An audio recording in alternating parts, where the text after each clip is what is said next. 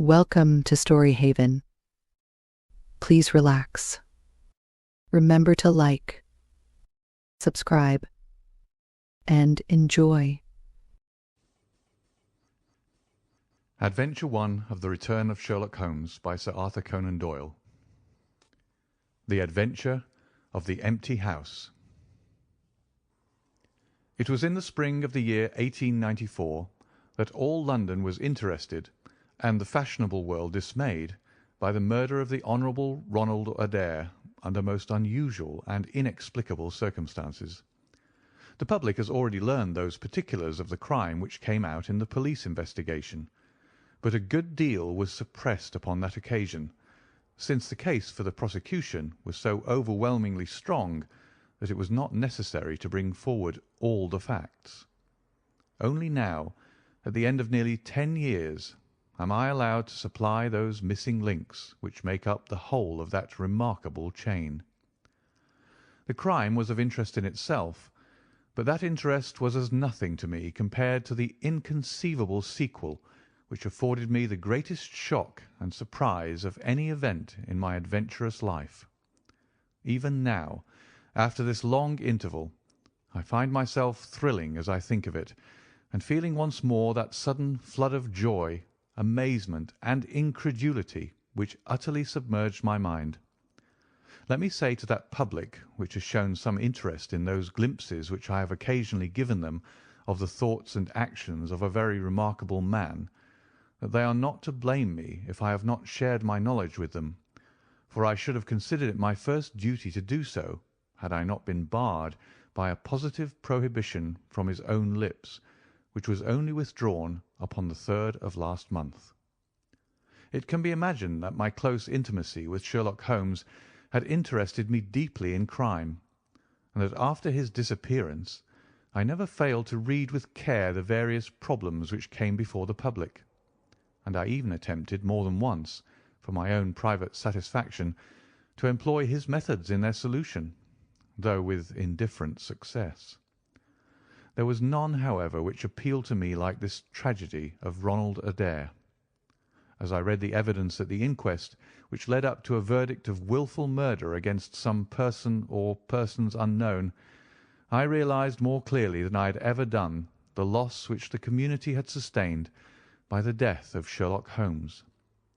There were points about this strange business which would, I was sure, have specially appealed to him, and the efforts of the police would have been supplemented, or more probably anticipated, by the trained observation and the alert mind of the first criminal agent in Europe. All day, as I drove upon my round, I turned over the case in my mind, and found no explanation which appeared to me to be adequate. At the risk of telling a twice-told tale, I will recapitulate the facts as they were known to the public at the conclusion of the inquest. The Honourable Ronald Adair was the second son of the Earl of Maynooth, at that time governor of one of the Australian colonies. Adair's mother had returned from Australia to undergo the operation for cataract, and she, her son Ronald, and her daughter Hilda were living together at 427 Park Lane. The youth moved in the best society, had, so far as was known, no enemies and no particular vices. He had been engaged to Miss Edith Woodley of Carstairs, but the engagement had been broken off by mutual consent some months before, and there was no sign that it had left any very profound feeling behind it. For the rest, the man's life moved in a narrow and conventional circle, for his habits were quiet and his nature unemotional.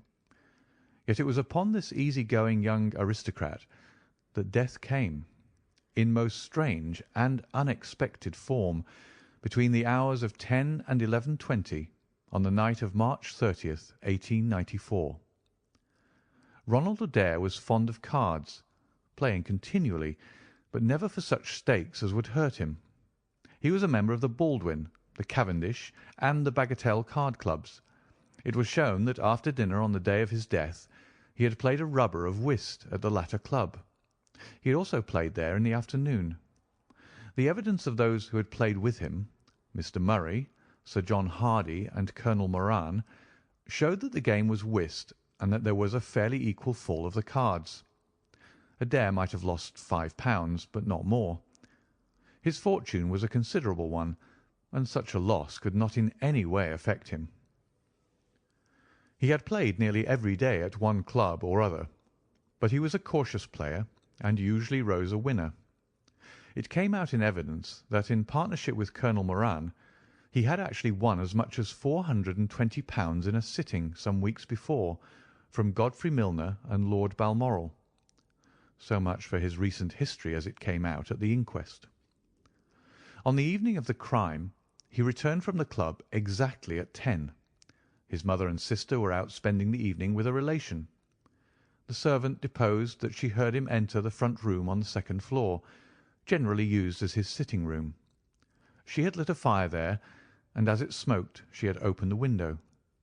No sound was heard from the room until 11:20, the hour of the return of Lady Maynooth and her daughter. Desiring to say good night, she attempted to enter her son's room. The door was locked on the inside, and no answer could be got to their cries and knocking. Help was obtained and the door forced. The unfortunate young man was found lying near the table. His head had been horribly mutilated by an expanding revolver bullet, but no weapon of any sort was to be found in the room. On the table lay 2 banknotes for £10 each and £17 10 in silver and gold, the money arranged in little piles of varying amount. There were some figures also upon a sheet of paper, with the names of some club friends opposite to them, from which it was conjectured that before his death he was endeavouring to make out his losses or winnings at cards. A minute examination of the circumstances served only to make the case more complex. In the first place, no reason could be given why the young man should have fastened the door upon the inside. There was the possibility that the murderer had done this, and had afterwards escaped by the window. The drop was at least 20 feet, however, and a bed of crocuses in full bloom lay beneath. Neither the flowers nor the earth showed any sign of having been disturbed, nor were there any marks upon the narrow strip of grass which separated the house from the road. Apparently, therefore, it was the young man himself who had fastened the door. But how did he come by his death? No one could have climbed up to the window without leaving traces. Suppose a man had fired through the window, he would indeed be a remarkable shot who could with a revolver inflict so deadly a wound. Again, Park Lane is a frequented thoroughfare. There's a cab stand within 100 yards of the house. No one had heard a shot, and yet there was the dead man, and there the revolver bullet, which had mushroomed out, as soft-nosed bullets will, and so inflicted a wound which must have caused instantaneous death. Such were the circumstances of the Park Lane mystery, which were further complicated by entire absence of motive, since, as I have said, young Adair was not known to have any enemy, and no attempt had been made to remove the money or valuables in the room. All day I turned these facts over in my mind, endeavouring to hit upon some theory which could reconcile them all, and to find that line of least resistance which my poor friend had declared to be the starting point of every investigation. I confess that I made little progress. In the evening I strolled across the park and found myself about 6 o'clock at the Oxford Street end of Park Lane. A group of loafers upon the pavements, all staring up at a particular window, directed me to the house which I had come to see. A tall, thin man with coloured glasses, whom I strongly suspected of being a plain-clothes detective, was pointing out some theory of his own, while the others crowded round to listen to what he said. I got as near him as I could, but his observations seemed to me to be absurd, so I withdrew again in some disgust. As I did so, I struck against an elderly, deformed man who had been behind me, and I knocked down several books which he was carrying. I remember that as I picked them up, I observed the title of one of them, The Origin of Tree Worship, and it struck me that the fellow must be some poor bibliophile, who either as a trade or as a hobby was a collector of obscure volumes. I endeavoured to apologize for the accident, but it was evident that these books which I had so unfortunately maltreated were very precious objects in the eyes of their owner. With a snarl of contempt he turned upon his heel, and I saw his curved back and white side whiskers disappear among the throng. My observations of No. 427 Park Lane did little to clear up the problem in which I was interested. The house was separated from the street by a low wall and railing, the whole not more than 5 feet high. It was perfectly easy, therefore, for anyone to get into the garden, but the window was entirely inaccessible, since there was no water pipe or anything which could help the most active man to climb it. More puzzled than ever, I retraced my steps to Kensington. I had not been in my study 5 minutes when the maid entered to say that a person desired to see me. To my astonishment, it was none other than my strange old book collector, his sharp, wizened face peering out from a frame of white hair, and his precious volumes, a dozen of them at least, wedged under his right arm. "You're surprised to see me, sir?" said he in a strange, croaking voice. I acknowledged that I was. "Well, I have a conscience, sir, and when I chanced to see you go into this house, as I came hobbling after you, I thought to myself, I'd just step in and see what kind of gentleman, and tell him that if I was a bit gruff in my manner, that there was not any harm meant, and that I am much obliged to him for picking up my books." "You make too much of a trifle," said I. "May I ask how you knew who I was?" "Well, sir, it isn't too great a liberty. I am a neighbour of yours, for you'll find my little bookshop at the corner of Church Street, and very happy to see you, I am sure. Maybe you collect yourself, sir. Here's British Birds, and Catullus, and the Holy War. A bargain, every one of them. With 5 volumes you could just fill that gap on that second shelf. It looks untidy, does it not, sir?" I moved my head to look at the cabinet behind me. When I turned again, Sherlock Holmes was standing smiling at me across my study table. I rose to my feet, stared at him for some seconds in utter amazement, and then it appears that I must have fainted, for the first and the last time in my life. Certainly a grey mist swirled before my eyes, and when it cleared I found my collar ends undone and the tingling aftertaste of brandy upon my lips. Holmes was bending over my chair, his flask in his hand. "My dear Watson," said the well-remembered voice, "I owe you 1,000 apologies. I had no idea that you would be so affected." I gripped him by the arms. "Holmes," I cried, "is it really you? Can it indeed be that you are alive? Is it possible that you succeeded in climbing out of that awful abyss?" "Wait a moment," said he. "Are you sure that you are really fit to discuss things? I have given you a serious shock by my unnecessarily dramatic reappearance." "I am all right, but indeed, Holmes, I can hardly believe my eyes. Good heavens, to think that you of all men, should be standing in my study." Again I gripped him by the sleeve and felt the thin, sinewy arm beneath it. "Well, you're not a spirit, anyhow," said I. "My dear chap, I'm overjoyed to see you. Sit down and tell me how you came alive out of that dreadful chasm." He sat opposite to me and lit a cigarette in his old, nonchalant manner. He was dressed in the seedy frock-coat of the book merchant, but the rest of that individual lay in a pile of white hair and old books upon the table. Holmes looked even thinner and keener than of old, but there was a dead white tinge in his aquiline face which told me that his life recently had not been a healthy one. "I am glad to stretch myself, Watson," said he. "It is no joke when a tall man has to take a foot off his stature for several hours on end. Now, my dear fellow, in the matter of these explanations we have, if I may ask for your cooperation, a hard and dangerous night's work in front of us.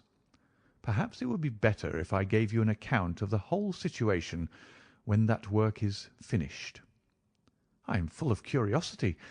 I should much prefer to hear it now." "You will come with me to-night?" when you like and where you like. This is indeed like the old days. We shall have time for a mouthful of dinner before we need go. Well then, about that chasm. I had no serious difficulty in getting out of it, for the very simple reason that I never was in it." "You never were in it?" "No, Watson, I never was in it. My note to you was absolutely genuine. I had little doubt that I had come to the end of my career when I perceived the somewhat sinister figure of the late Professor Moriarty standing upon the narrow pathway which led to safety. I read an inexorable purpose in his grey eyes. I exchanged some remarks with him, therefore, and obtained his courteous permission to write the short note which you afterwards received. I left it with my cigarette box and my stick, and I walked along the pathway, Moriarty still at my heels. When I reached the end, I stood at bay. He drew no weapon, but he rushed at me and threw his long arms around me. He knew that his own game was up, and was only anxious to revenge himself upon me. We tottered together upon the brink of the fall. I have some knowledge, however, of baritsu, or the Japanese system of wrestling, which has more than once been very useful to me. I slipped through his grip, and he, with a horrible scream, kicked madly for a few seconds and clawed the air with both his hands.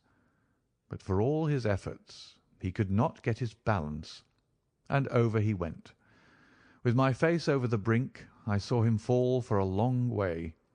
Then he struck a rock, bounded off, and splashed into the water. I listened with amazement to this explanation which Holmes delivered between the puffs of his cigarette. "But the tracks!" I cried.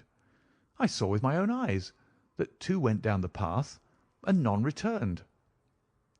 "It came about in this way. The instant that the Professor had disappeared, it struck me what a really extraordinarily lucky chance fate had placed in my way. I knew that Moriarty was not the only man who had sworn my death. There were at least 3 others whose desire for vengeance upon me would only be increased by the death of their leader. They were all most dangerous men. One or other would certainly get me. On the other hand, if all the world was convinced that I was dead, they would take liberties, these men. They would soon lay themselves open, and sooner or later I could destroy them. Then it would be time for me to announce that I was still in the land of the living. So rapidly does the brain act that I believe I had thought this all out before Professor Moriarty had reached the bottom of the Reichenbach Fall. I stood up and examined the rocky wall behind me. In your picturesque account of the matter, which I read with great interest some months later, you assert that the wall was sheer. That was not literally true. A few small footholds presented themselves, and there was some indication of a ledge. The cliff is so high that to climb it all was an obvious impossibility, and it was equally impossible to make any way along the wet path without leaving some tracks. I might, it is true, have reversed my boots, as I have done on similar occasions, but the sight of 3 sets of tracks in one direction would certainly have suggested a deception. On the whole, then, it was best that I should risk the climb. It was not a pleasant business, Watson. The fall roared beneath me. I am not a fanciful person, but I give you my word that I seemed to hear Moriarty's voice screaming at me out of the abyss. A mistake would have been fatal. More than once, as tufts of grass came out in my hand or my foot slipped in the wet notches of the rock, I thought that I was gone. But I struggled upward, and at last I reached a ledge several feet deep and covered with soft green moss, where I could lie unseen in the most perfect comfort. There I was stretched when you, my dear Watson, and all your following were investigating in the most sympathetic and inefficient manner the circumstances of my death. At last, when you had all formed your inevitable and totally erroneous conclusions, you departed for the hotel, and I was left alone. I had imagined that I had reached the end of my adventures, but a very unexpected occurrence showed me that there were surprises still in store for me. A huge rock, falling from above, boomed past me, struck the path, and bounded over into the chasm. For an instant I thought that it was an accident, but a moment later, looking up, I saw a man's head against the darkening sky, and another stone struck the very ledge upon which I was stretched, within a foot of my head. Of course, the meaning of this was obvious. Moriarty had not been alone. A confederate, and even that one glance had told me how dangerous a man that confederate was, had kept guard while the professor had attacked me. From a distance, unseen by me, he had been a witness of his friend's death and of my escape. He had waited, and then making his way round to the top of the cliff, he had endeavoured to succeed where his comrade had failed. I did not take long to think about it, Watson. Again I saw that grim face look over the cliff, and I knew that it was the precursor of another stone. I scrambled down onto the path. I don't think I could have done it in cold blood. It was 100 times more difficult than getting up. But I had no time to think of the danger, for another stone sang past me as I hung by my hands from the edge of the ledge. Halfway down I slipped, but by the blessing of God I landed torn and bleeding upon the path. I took to my heels, did 10 miles over the mountains in the darkness, and a week later I found myself in Florence, with the certainty that no one in the world knew what had become of me. I had only one confidant, my brother Mycroft. I owe you many apologies, my dear Watson, but it was all important that it should be thought I was dead, and it is quite certain that you would not have written so convincing an account of my unhappy end had you not yourself thought that it was true. Several times during the last 3 years I have taken up my pen to write to you, but always I feared lest your affectionate regard for me should tempt you to some indiscretion which would betray my secret. For that reason I turned away from you this evening when you upset my books, for I was in danger at the time, and any show of surprise and emotion upon your part might have drawn attention to my identity and led to the most deplorable and irreparable results. As to Mycroft, I had to confide in him in order to obtain the money which I needed. The course of events in London did not run so well as I had hoped, for the trial of the Moriarty gang left 2 of its most dangerous members, my own most vindictive enemies, at liberty. I travelled for 2 years in Tibet, therefore, and amused myself by visiting Lhasa and spending some days with the head lama. You may have read of the remarkable explorations of a Norwegian named Sigerson, but I am sure that it never occurred to you that you were receiving news of your friend. I then passed through Persia, looked in at Mecca, and paid a short but interesting visit to the Khalifa at Khartoum, the results of which I have communicated to the Foreign Office. Returning to France, I spent some months in a research into the coal tar derivatives, which I conducted in a laboratory at Montpellier, in the south of France.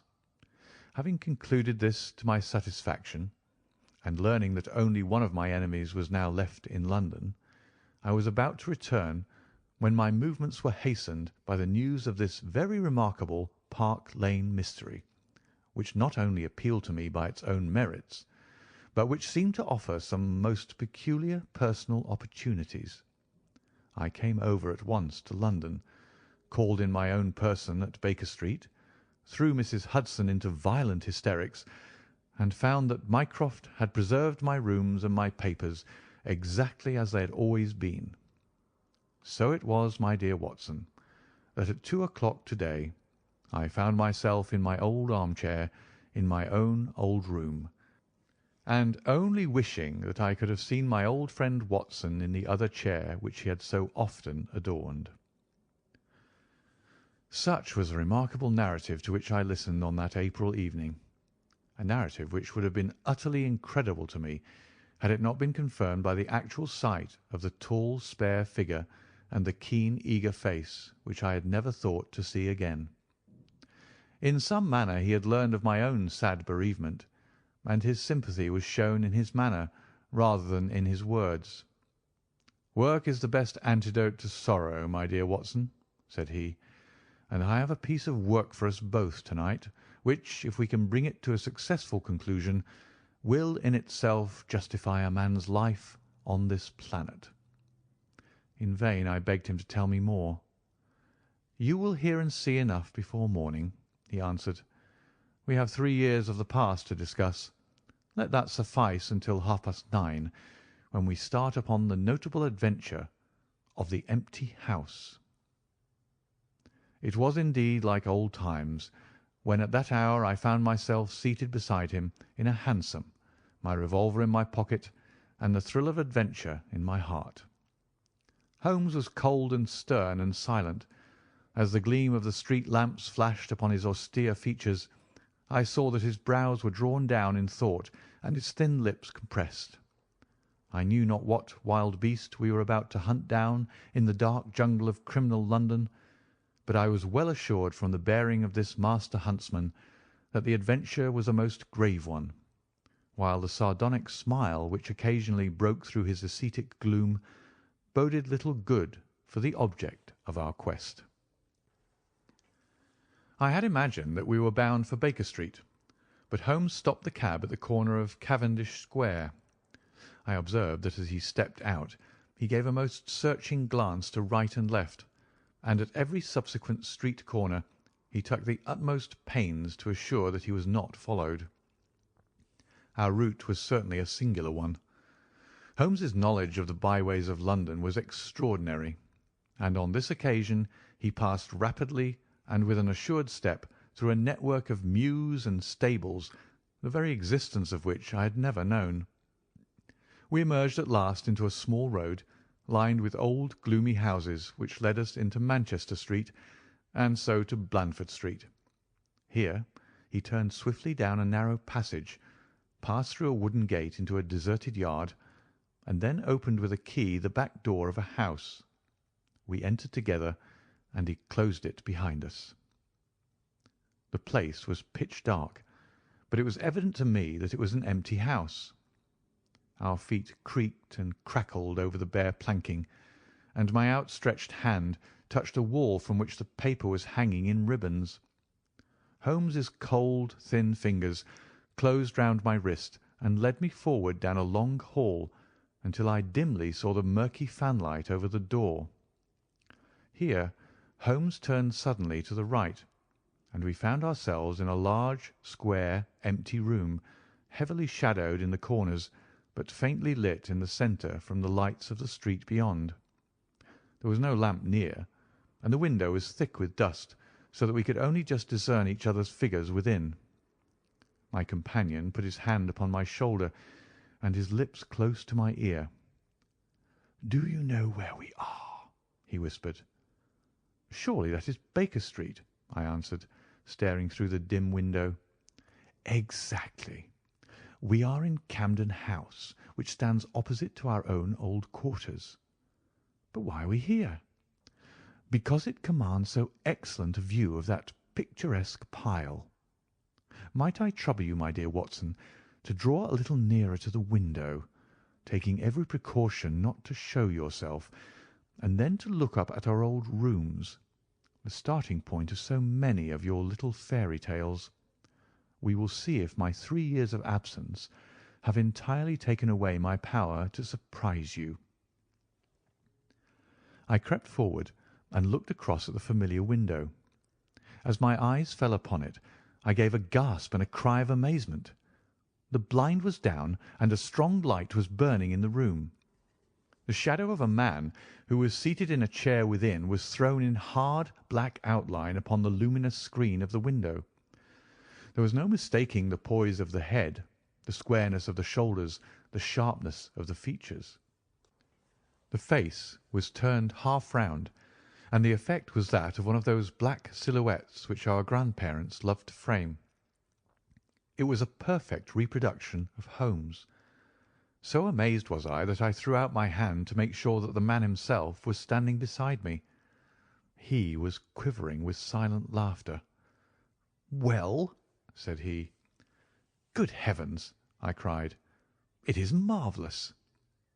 "I trust that age doth not wither nor custom stale my infinite variety," said he, and I recognised in his voice the joy and pride which the artist takes in his own creation. "It really is rather like me, is it not?" "I should be prepared to swear that it was you." "The credit of the execution is due to Monsieur Oscar Meunier of Grenoble, who spent some days in doing the moulding. It is a bust in wax. The rest I arranged myself during my visit to Baker Street this afternoon." "But why?" "Because, my dear Watson, I had the strongest possible reason for wishing certain people to think that I was there when I was really elsewhere." "And you thought the rooms were watched?" "I knew that they were watched." "By whom?" "By my old enemies, Watson, by the charming society whose leader lies in the Reichenbach Fall.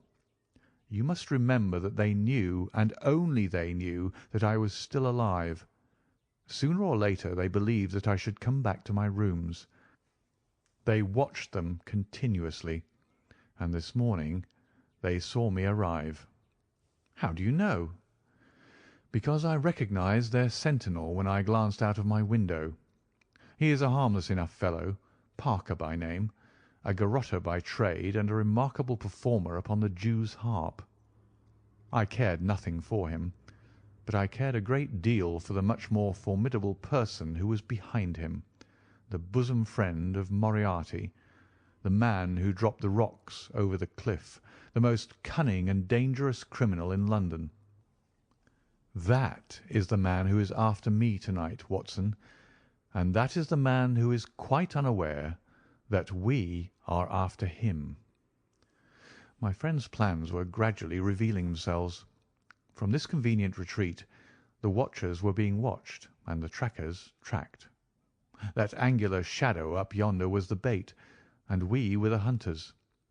In silence we stood together in the darkness and watched the hurrying figures who passed and repassed in front of us. Holmes was silent and motionless, but I could tell that he was keenly alert and that his eyes were fixed intently upon the stream of passers-by. It was a bleak and boisterous night, and the wind whistled shrilly down the long street. Many people were moving to and fro, most of them muffled in their coats and cravats. Once or twice it seemed to me that I had seen the same figure before, and I especially noticed two men who appeared to be sheltering themselves from the wind in the doorway of a house some distance up the street. I tried to draw my companion's attention to them, but he gave a little ejaculation of impatience and continued to stare into the street. More than once he fidgeted with his feet and tapped rapidly with his fingers upon the wall. It was evident to me that he was becoming uneasy, and that his plans were not working out altogether as he had hoped. At last, as midnight approached and the street gradually cleared, he paced up and down the room in uncontrollable agitation. I was about to make some remark to him when I raised my eyes to the lighted window and again experienced almost as great a surprise as before. I clutched Holmes's arm and pointed upwards. "The shadows moved," I cried.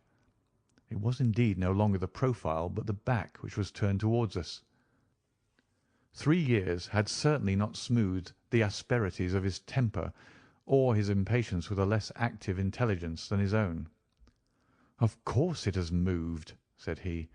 "Am I such a farcical bungler, Watson, that I should erect an obvious dummy and expect that some of the sharpest men in Europe would be deceived by it? We have been in this room 2 hours, and Mrs. Hudson has made some change in that figure 8 times, or once in every quarter of an hour. She works it from the front, so that her shadow may never be seen.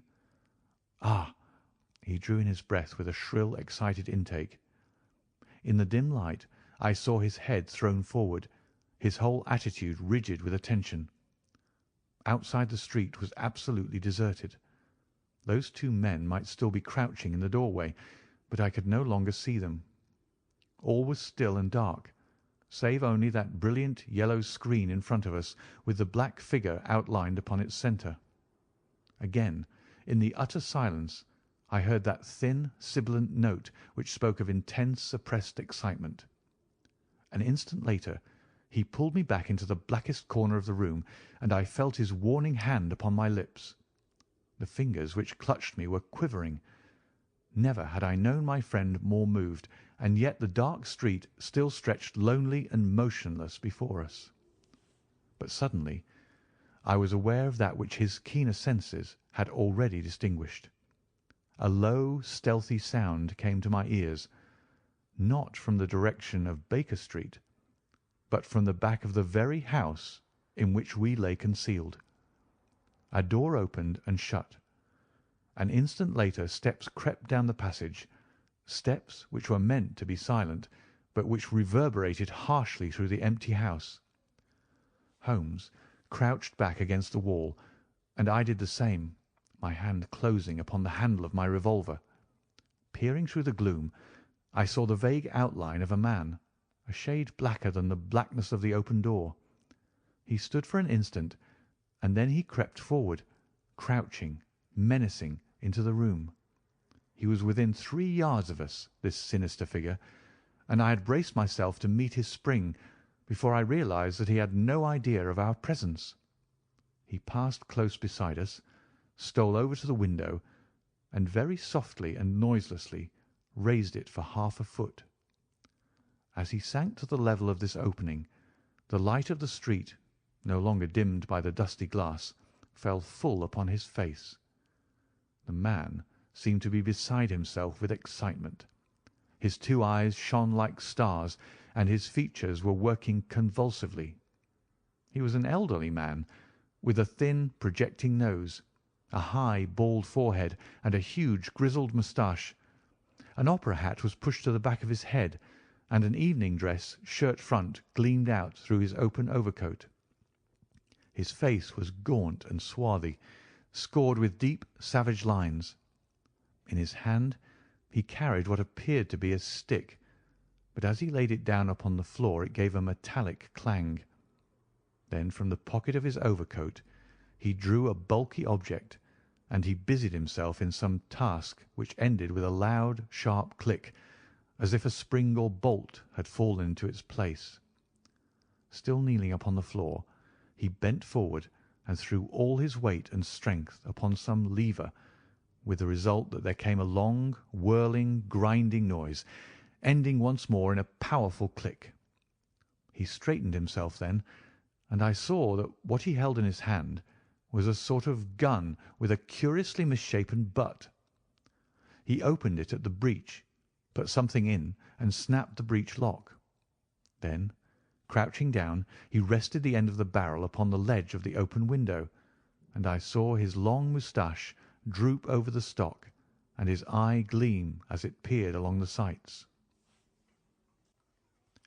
I heard a little sigh of satisfaction as he cuddled the butt into his shoulder and saw that amazing target, the black man on the yellow ground, standing clear at the end of his foresight.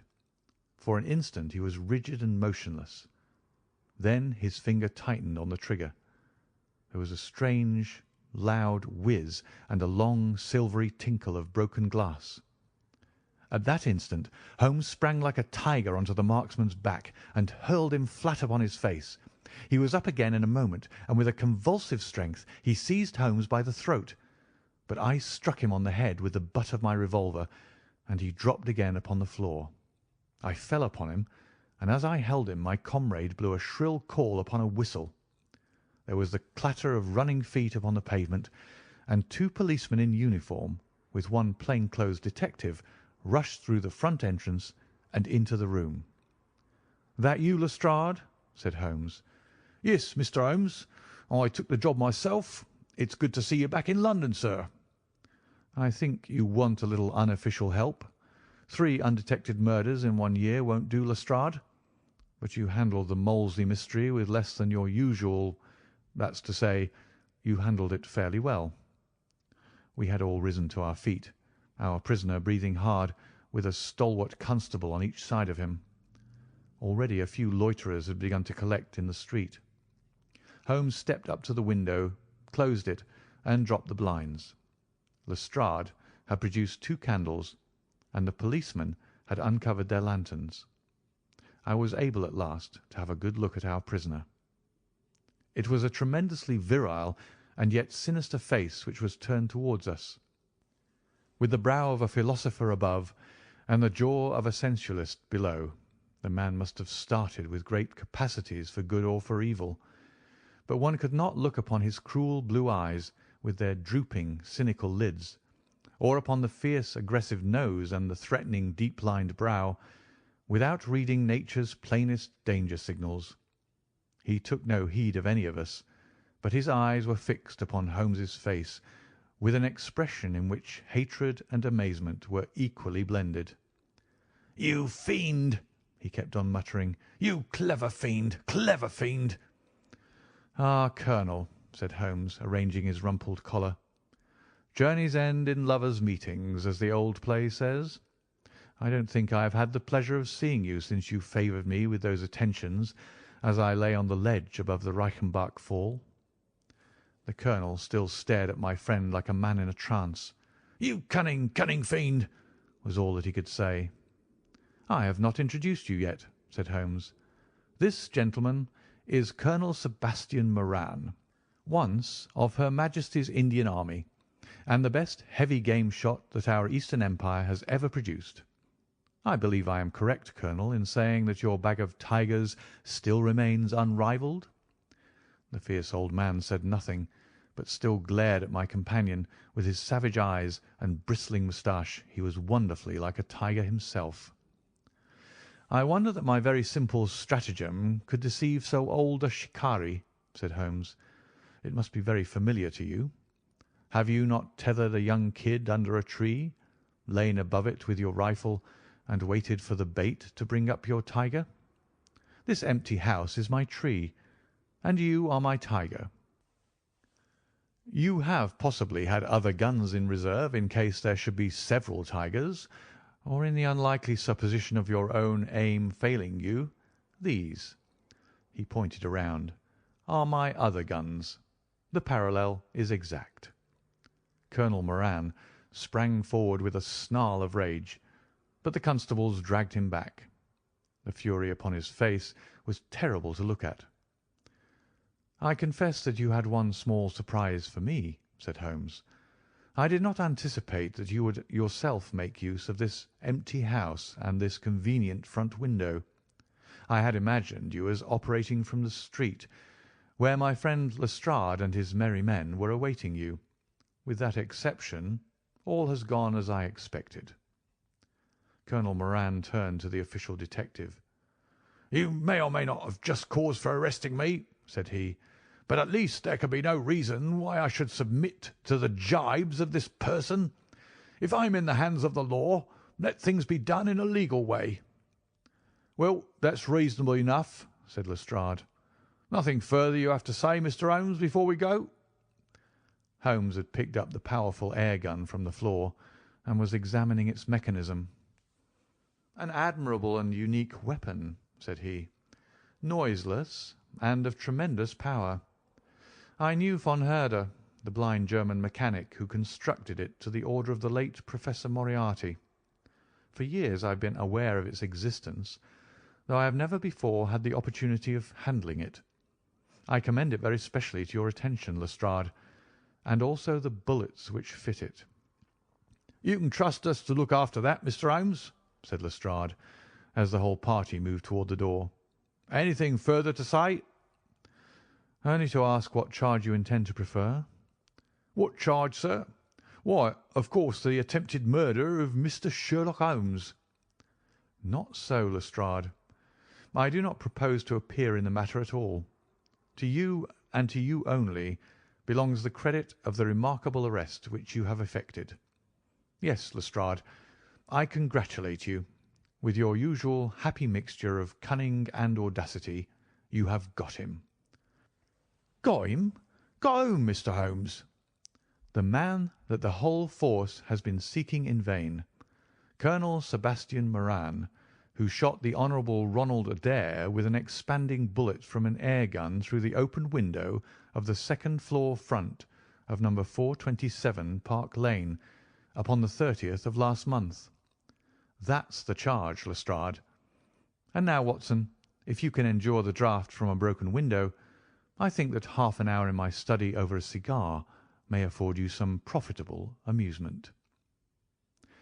Our old chambers had been left unchanged through the supervision of Mycroft Holmes and the immediate care of Mrs. Hudson. As I entered, I saw, it is true, an unwonted tidiness, but the old landmarks were all in their place. There were the chemical corner and the acid-stained, deal-topped table. There upon a shelf was the row of formidable scrap-books and books of reference which many of our fellow citizens would have been so glad to burn. The diagrams, the violin case, and the pipe-rack, even the Persian slipper which contained the tobacco, all met my eyes as I glanced around me. There were two occupants of the room, one Mrs. Hudson, who beamed upon us both as we entered, the other the strange dummy which had played so important a part in the evening's adventures. It was a wax-coloured model of my friend, so admirably done that it was a perfect facsimile. It stood on a small pedestal table with an old dressing-gown of Holmes's so draped around it that the illusion from the street was absolutely perfect. "I hope you observed all precautions, Mrs. Hudson," said Holmes. "I went to it on my knees, sir, just as you told me." "Excellent. You carried the thing out very well. Did you observe where the bullet went?" "Yes, sir. I'm afraid it has spoilt your beautiful bust, for it passed right through the head and flattened itself on the wall. I picked it up from the carpet. Here it is." Holmes held it out to me. "A soft revolver bullet, as you perceive, Watson. There's genius in that, for who would expect to find such a thing fired from an air gun? All right, Mrs. Hudson, I am much obliged for your assistance. And now, Watson, let me see you in your old seat once more, for there are several points which I should like to discuss with you." He had thrown off the seedy frock-coat, and now he was the Holmes of old in the mouse-coloured dressing-gown which he took from his effigy. "The old shikari's nerves have not lost their steadiness, nor his eyes their keenness," said he with a laugh, as he inspected the shattered forehead of his bust. "Plumb in the middle of the back of the head and smack through the brain. He was the best shot in India, and I expect that there are few better in London. Have you heard the name?" "No, I have not." "Well, well, such is fame. But then, if I remember right, you had not heard the name of Professor James Moriarty, who had one of the great brains of the century. Just give me down my index of biographies from the shelf." He turned over the pages lazily, leaning back in his chair and blowing great clouds from his cigar. "My collection of M's is a fine one," said he. "Moriarty himself is enough to make any letter illustrious. And here is Morgan the poisoner, and Merridew of abominable memory, and Matthews, who knocked out my left canine in the waiting room at Charing Cross, and finally there is our friend tonight." He handed over the book, and I read: "Moran, Sebastian, Colonel, unemployed, formerly 1st Bangalore Pioneers, born London 1840, son of Sir Augustus Moran, C.B., once British Minister to Persia, educated Eton and Oxford, served in Jawaki campaign, Afghan campaign, Charasiab dispatches, Sherpur, and Kabul. Author of Heavy Game of the Western Himalayas, 1881, 3 Months in the Jungle, 1884. Address, Conduit Street. Clubs, the Anglo-Indian, the Tankerville, the Bagatelle Card Club." On the margin was written, in Holmes's precise hand, "The second most dangerous man in London." "This is astonishing," said I, as I handed back the volume. "The man's career is that of an honourable soldier." "It is true," Holmes answered. "Up to a certain point he did well. He was always a man of iron nerve, and the story is still told in India how he crawled down a drain after a wounded man-eating tiger. There are some trees, Watson, which grow to a certain height and then suddenly develop some unsightly eccentricity. You will see it often in humans. I have a theory that the individual represents in his development the whole procession of his ancestors, and that such a sudden turn to good or evil stands for some strong influence which came into the line of his pedigree. The person becomes, as it were, the epitome of the history of his own family. It is surely rather fanciful. Well, I don't insist upon it. Whatever the cause, Colonel Moran began to go wrong. Without any open scandal, he still made India too hot to hold him. He retired, came to London, and again acquired an evil name. It was at this time that he was sought out by Professor Moriarty, to whom for a time he was chief of the staff. Moriarty supplied him liberally with money, and used him only in one or two very high-class jobs, which no ordinary criminal could have undertaken. You may have some recollection of the death of Mrs. Stewart of Lauder in 1887. Not? Well, I am sure Moran was at the bottom of it, but nothing could be proved. So cleverly was the colonel concealed that even when the Moriarty gang was broken up, we could not incriminate him. You remember at that date when I called upon you in your rooms, how I put up the shutters for fear of air guns? No doubt you thought me fanciful. I knew exactly what I was doing, for I knew of the existence of this remarkable gun, and I knew also that one of the best shots in the world would be behind it. When we were in Switzerland, he followed us with Moriarty, and it was undoubtedly he who gave me that evil 5 minutes on the Reichenbach ledge.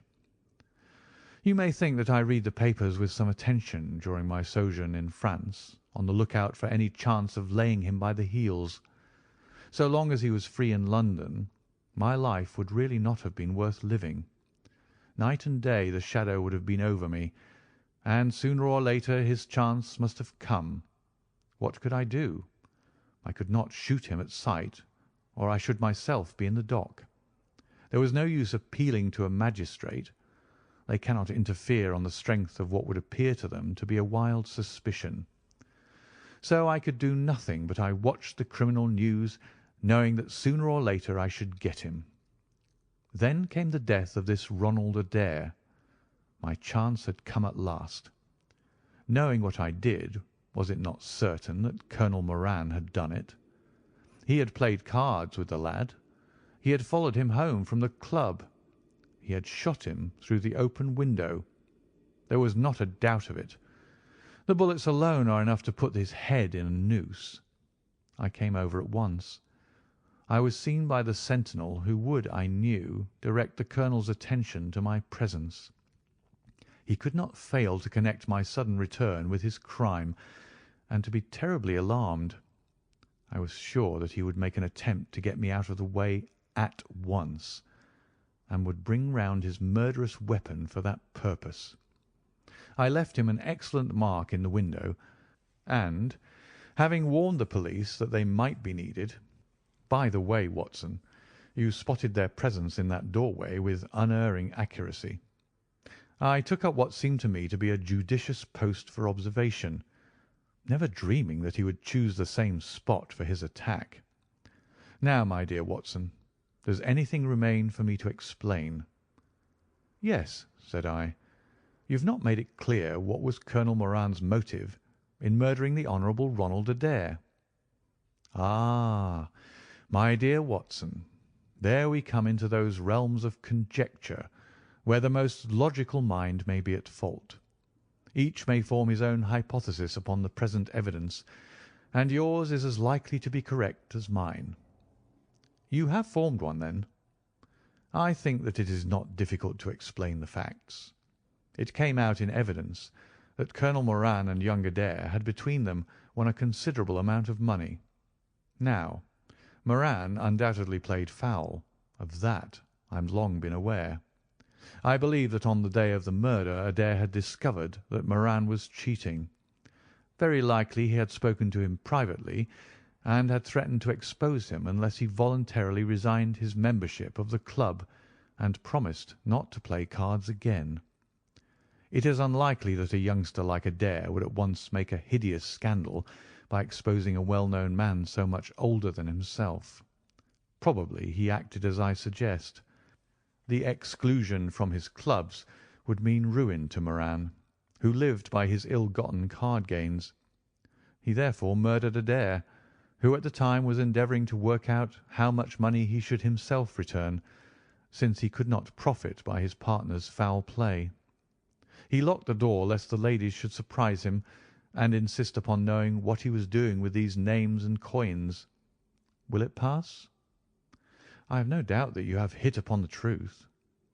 It will be verified or disproved at the trial.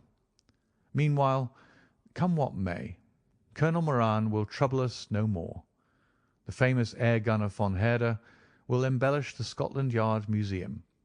And once again, Mr. Sherlock Holmes is free to devote his life to examining those interesting little problems which the complex life of London so plentifully presents.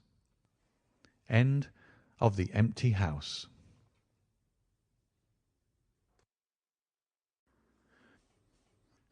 Adventure 2. The Adventure of the Norwood Builder.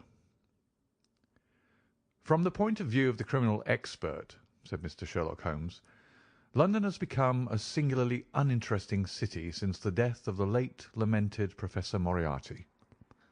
I can hardly think that you would find many decent citizens to agree with you, I answered. Well, well, I must not be selfish, said he with a smile as he pushed back his chair from the breakfast table. The community is certainly the gainer, and no one the loser save the poor out-of-work specialist, whose occupation has gone. With that man in the field, one's morning paper presented infinite possibilities. Often it was only the smallest trace, Watson, the faintest indication, and yet it was enough to tell me that the great malignant brain was there, as the gentlest tremors of the edges of the web remind one of the foul spider which lurks in the centre. Petty thefts, wanton assaults, purposeless outrage. To the man who held the clue all could be worked into one connected whole. To the scientific student of the higher criminal world, no capital in Europe offered the advantage which London then possessed. But now— He shrugged his shoulders in humorous depreciation of the state of things which he had himself done so much to produce. At the time of which I speak, Holmes had been back for some months, and I, at his request, had sold my practice and returned to share the old quarters in Baker Street. A young doctor named Werner had purchased my small Kensington practice, and given with astonishingly little demur the highest price that I ventured to ask, an incident which only explained itself some years later, when I found that Werner was a distant relation of Holmes, and that it was my friend who had really found the money.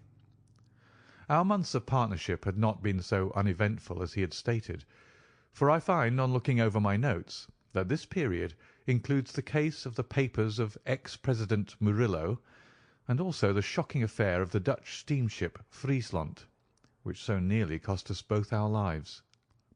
His cold and proud nature was always averse, however, from anything in the shape of public applause, and he bound me in the most stringent terms to say no further word of himself, his methods, or his successes, a prohibition which, as I have explained, has only now been removed.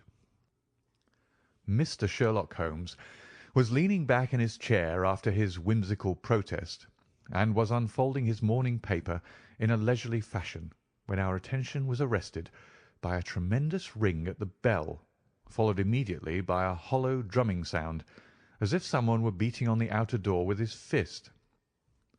As it opened, there came a tumultuous rush into the hall, rapid feet clattered up the stair, and an instant later a wild-eyed and frantic young man, pale, dishevelled, and palpitating, burst into the room. He looked from one to the other of us, and under our gaze of inquiry he became conscious that some apology was needed for this unceremonious entry. "I'm sorry, Mr. Holmes," he cried. "You mustn't blame me. I'm nearly mad. Mr. Holmes, I am the unhappy John Hector Macfarlane." He made the announcement as if the name alone would explain both his visit and its manner, but I could see by my companion's unresponsive face that it meant no more to him than to me. "Have a cigarette, Mr. Macfarlane," said he, pushing his case across. "I am sure that with your symptoms my friend Dr. Watson here would prescribe a sedative. The weather has been so very warm these last few days. Now, if you feel a little more composed, I should be glad if you would sit down in that chair and tell us very slowly and quietly who you are and what it is that you want. You mentioned your name, as if I should recognize it, but I assure you that beyond the obvious facts that you are a bachelor, a solicitor, a Freemason, and an asthmatic, I know nothing whatever about you." Familiar as I was with my friend's methods, it was not difficult for me to follow his deductions and to observe the untidiness of attire, the sheaf of legal papers, the watch charm, and the breathing which had prompted them. Our client, however, stared in amazement. "Yes, I am all that, Mr. Holmes, and, in addition, I am the most unfortunate man at this moment in London. For heaven's sake, don't abandon me, Mr. Holmes. If they come to arrest me before I have finished my story, make them give me time so that I may tell you the whole truth. I could go to jail happy if I knew that you were working for me outside." "Arrest you?" said Holmes. "This is really most gratis, most interesting. On what charge do you expect to be arrested?"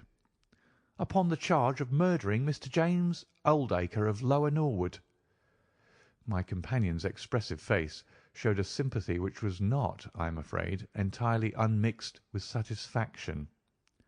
"Dear me," said he, "it was only this moment at breakfast that I was saying to my friend Dr. Watson that sensational cases had disappeared out of our papers."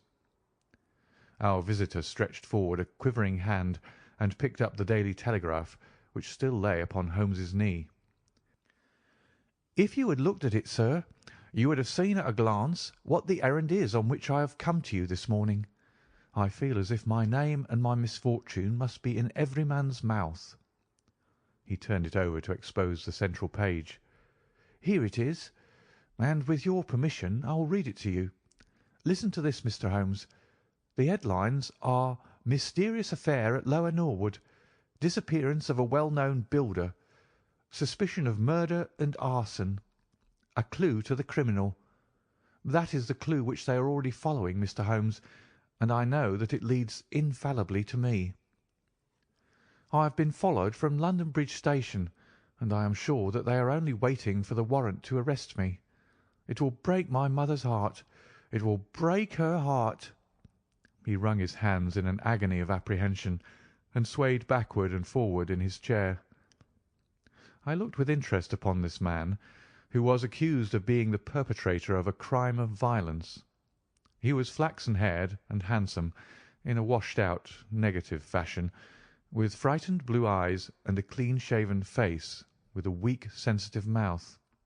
His age may have been about 27, his dress and bearing that of a gentleman. From the pocket of his light summer overcoat protruded the bundle of endorsed papers which proclaimed his profession. "We must use what time we have," said Holmes. "Watson, would you have the kindness to take the paper and to read the paragraph in question?" Underneath the vigorous headlines which our client had quoted, I read the following suggestive narrative. "Late last night or early this morning an incident occurred at Lower Norwood, which points, it is feared, to a serious crime. Mr. Jonas Oldacre is a well-known resident of that suburb, where he has carried on his business as a builder for many years. Mr. Oldacre is a bachelor, 52 years of age, and lives in Deep Dean House at the Sydenham end of the road of that name. He has had the reputation of being a man of eccentric habits, secretive and retiring. For some years he has practically withdrawn from the business in which he is said to have amassed considerable wealth. A small timber yard still exists, however, at the back of the house, and last night, about 12 o'clock, an alarm was given that one of the stacks was on fire. The engines were soon upon the spot, but the dry wood burned with great fury, and it was impossible to arrest the conflagration until the stack had been entirely consumed. Up to this point the incident bore the appearance of an ordinary accident, but fresh indications seemed to point to serious crime. Surprise was expressed at the absence of the master of the establishment from the scene of the fire, and an inquiry followed which showed that he had disappeared from the house. An examination of his room revealed that the bed had not been slept in, that a safe which stood in it was open, that a number of important papers were scattered about the room, and finally that there were signs of a murderous struggle, slight traces of blood being found within the room, and an oaken walking-stick which also showed stains of blood upon the handle. It is known that Mr. Jonas Oldacre had received a late visitor in his bedroom upon that night, and the stick found has been identified as the property of this person, who is a young London solicitor named John Hector Macfarlane, junior partner of Graham and Macfarlane, of 426 Gresham Buildings, E.C. The police believe that they have evidence in their possession which supplies a very convincing motive for the crime, and altogether it cannot be doubted that sensational developments will follow. Later. It is rumoured as we go to press that Mr. John Hector Macfarlane has actually been arrested on the charge of the murder of Mr. Jonas Oldacre. It is at least certain that a warrant has been issued. There have been further and sinister developments in the investigation at Norwood.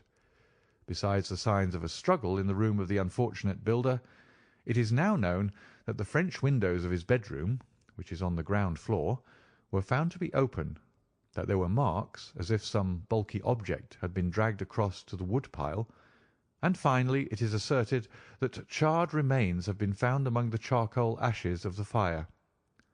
The police theory is that a most sensational crime has been committed, that the victim was clubbed to death in his own bedroom, his papers rifled, and his dead body dragged across to the woodstack, which was then ignited so as to hide all traces of the crime. The conduct of the criminal investigation has been left in the experienced hands of Inspector Lestrade of Scotland Yard, who is following up the clues with his accustomed energy and sagacity. Sherlock Holmes listened with closed eyes and finger-tips together to this remarkable account.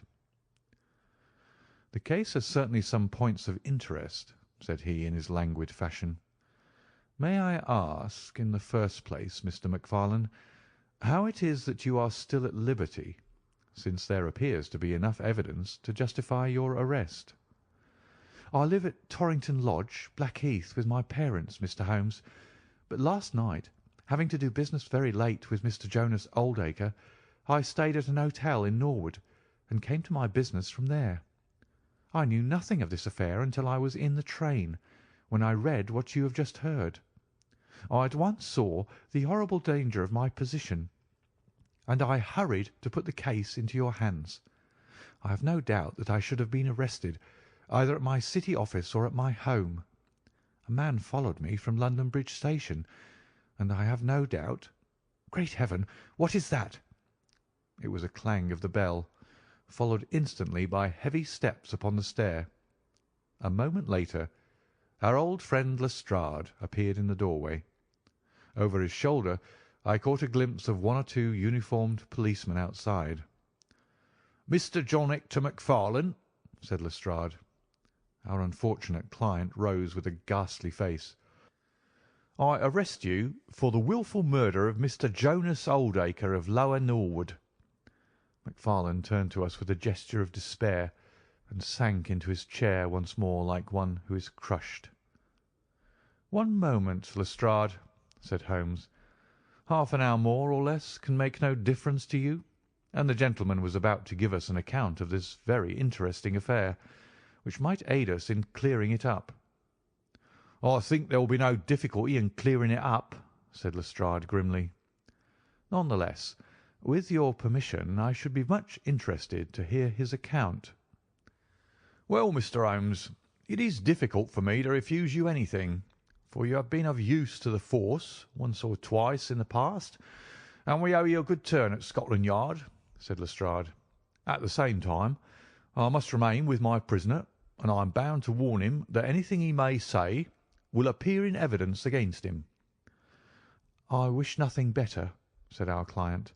"All I ask is that you should hear and recognise the absolute truth." Lestrade looked at his watch. "I'll give you half an hour," said he. "I must explain first," said Macfarlane, "that I knew nothing of Mr. Jonas Oldacre. His name was familiar to me, For many years ago my parents were acquainted with him, but they drifted apart. I was very much surprised, therefore, when yesterday, about 3 o'clock in the afternoon, he walked into my office in the City. But I was still more astonished when he told me the object of his visit. He had in his hand several sheets of a notebook covered with scribbled writing. Here they are, and he laid them on my table. "Here is my will," said he. "I want you, Mr. Macfarlane, to cast it into proper legal shape. I will sit here while you do so." I set myself to copy it, and you can imagine my astonishment when I found that, with some reservations, he had left all his property to me. He was a strange little ferret-like man with white eyelashes, and when I looked up at him I found his keen grey eyes fixed upon me with an amused expression. I could hardly believe my own as I read the terms of the will. But he explained that he was a bachelor with hardly any living relation, that he had known my parents in his youth, and that he had always heard of me as a very deserving young man, and was assured that his money would be in worthy hands. Of course, I could only stammer out my thanks. The will was duly finished, signed, and witnessed by my clerk. This is it on the blue paper, and these slips, as I've explained, are the rough draft. Mr. Jonas Oldacre then informed me that there were a number of documents, building leases, title deeds, mortgages, scrip, and so forth, which it was necessary that I should see and understand.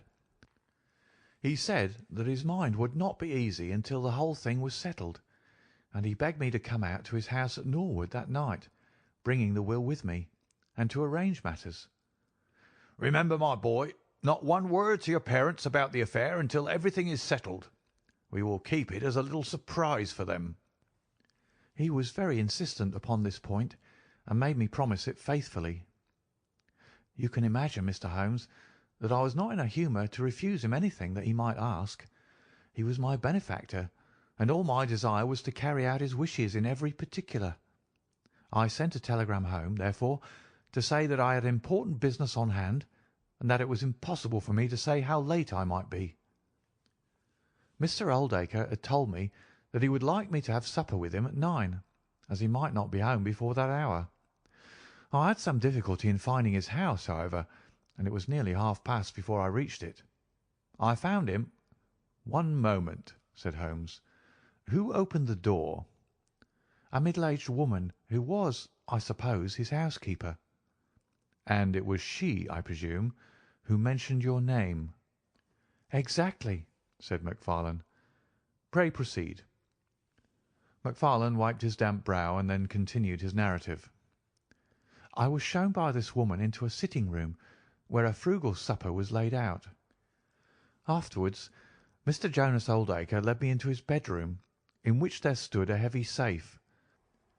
This he opened and took out a mass of documents, which we went over together. It was between 11 and 12 when we finished.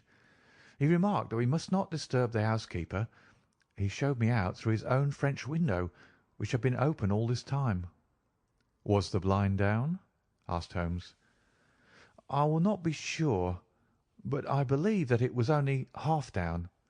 Yes, I remember how we pulled it up in order to swing open the window.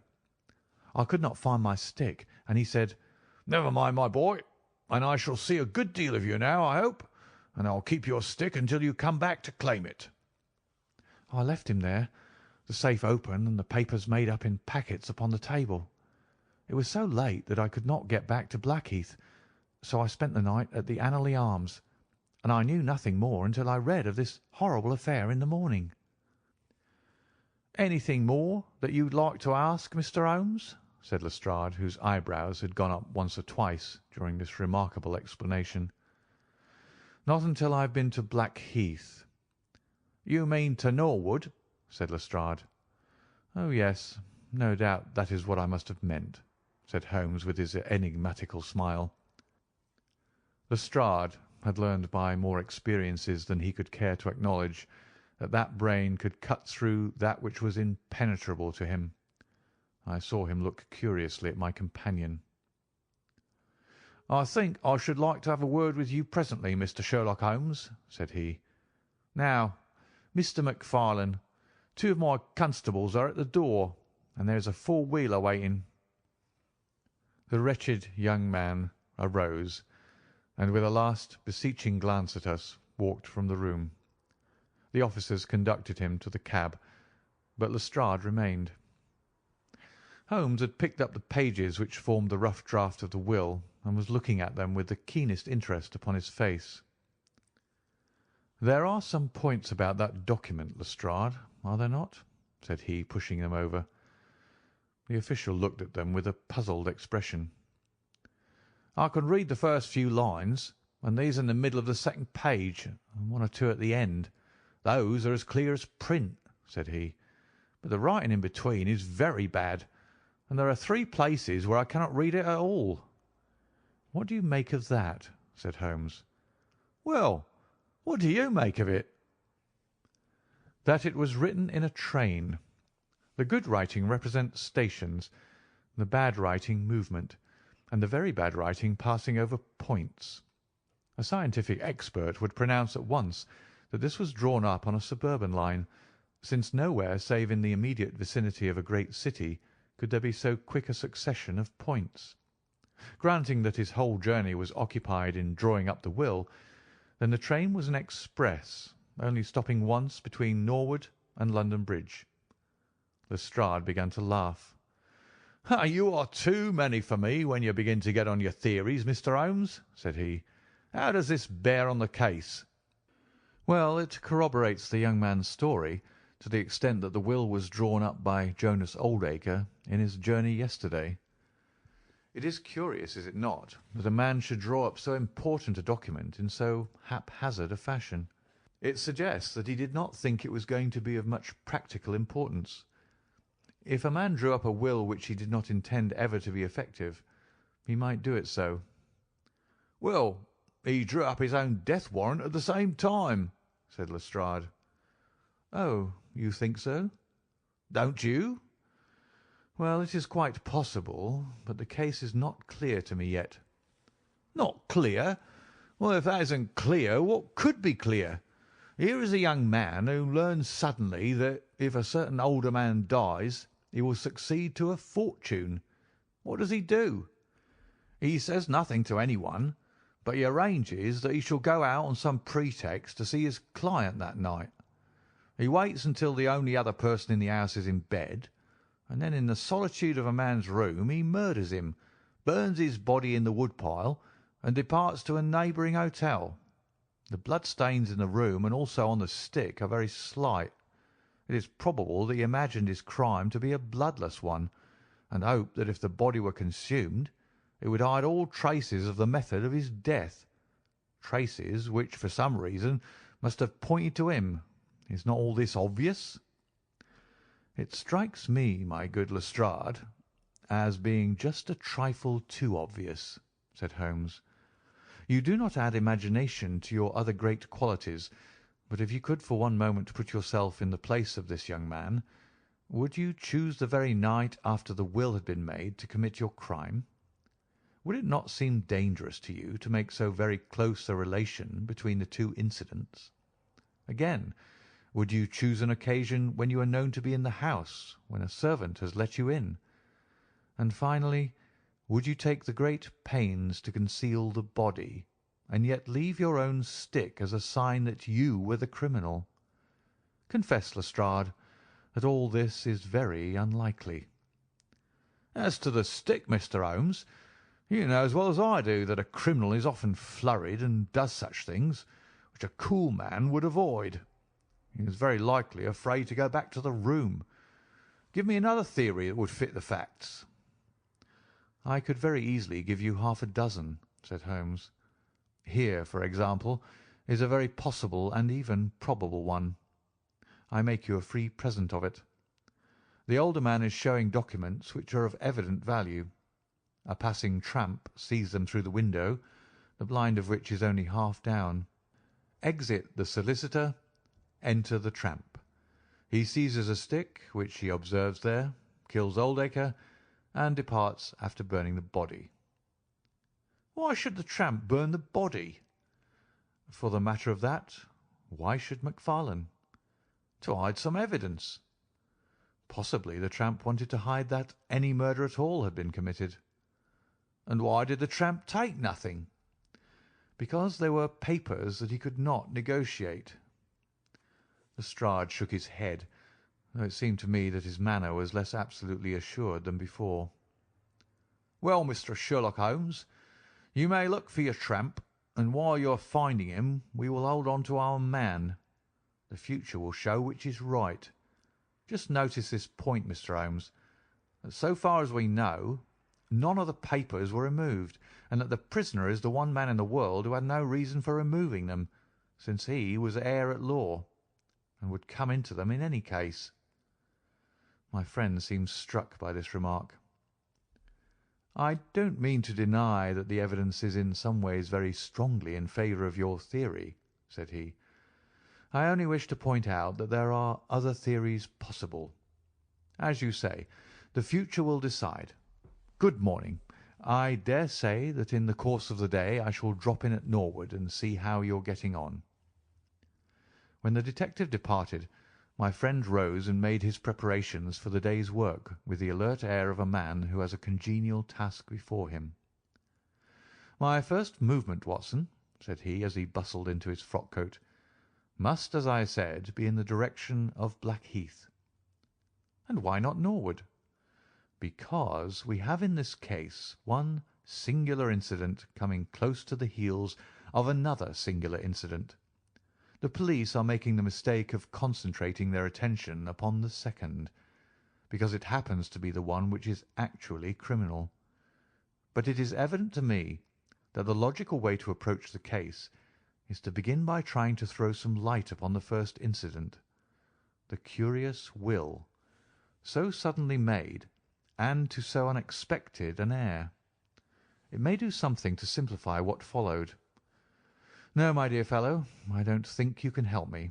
There is no prospect of danger, or I should not dream of stirring out without you.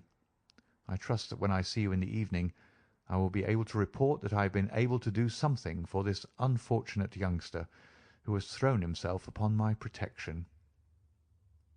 It was late when my friend returned, and I could see by a glance at his haggard and anxious face that the high hopes with which he had started had not been fulfilled. For an hour he droned away upon his violin, endeavouring to soothe his own ruffled spirits. At last he flung down the instrument and plunged into a detailed account of his misadventures. "It's all going wrong, Watson, all as wrong as it can go." I kept a bold face before Lestrade, but upon my soul I believe that for once the fellow is on the right track and we are on the wrong. All my instincts are one way, and all the facts are the other, and I much fear that British juries have not yet attained that pitch of intelligence when they will give the preference to my theories over Lestrade's facts. Did you go to Blackheath? Yes, Watson, I went there, and I found very quickly that the late lamented Oldacre was a pretty considerable blackguard. The father was away in search of his son. The mother was at home, a little fluffy, blue-eyed person, in a tremor of fear and indignation. Of course, she would not admit even the possibility of his guilt, but she would not express either surprise or regret over the fate of Oldacre. On the contrary, she spoke of him with such bitterness that she was unconsciously considerably strengthening the case of the police, for of course if her son had heard her speak of the man in this fashion, it would predispose him towards hatred and violence. "He was more like a malignant and cunning ape than a human being," said she, "and he always was, ever since he was a young man." "You knew him at that time?" said I. "Yes, I knew him well, in fact. He was an old suitor of mine. Thank Heaven that I had the sense to turn away from him and to marry a better, if poorer, man.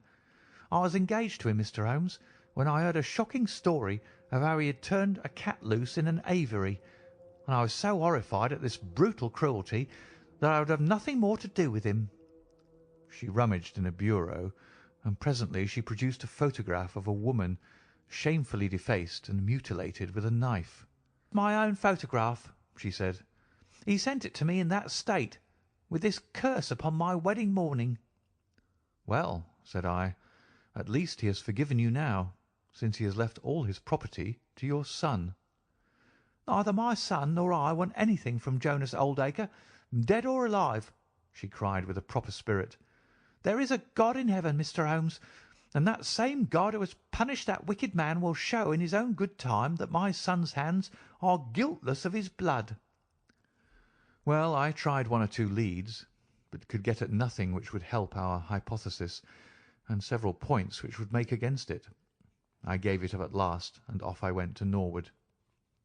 This place, Deepdene House, is a big modern villa of staring brick, standing back in its own grounds with a laurel-clumped lawn in front of it. To the right and some distance back from the road was the timber yard which had been the scene of the fire. Here's a rough plan on a leaf of my notebook. This window on the left is the one which opens into Oldacre's room. You can look into it from the road, you see. That is about the only bit of consolation I have had to-day. Lestrade was not there, but his head constable did the honours. They had just found a great treasure trove. They had spent the morning raking among the ashes of the burned wood-pile, and besides the charred organic remains they had secured several discoloured metal discs. I examined them with care, and there was no doubt that they were trouser buttons. I even distinguished that one of them was marked with the name of Hyams, who was Oldacre's tailor. I then worked the lawn very carefully for signs and traces, but this drought has made everything as hard as iron. Nothing was to be seen, save that some body or bundle had been dragged through a low privet hedge, which is in a line with the wood-pile. All that, of course, fits in with the official theory. I crawled about the lawn with an August sun on my back, but I got up at the end of an hour, no wiser than before. Well, after this fiasco, I went into the bedroom and examined that also. The blood-stains were very slight, mere smears and discolorations, but undoubtedly fresh. The stick had been removed, but there also the remarks were slight. There is no doubt about the stick belonging to our client. He admits it. Footmarks of both men could be made out on the carpet, but none of any third person, which again is a trick for the other side. They were piling up their score all the time, and we were at a standstill. Only one little gleam of hope did I get, and yet it amounted to nothing. I examined the contents of the safe, most of which had been taken out and left on the table. The papers had been made up into sealed envelopes, one or two of which had been opened by the police. They were not, so far as I could judge, of any great value, nor did the bank book show that Mr. Oldacre was in such very affluent circumstances. But it seemed to me that all the papers were not there. There were allusions to some deeds, possibly the more valuable, which I could not find. This, of course, if we could definitely prove it, would turn Lestrade's argument against himself, for who would steal a thing if he knew that he would shortly inherit it? Finally, having drawn every other cover and picked up no scent, I tried my luck with the housekeeper.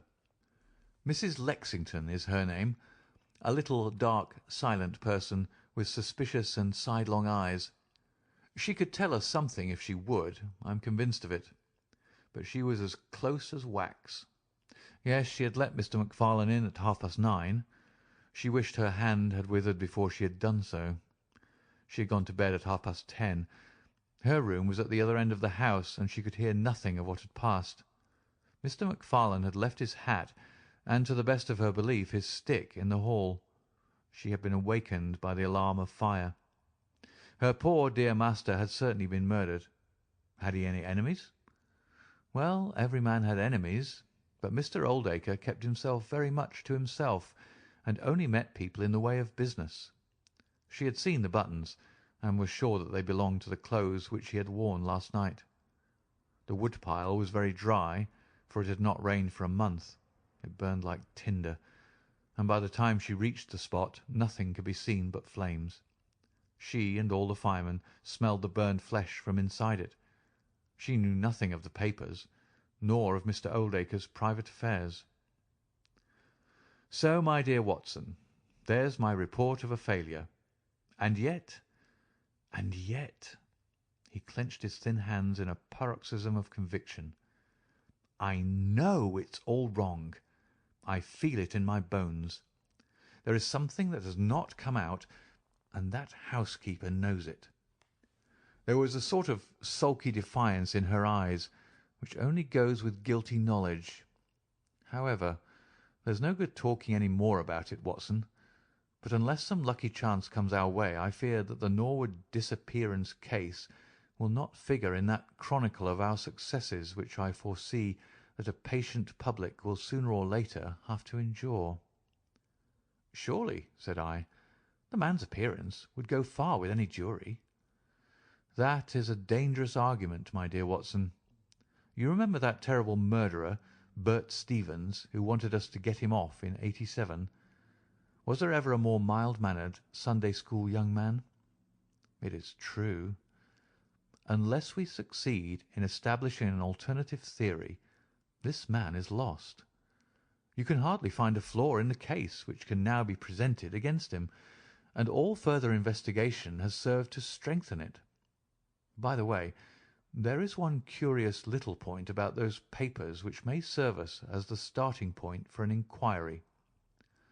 On looking over the bank book, I found that the low state of the balance was principally due to large cheques which have been made out during the last year to Mr. Cornelius. I confess that I should be interested to know who this Mr. Cornelius may be with whom a retired builder has such very large transactions.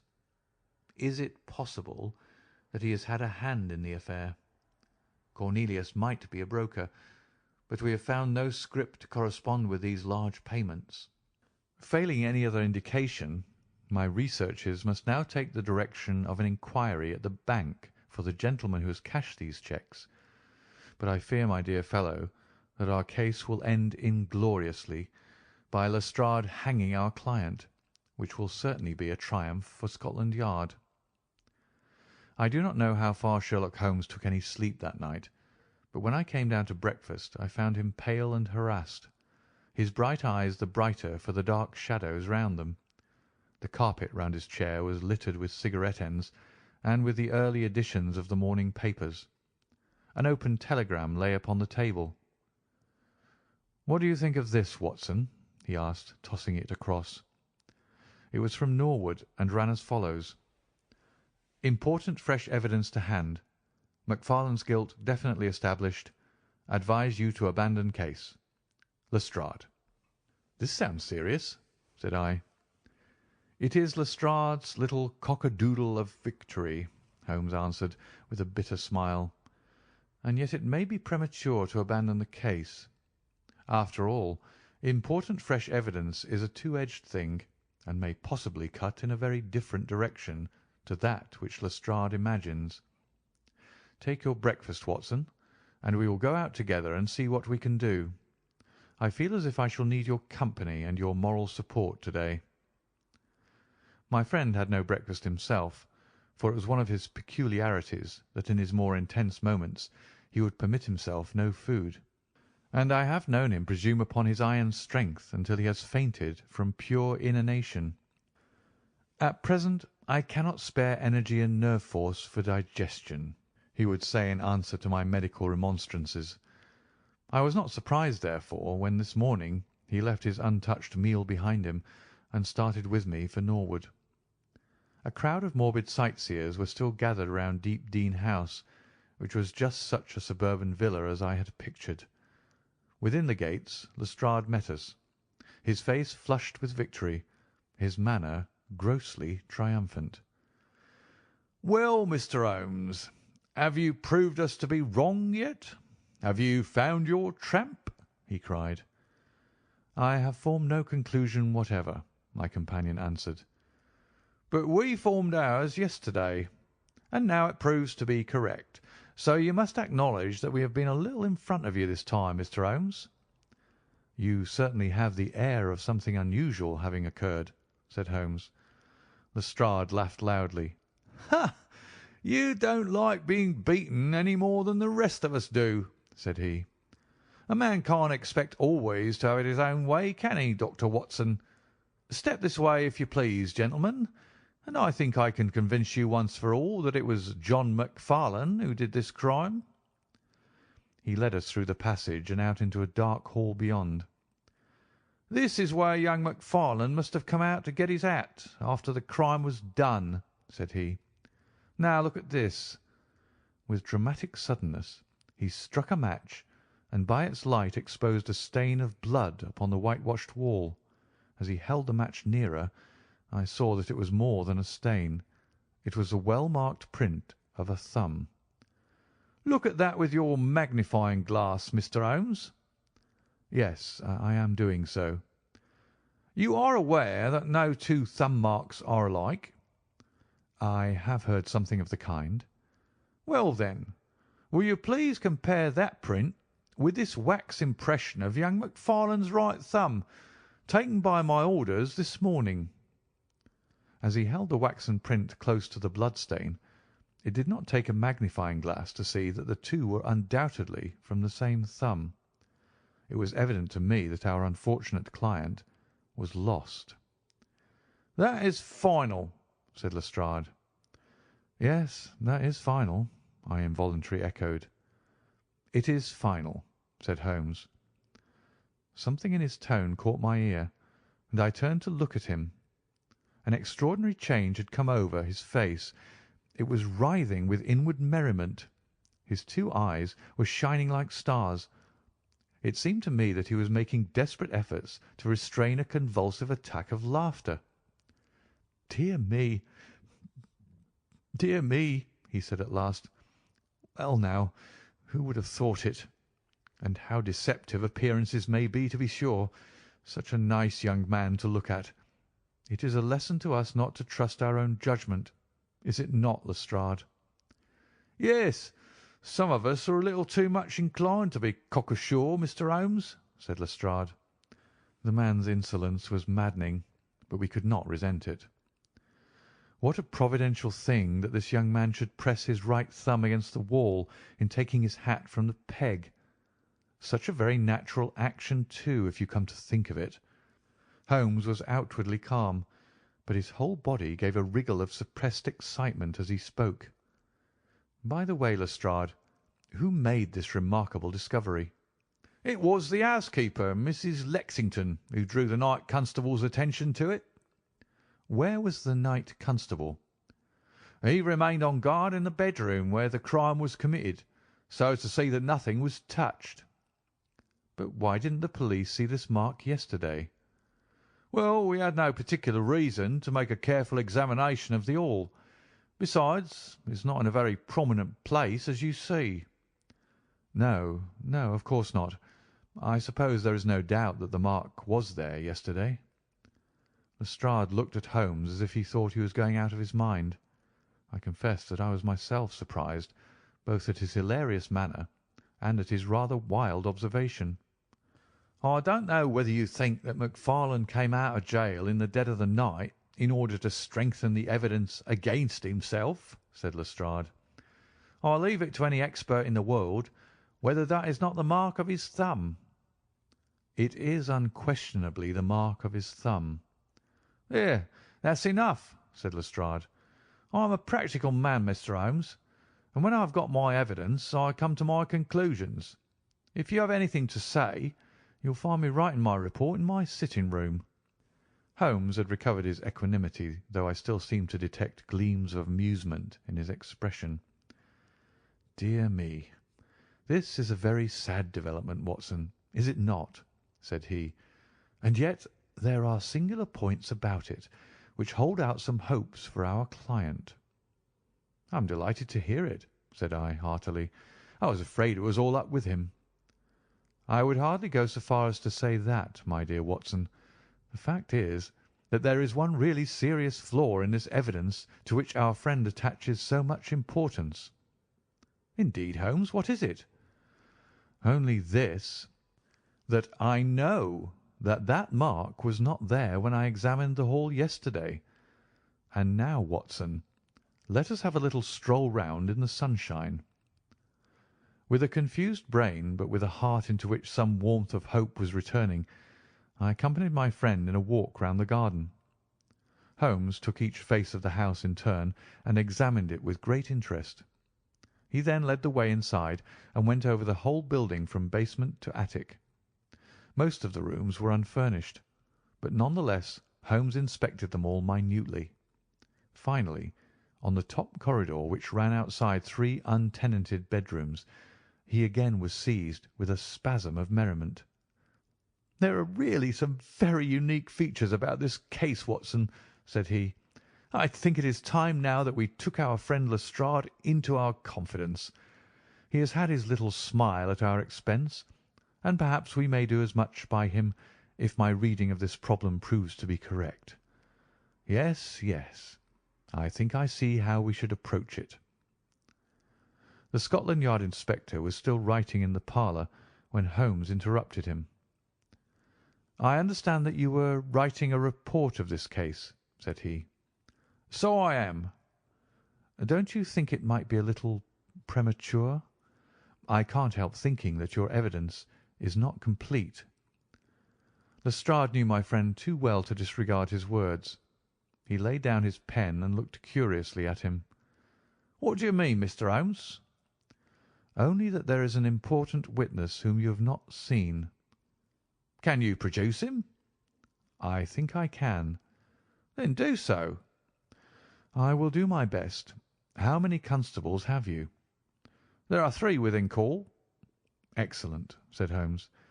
"May I ask if they are all large, able-bodied men with powerful voices?" "I have no doubt they are, though I fail to see what their voices have to do with it."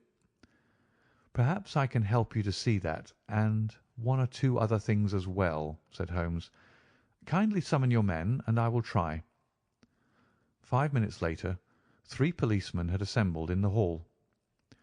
"In the outhouse you will find a considerable quantity of straw," said Holmes. "I will ask you to carry in 2 bundles of it.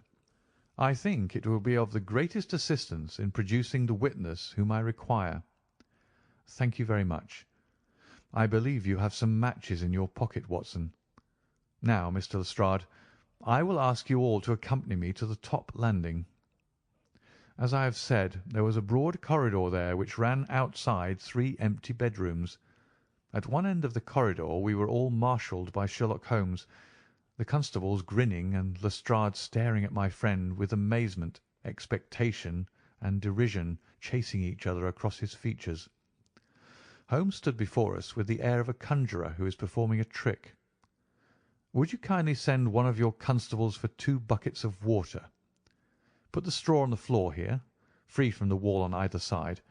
Now, I think that we are all ready." Lestrade's face had begun to grow red and angry. "I don't know whether you're playing a game with us, Mr. Sherlock Holmes," said he. "If you know anything, you can surely say it without all this tomfoolery." "I assure you, my good Lestrade, that I have an excellent reason for everything that I do. You may possibly remember that you chaffed me a little some hours ago when the sun seemed on your side of the hedge, so you must not grudge me a little pomp and ceremony now. Might I ask you, Watson, to open that window and then to put a match to the edge of the straw?" I did so, and driven by the draught, a coil of grey smoke swirled down the corridor, while the dry straw crackled and flamed. "Now we must see if we can find this witness for you, Lestrade. Might I ask you all to join in the cry of 'Fire'? Now then, 1, 2, 3, fire!" we all yelled. "Thank you. I will trouble you once again. Fire! Just once more, gentlemen, and all together. Fire!" The shout must have rung over Norwood. It had hardly died away when an amazing thing happened. A door suddenly flew open out of what appeared to be solid wall at the end of the corridor, and a little wizened man darted out of it like a rabbit out of its burrow. "Capital," said Holmes calmly. "Watson, a bucket of water over the straw. That will do. Lestrade, allow me to present you with your principal missing witness, Mr. Jonas Oldacre." The detective stared at the newcomer with blank amazement. The latter was blinking in the bright light of the corridor and peering at us and at the smouldering fire. It was an odious face, crafty, vicious, malignant, with shifty light grey eyes and white lashes. "What's this, then?" said Lestrade at last. "What have you been doing all this time, eh?" Oldacre gave an uneasy laugh, shrinking back from the furious red face of the angry detective. "I have done no harm." "No harm? You've done your best to get an innocent man hanged. If it wasn't for this gentleman here, I'm not sure that you would not have succeeded." The wretched creature began to whimper. "I'm sure, sir, it was only my practical joke." "Oh, a joke, was it? You won't find the laugh on your side, I promise you. Take him down and keep him in the sitting-room until I come. Mr. Holmes," he continued when they had gone, "I could not speak before the constables, but I don't mind saying, in the presence of Dr. Watson, that this is the brightest thing that you have done yet, though it is a mystery to me how you did it. You have saved an innocent man's life, and you have prevented a very grave scandal, which would have ruined my reputation in the force." Holmes smiled and clapped Lestrade upon the shoulder. "Instead of being ruined, my good sir, you will find that your reputation has been enormously enhanced. Just make a few alterations in that report which you were writing, and they will understand how hard it is to throw dust in the eyes of Inspector Lestrade." "And you don't want your name to appear?" "Not at all. The work is its own reward. Perhaps I shall get the credit also at some distant day, when I permit my zealous historian to lay out his foolscap once more. Eh, Watson? Well, now, let us see where this rat has been lurking." A lath and plaster partition had been run across the passage 6 feet from the end, with a door cunningly concealed in it. It was lit within by slits under the eaves. A few articles of furniture and a supply of food and water were within, together with a number of books and papers. "There's the advantage of being a builder," said Holmes as we came out. He was able to fix up his own little hiding-place without any confederate, save, of course, that precious housekeeper of his, whom I should lose no time in adding to your bag, Lestrade. "I'll take your advice. But how did you know of this place, Mr. Holmes?" I made up my mind that the fellow was in hiding in the house. When I paced one corridor and found it 6 feet shorter than the corresponding one below, it was pretty clear where he was. I thought he had not the nerve to lie quiet before an alarm of fire. We could, of course, have gone in and taken him, but it amused me to make him reveal himself. Besides, I owed you a little mystification, Lestrade, for your chaff in the morning. "Well, sir, you certainly got equal with me on that.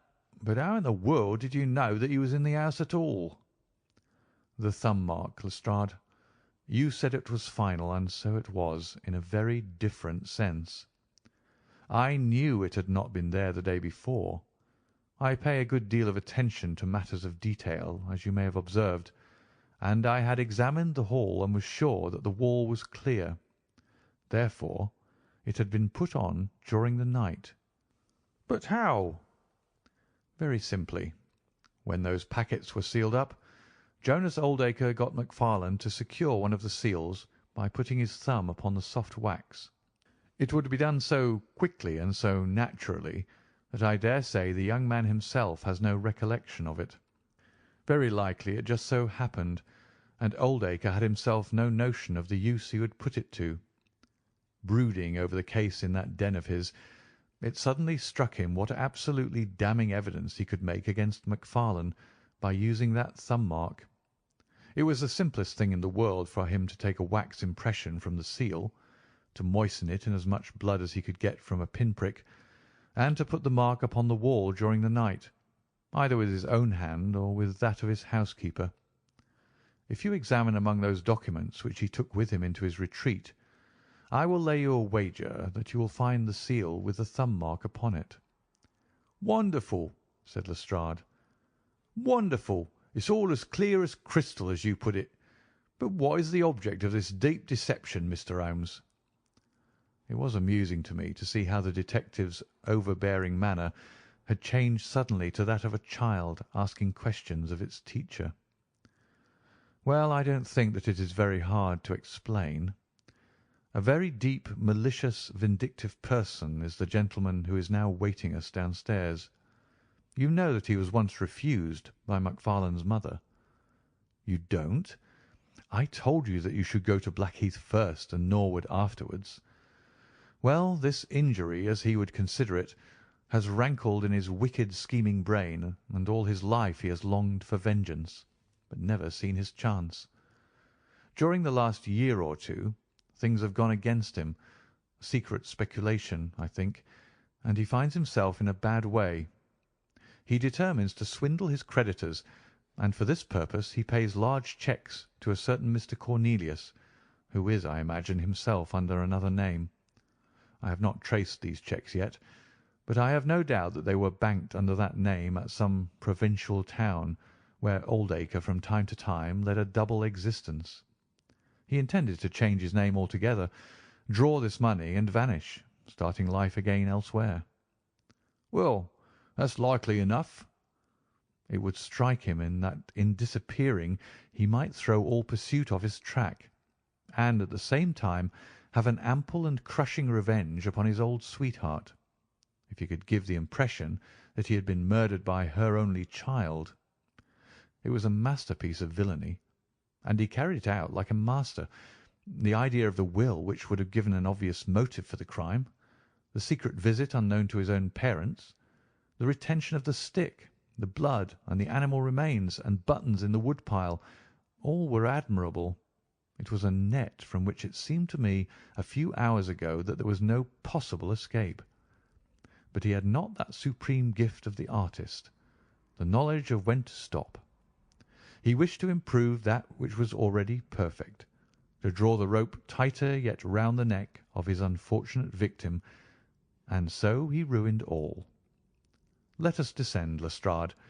There are just one or two questions that I would ask him." The malignant creature was seated in his own parlour, with a policeman upon each side of him. "It was a joke, my good sir, a practical joke, nothing more," he whined incessantly. "I assure you, sir, that I simply concealed myself in order to see the effect of my disappearance, and I am sure that you would not be so unjust as to imagine that I would have allowed any harm to befall poor young Macfarlane." "That's for a jury to decide," said Lestrade. "Anyhow, we shall have you on a charge of conspiracy, if not for attempted murder." "And you'll probably find that your creditors will impound the banking account of Mr. Cornelius," said Holmes. The little man started and turned his malignant eyes upon my friend. "I have to thank you for a good deal," said he. "Perhaps I'll pay my debt some day." Holmes smiled indulgently. "I fancy that for some few years you will find your time very fully occupied," said he. "By the way, what was it you put into the woodpile besides your old trousers?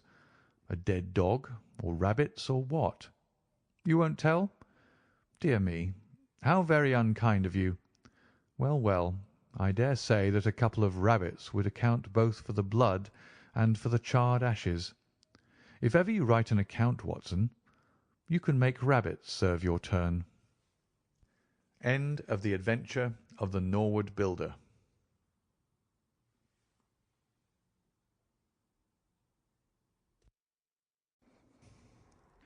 Adventure 3. The Adventure of the Dancing Men. Holmes had been seated for some hours in silence, with his long, thin back curved over a chemical vessel in which he was brewing a particularly malodorous product. His head was sunk upon his breast, and he looked from my point of view like a strange, lank bird with dull grey plumage and a black topknot. "So, Watson," said he suddenly, "you do not propose to invest in South African securities?" I gave a start of astonishment. Accustomed as I was to Holmes's curious faculties, this sudden intrusion into my most intimate thoughts was utterly inexplicable. "How on earth do you know that?" I asked. He wheeled round upon his stool, with a steaming test-tube in his hand and a gleam of amusement in his deep-set eyes. "Now, Watson, confess yourself utterly taken aback," said he. "I am." "I ought to make you sign a paper to that effect." "Why?" "Because in 5 minutes you will say that it is all so absurdly simple." "I am sure that I shall say nothing of the kind." "You see, my dear Watson," he propped his test-tube in the rack and began to lecture with the air of a professor addressing his class, "it is not really difficult to construct a series of inferences, each dependent upon its predecessor, and each simple in itself. If after doing so one simply knocks out all the central inferences and presents one's audience with the starting point and the conclusion, one may produce a startling, though possibly a meretricious effect. Now, it was not really difficult, by an inspection of the groove between your left forefinger and thumb, to feel sure that you did not propose to invest your small capital in the goldfields." "I see no connection." "Very likely not, but I can quickly show you a close connection. Here are the missing links of the very simple chain. 1. You had chalk between your left finger and thumb when you returned from the club last night. 2. You put chalk there when you play billiards to steady the cue. 3. You never play billiards except with Thurston. 4. You told me 4 weeks ago that Thurston had an option on some South African property which would expire in a month, and which he desired you to share with him. 5. Your cheque-book is locked in my drawer, and you have not asked for the key. 6. You do not propose to invest your money in this manner." "How absurdly simple!" I cried. "Quite so," said he, a little nettled. "Every problem becomes very childish when once it is explained to you. Here is an unexplained one. See what you can make of that, friend Watson." He tossed a sheet of paper upon the table and turned once more to his chemical analysis. I looked with amazement at the absurd hieroglyphics upon the paper. "Why, Holmes, it is a child's drawing," I cried. "Oh, that's your idea." "What else should it be?" "That is what Mr. Hilton Cubitt of Ridingthorpe Manor, Norfolk, is very anxious to know. This little conundrum came by the first post, and he was to follow by the next train. There's a ring at the bell, Watson. I should not be very much surprised if this were he." A heavy step was heard upon the stairs, and an instant later there entered a tall, ruddy, clean-shaven gentleman, whose clear eyes and florid cheeks told of a life led far from the fogs of Baker Street. He seemed to bring a whiff of his strong, fresh, bracing East Coast air with him as he entered. Having shaken hands with each of us, he was about to sit down when his eye rested upon the paper with the curious markings which I had just examined and left upon the table. "Well, Mr. Holmes, what do you make of these?" he cried. "They told me that you are fond of queer mysteries, and I don't think you could find a queerer one than that. I sent the paper on ahead so that you might have time to study it before I came." "It is certainly rather a curious production," said Holmes. "At first sight it would appear to be some childish prank. It consists of a number of absurd little figures dancing across the paper upon which they are drawn. Why should you attribute any importance to so grotesque an object?" "I never should, Mr. Holmes, but my wife does. It is frightening her to death. She says nothing, but I can see terror in her eyes. That's why I want to sift the matter to the bottom." Holmes held up the paper so that the sunlight shone full upon it. It was a page torn from a notebook. The markings were done in pencil, and ran in a particular way. Holmes examined it for some time and then folded it carefully up. He placed it in his pocket-book.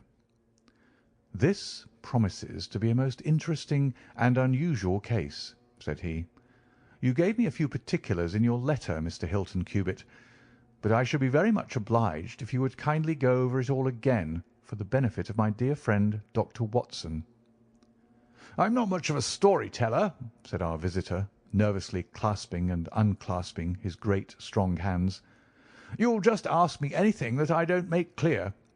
I'll begin at the time of my marriage, last year. But I want to say first of all that though I'm not a rich man, my people have been at Ridingthorpe for a matter of 5 centuries, and there is no better-known family in the county of Norfolk. Last year I came up to London for the Jubilee, and I stopped at a boarding-house in Russell Square because Parker, the vicar of our parish, was staying in it. There was an American young lady there. Patrick was the name. Elsie Patrick. In some way we became friends, and till before my month was up I was as much in love as man could be. We were quietly married at a registry office, and we returned to Norfolk a wedded couple. You'll think it very mad, Mr. Holmes, that a man of a good old family should marry a wife in this fashion, knowing nothing of her past or of her people. But if you saw her and knew her, it would help you to understand. She was very straight about it, was Elsie. I can't say that she did not give me every chance of getting out of it if I wished to do so. "I've had some very disagreeable associations in my life," said she. "I wish to forget all about them. I'd rather never allude to the past, for it is very painful to me.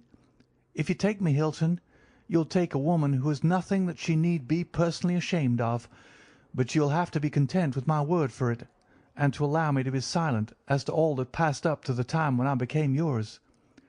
If these conditions are too hard, then go back to Norfolk and leave me to the lonely life in which you found me." It was only the day before our wedding that she said those very words to me. I told her that I was content to take her on her own terms, and I have been as good as my word. Well, we've been married now for a year, and very happy we've been. But about a month ago, at the end of June, I saw for the first time signs of trouble. One day my wife received a letter from America. I saw the American stamp. She turned deadly white, read the letter, and threw it into the fire. She made no allusion to it afterwards, and I made none, for a promise is a promise. But she has never known an easy hour from that moment. There's always a look of fear upon her face, a look as if she were waiting and expecting. She would do better to trust me. She would find that I was her best friend. But until she speaks, I can say nothing. Mind you, she is a truthful woman, Mr. Holmes, and whatever trouble there may have been in her past life, it has been no fault of hers. I am only a simple Norfolk squire, but there is not a man in England who ranks his family honour more highly than I do. She knows it well, and she knew it well before she married me. She would never bring any stain upon it, of that I am sure. Well, now, I come to the queer part of my story.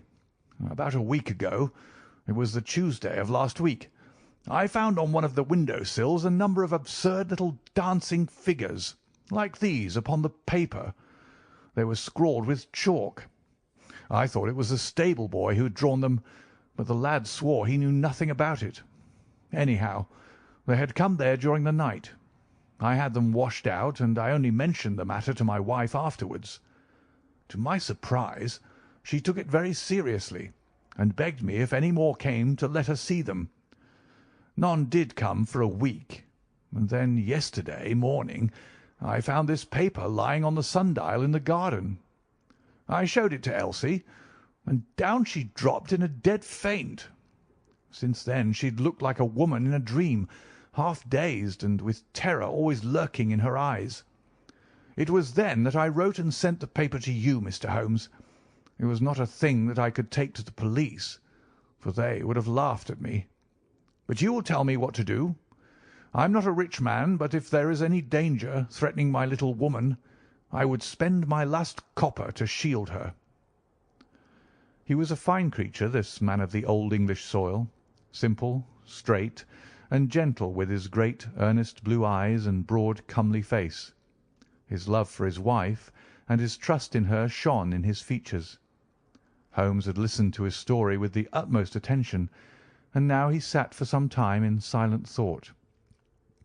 "Don't you think, Mr. Cubitt," said he at last, that your best plan would be to make a direct appeal to your wife and to ask her to share her secret with you." Hilton Cubitt shook his massive head. "A promise is a promise, Mr. Holmes. If Elsie wished to tell me, she would. If not, it is not for me to force her confidence. But I am justified in taking my own line, and I will." "Then I will help you with all my heart. In the first place, have you heard of any strangers being seen in your neighbourhood?" "No." "I presume that it is a very quiet place. Any fresh face would cause comment?" "In the immediate neighbourhood, yes. But we have several small watering places not very far away, and the farmers take in lodgers." "These hieroglyphics have evidently a meaning. If it is a purely arbitrary one, it may be impossible for us to solve it. If, on the other hand, it is systematic, I have no doubt that we shall get to the bottom of it. But this particular sample is so short that I can do nothing, and the facts which you have brought me are so indefinite that we have no basis for an investigation. I would suggest that you return to Norfolk, that you keep a keen look-out, and that you take an exact copy of any fresh dancing men which may appear. It is 1,000 pities that we have not a reproduction of those which were done in chalk upon the window-sill. Make a discreet inquiry also as to any strangers in the neighbourhood. When you have collected some fresh evidence, come to me again. That is the best advice which I can give you, Mr. Hilton Cubitt. If there are any pressing fresh developments, I shall be always ready to run down and see you in your Norfolk home." The interview left Sherlock Holmes very thoughtful, and several times in the next few days I saw him take his slip of paper from his note-book and look long and earnestly at the curious figures inscribed upon it. He made no allusion to the affair, however, until one afternoon a fortnight or so later. I was going out when he called me back. "You had better stay here, Watson." "Why?" "Because I had a wire from Hilton Cubitt this morning. You remember Hilton Cubitt, of the Dancing Men? He was to reach Liverpool Street at 1:20. He may be here at any moment. I gather from his wire that there have been some new incidents of importance." We had not long to wait, for our Norfolk squire came straight from the station as fast as a hansom could bring him. He was looking worried and depressed, with tired eyes and a lined forehead. "It's getting on my nerves, this business, Mr. Holmes," said he as he sank like a wearied man into an armchair. "It's bad enough to feel that you are surrounded by unseen, unknown folk who have some kind of design upon you, but when, in addition to that, you know that it is just killing your wife by inches, then it becomes as much as flesh and blood can endure. She's wearing away under it, just wearing away before my eyes." "Has she said anything yet?" "No, Mr. Holmes, she has not. And yet there have been times when the poor girl has wanted to speak, and yet could not quite bring herself to take the plunge. I have tried to help her, but I dare say I did it clumsily and scared her from it. She has spoken about my old family and our reputation in the county, and our pride in our unsullied honour, and I always felt it was leading to the point. But somehow it turned off before we got there." "But you have found out something for yourself?" "A good deal, Mr. Holmes. I have several fresh dancing men pictures for you to examine, and what is more important, I have seen the fellow." "What, the man who draws them?" "Yes, I saw him at his work. But I will tell you everything in order. When I got back after my first visit to you, the very first thing I saw next morning was a fresh crop of dancing men. They had been drawn in chalk upon the black wooden door of the tool house, which stands beside the lawn in full view of the front windows. I took an exact copy, and here it is." He unfolded a paper and laid it upon the table. "Here is a copy of the hieroglyphics." "Excellent," said Holmes. "Excellent. Pray continue." "When I had taken the copy, I rubbed out the marks, but 2 mornings later a fresh inscription had appeared. I have a copy of it here." Holmes rubbed his hands and chuckled with delight. "Our material is rapidly accumulating," said he. 3 days later a message was left scrawled upon paper and placed under a pebble on the sundial. Here it is. The characters are, as you see, exactly the same as the last one. After that I determined to lie in wait, so I got out my revolver and I sat up in my study, which overlooks the lawn and garden. About 2 in the morning I was seated by the window, all being dark save for the moonlight outside, when I heard steps behind me, and there was my wife in her dressing gown. She implored me to come to bed. I told her frankly that I wished to see who it was who played such absurd tricks upon us. She answered that it was some senseless practical joke, and that I should not take any notice of it. "If it really annoys you, Hilton, we might go and travel, you and I, and so avoid this nuisance." "What, be driven out of our own house by a practical joker?" said I. "Why, we should have the whole county laughing at us." "Well, come to bed," said she, "and we can discuss it in the morning." Suddenly, as she spoke, I saw her white face grow whiter yet in the moonlight, and her hand tightened upon my shoulder. Something was moving in the shadow of the tool house. I saw a dark, creeping figure which crawled around the corner and squatted in front of the door. Seizing my pistol, I was rushing out when my wife threw her arms around me and held me with convulsive strength. I tried to throw her off, but she clung to me most desperately. At last I got clear, but by the time I had opened the door and reached the house the creature was gone. He had left a trace of his presence, however, for there on the door was the very same arrangement of dancing men which had already twice appeared, and which I had copied on that paper. There was no other sign of the fellow anywhere, though I ran all over the grounds, and yet the amazing thing is that he must have been there all the time, for when I examined the door again in the morning he had scrawled some more of his pictures under the line which I had already seen."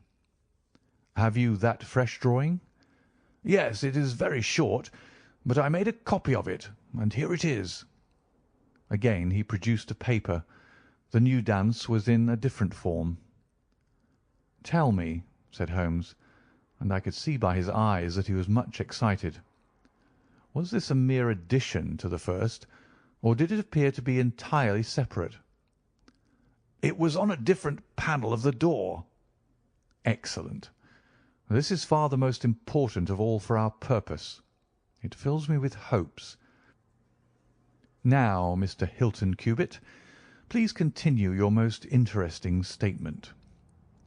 "I have nothing more to say, Mr. Holmes, except that I was angry with my wife that night for having held me back when I might have caught the skulking rascal. She said that she feared that I might come to harm. For an instant it had crossed my mind that perhaps what she really feared was that he might come to harm, for I could not doubt that she knew who this man was and what he meant by these strange signals. But there is a tone in my wife's voice, Mr. Holmes, and a look in her eyes which forbid doubt, and I am sure that it was indeed my own safety that was in her mind. There's the whole case, and now I want your advice as to what I ought to do. My own inclination is to put half a dozen of my farm lads in the shrubbery, and when this fellow comes again to give him such a hiding that he will leave us in peace for the future." "I fear it is too deep a case for such simple remedies," said Holmes. "How long can you stay in London?" "I must go back to-day. I would not leave my wife alone all night for anything. She is very nervous, and begged me to come back." "I dare say you are right, but if you could have stopped I might possibly have been able to return with you in a day or two. Meanwhile, you will leave me these papers, and I think that it is very likely that I shall be able to pay you a visit shortly and to throw some light upon your case." Sherlock Holmes preserved his calm, professional manner until our visitor had left us, although it was easy for me, who knew him so well, to see that he was profoundly excited. The moment that Hilton Cubitt's broad back had disappeared through the door, my comrade rushed to the table, laid out all the slips of paper containing dancing men in front of him, and threw himself into an intricate and elaborate calculation.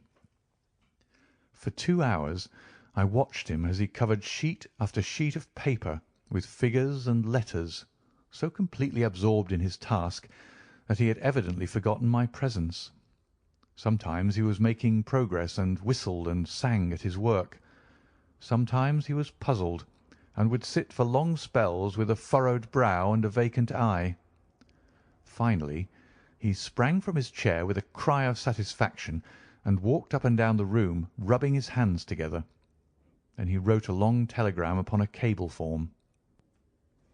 "If my answer to this is as I hope, you will have a very pretty case to add to your collection, Watson," said he. "I expect that we shall be able to go down to Norfolk to-morrow, and to take our friend some very definite news as to the secret of his annoyance." I confess that I was filled with curiosity, but I was aware that Holmes liked to make his disclosures at his own time and in his own way, so I waited until it should suit him to take me into his confidence. But there was a delay in that answering telegram, and 2 days of impatience followed, during which Holmes pricked up his ears at every ring of the bell. On the evening of the 2nd there came a letter from Hilton Cubitt. All was quiet with him, save that a long inscription had appeared that morning upon the pedestal of the sundial. He enclosed a copy of it, which he reproduced. Holmes bent over this grotesque frieze for some minutes, and then suddenly sprang to his feet with an exclamation of surprise and dismay. His face was haggard with anxiety. "We have let this affair go far enough," said he. "Is there a train to North Walsham to-night?" I turned up the timetable. The last had just gone. "Then we shall breakfast early and take the very first in the morning," said Holmes. "Our presence is most urgently needed. Ah, here is our expected cablegram. One moment, Mrs. Hudson, there may be an answer. No, that is quite as I expected. This message makes it even more essential that we should not lose an hour in letting Hilton Cubitt know how matters stand, for it is a singular and a dangerous web in which our simple Norfolk squire is entangled." So indeed it proved, and as I come to the dark conclusion of a story which had seemed to me to be only childish and bizarre, I experience once again the dismay and horror with which I was filled. Would that I had some brighter ending to communicate to my readers, but these are the chronicles of fact, and I must follow to their dark crisis the strange chain of events which for some days made Ridingthorpe Manor a household word through the length and breadth of England. We had hardly alighted at North Walsham and mentioned the name of our destination when the station master hurried towards us. "I suppose that you're the detectives from London," said he. A look of annoyance passed over Holmes's face. "What makes you think such a thing?" "Because Inspector Martin from Norwich has just passed through. But maybe you're the surgeons. She's not dead, or wasn't by last accounts. He may be in time to save her yet, though it be for the gallows."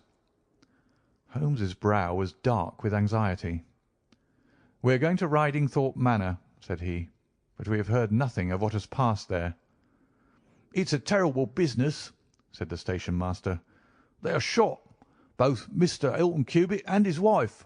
She shot him and then herself, so the servants say. He's dead and her life is despaired of.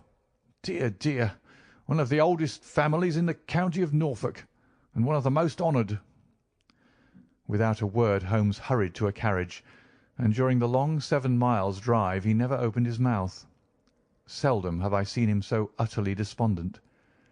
He had been uneasy during all our journey from town, and I had observed that he had turned over the morning papers with anxious attention. But now this sudden realization of his worst fears left him in a blank melancholy. He leaned back in his seat, lost in gloomy speculation. Yet there was much around to interest us, for we were passing through as singular a countryside as any in England, where a few scattered cottages represented the population of to-day, while on every hand enormous square-towered churches bristled up from the flat green landscape and told of the glory and prosperity of old East Anglia.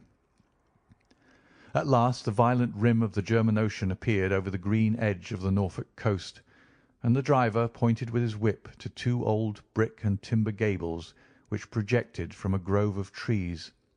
"That's Ridingthorpe Manor," said he.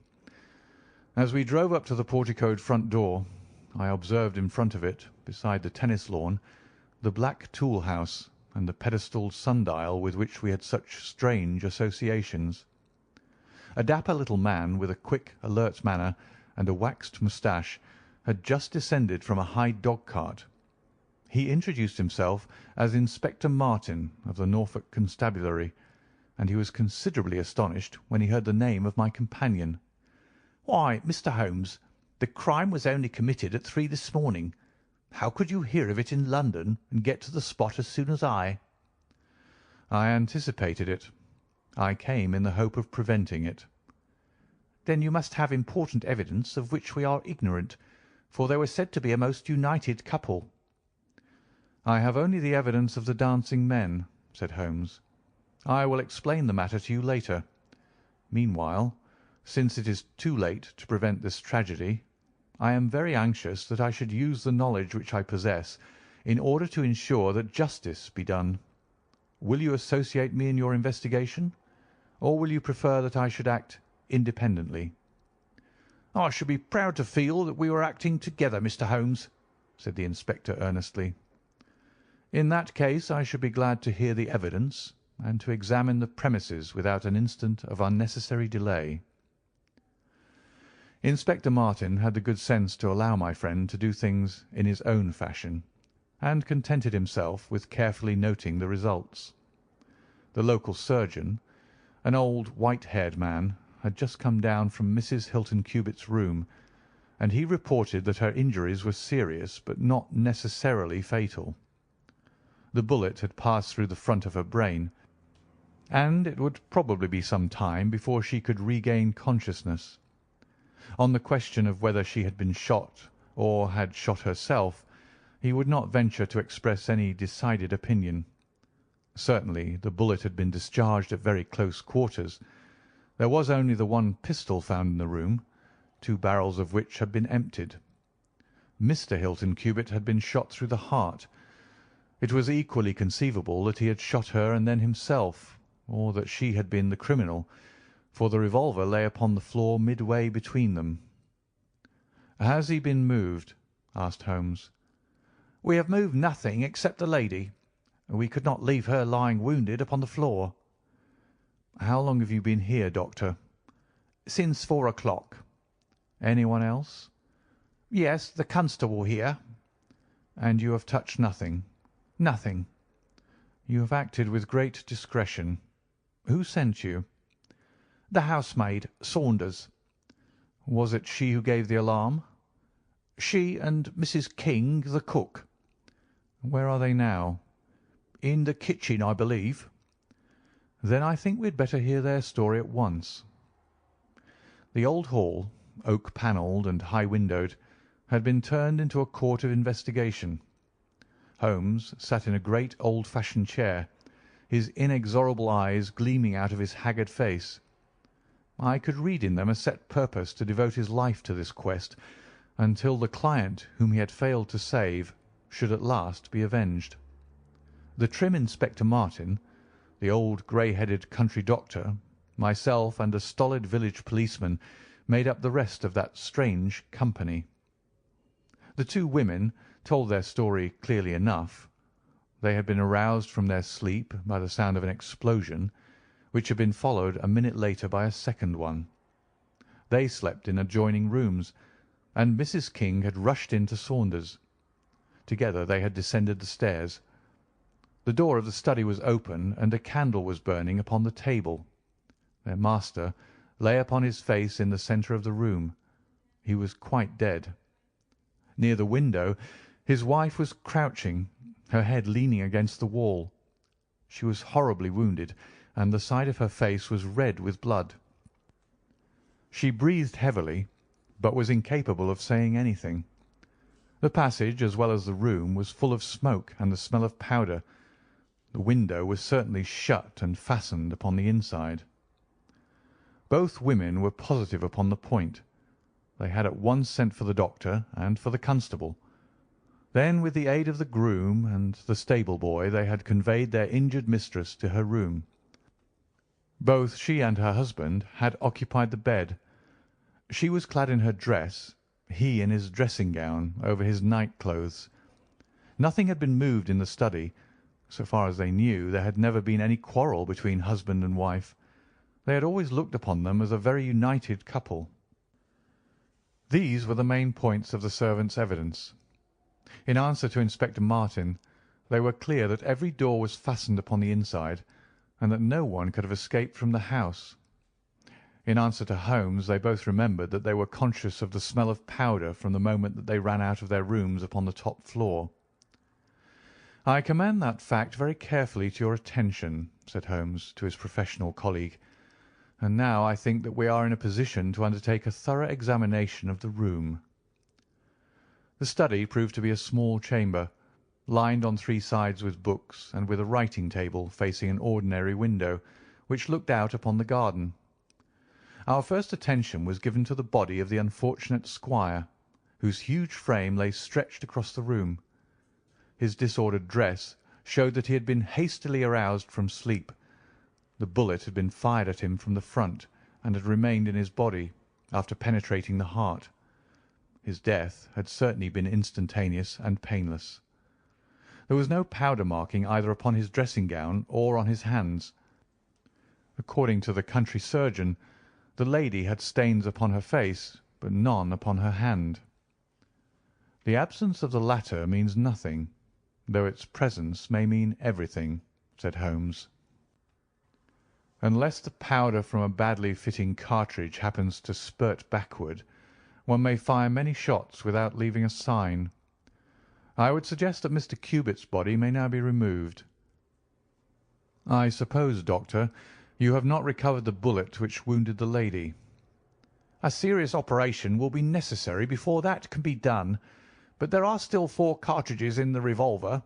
2 have been fired and 2 wounds inflicted, so that each bullet can be accounted for. So it would seem, said Holmes. Perhaps you can account also for the bullet which has so obviously struck the edge of the window. He had turned suddenly, and his long thin finger was pointing to a hole which had been drilled right through the lower window sash, about an inch above the bottom. "By George!" cried the inspector. "How ever did you see that?" "Because I looked for it." "Wonderful!" said the country doctor. "You are certainly right, sir. Then a third shot has been fired, and therefore a third person must have been present. But who could that have been, and how could he have got away?" "That is the problem which we are now about to solve," said Sherlock Holmes. "You remember, Inspector Martin, when the servants said that on leaving their room they were at once conscious of a smell of powder. I remarked that the point was an extremely important one." "Yes, sir, but I confess I did not quite follow you." "It suggested that at the time of the firing the window as well as the door of the room had been open. Otherwise the fumes of powder could not have been blown so rapidly through the house. A draught in the room was necessary for that.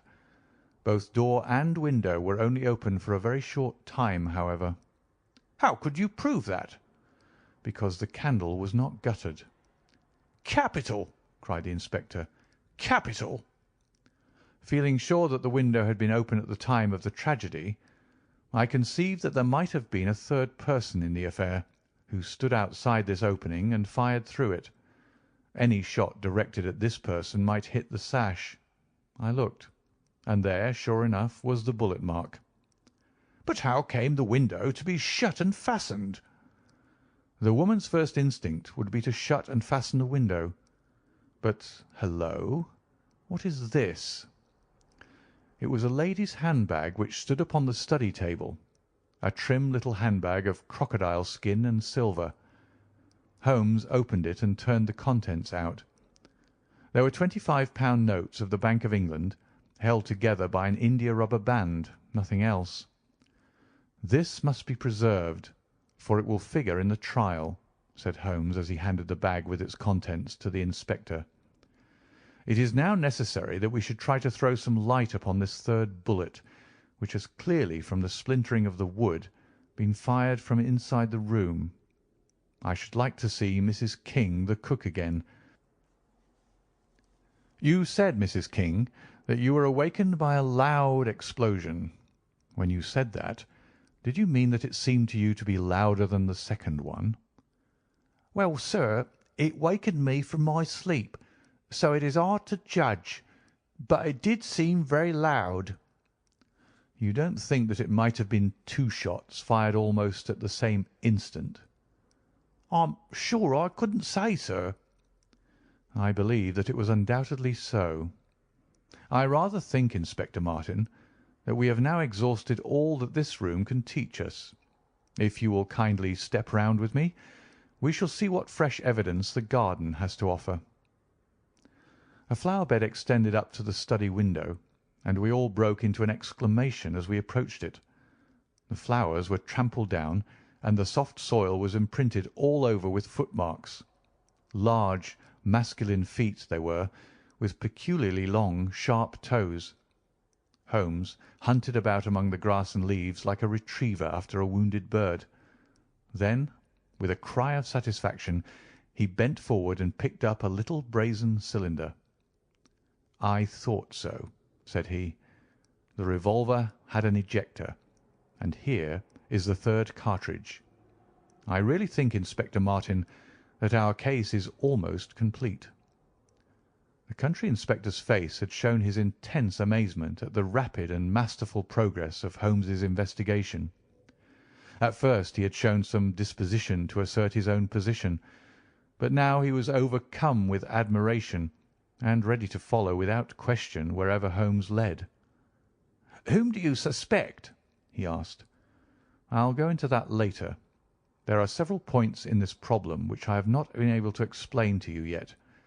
Now that I have got so far, I had best proceed on my own lines, and then clear the whole matter up once and for all." "Just as you wish, Mr. Holmes, so long as we get our man." "I have no desire to make mysteries, but it is impossible at the moment of action to enter into long and complex explanations. I have the threads of this affair all in my hand. Even if this lady should never recover consciousness, we can still reconstruct the events of last night and ensure that justice be done. First of all, I wish to know whether there is any inn in this neighbourhood known as Elridge's." The servants were cross-questioned, but none of them had heard of such a place. The stable boy threw a light upon the matter by remembering that a farmer of that name lived some miles off in the direction of East Ruston. "Is it a lonely farm?" "Very lonely, sir." "Perhaps they have not heard yet of all that happened here during the night." "Maybe not, sir." Holmes thought for a little, and then a curious smile played over his face. "Saddle a horse, my lad," said he. "I shall wish you to take a note to Elridge's farm." He took from his pocket the various slips of the dancing men. With these in front of him, he worked for some time at the study table. Finally, he handed a note to the boy with directions to put it into the hands of the person to whom it was addressed, and especially to answer no questions of any sort which might be put to him. I saw the outside of the note, addressed in straggling, irregular characters, very unlike Holmes's usual precise hand.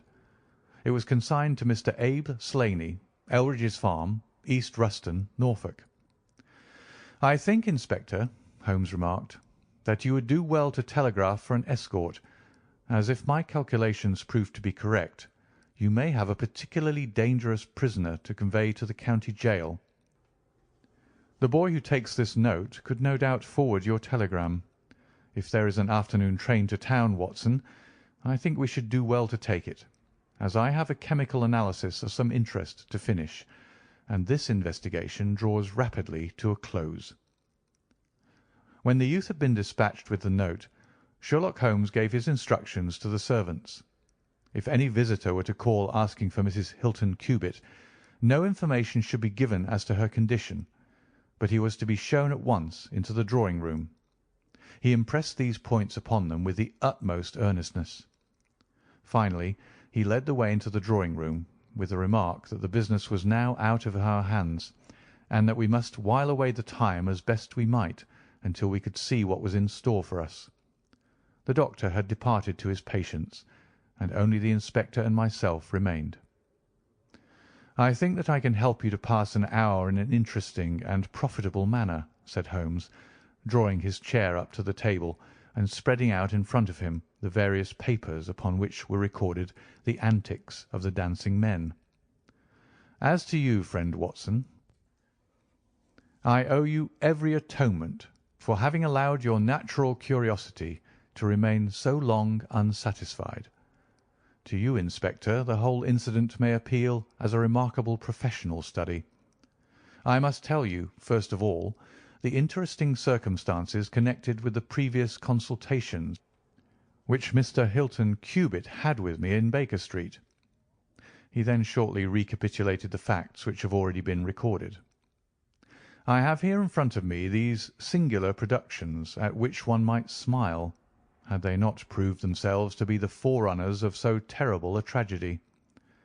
I am fairly familiar with all forms of secret writings, and am myself the author of a trifling monograph upon the subject, in which I analyse 160 separate ciphers. But I confess that this is entirely new to me. The object of those who invented the system has apparently been to conceal that these characters convey a message, and to give the idea that they are the mere random sketches of children. Having once recognised, however, that the symbols stood for letters, and having applied the rules which guide us in all forms of secret writings, the solution was easy enough. The first message submitted to me was so short that it was impossible for me to do more than to say, with some confidence, that the symbol XXX stood for E. As you are aware, E is the most common letter in the English alphabet, and it predominates to so marked an extent that even in a short sentence one would expect to find it most often.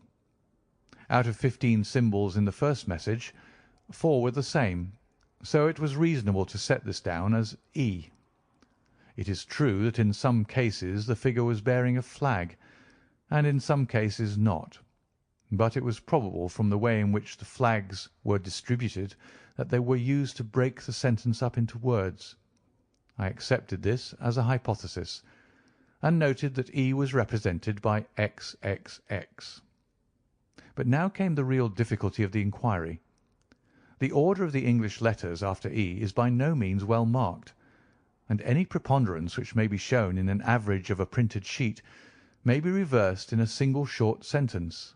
Speaking roughly, T, A, O, I, N, S, H, R, D, and L are the numerical order in which letters occur, but T, A, O, and I are very nearly abreast of each other, and it would be an endless task to try each combination until a meaning was arrived at. I therefore waited for fresh material. In my second interview with Mr. Hilton Cubitt, he was able to give me 2 other short sentences and 1 message, which appeared, since there was no flag, to be a single word. Here are the symbols.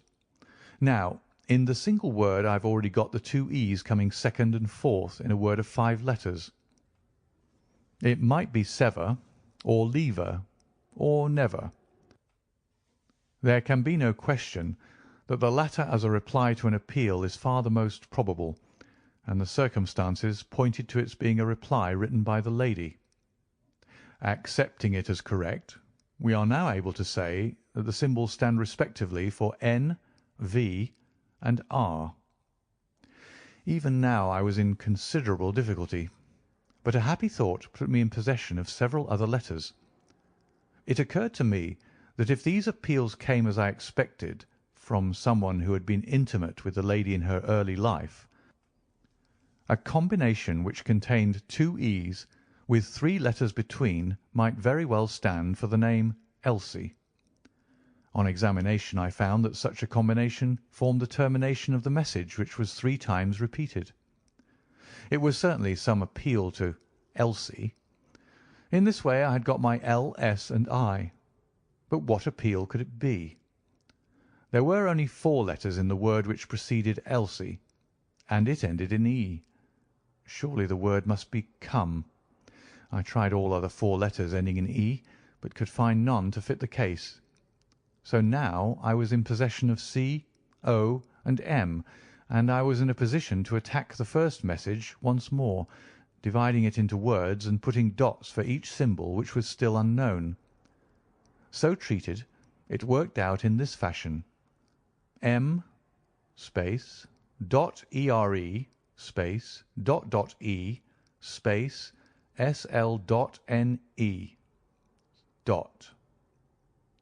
Now the first letter can only be A, which is a most useful discovery, since it occurs no fewer than 3 times in this short sentence, and the H is also apparent in the second word.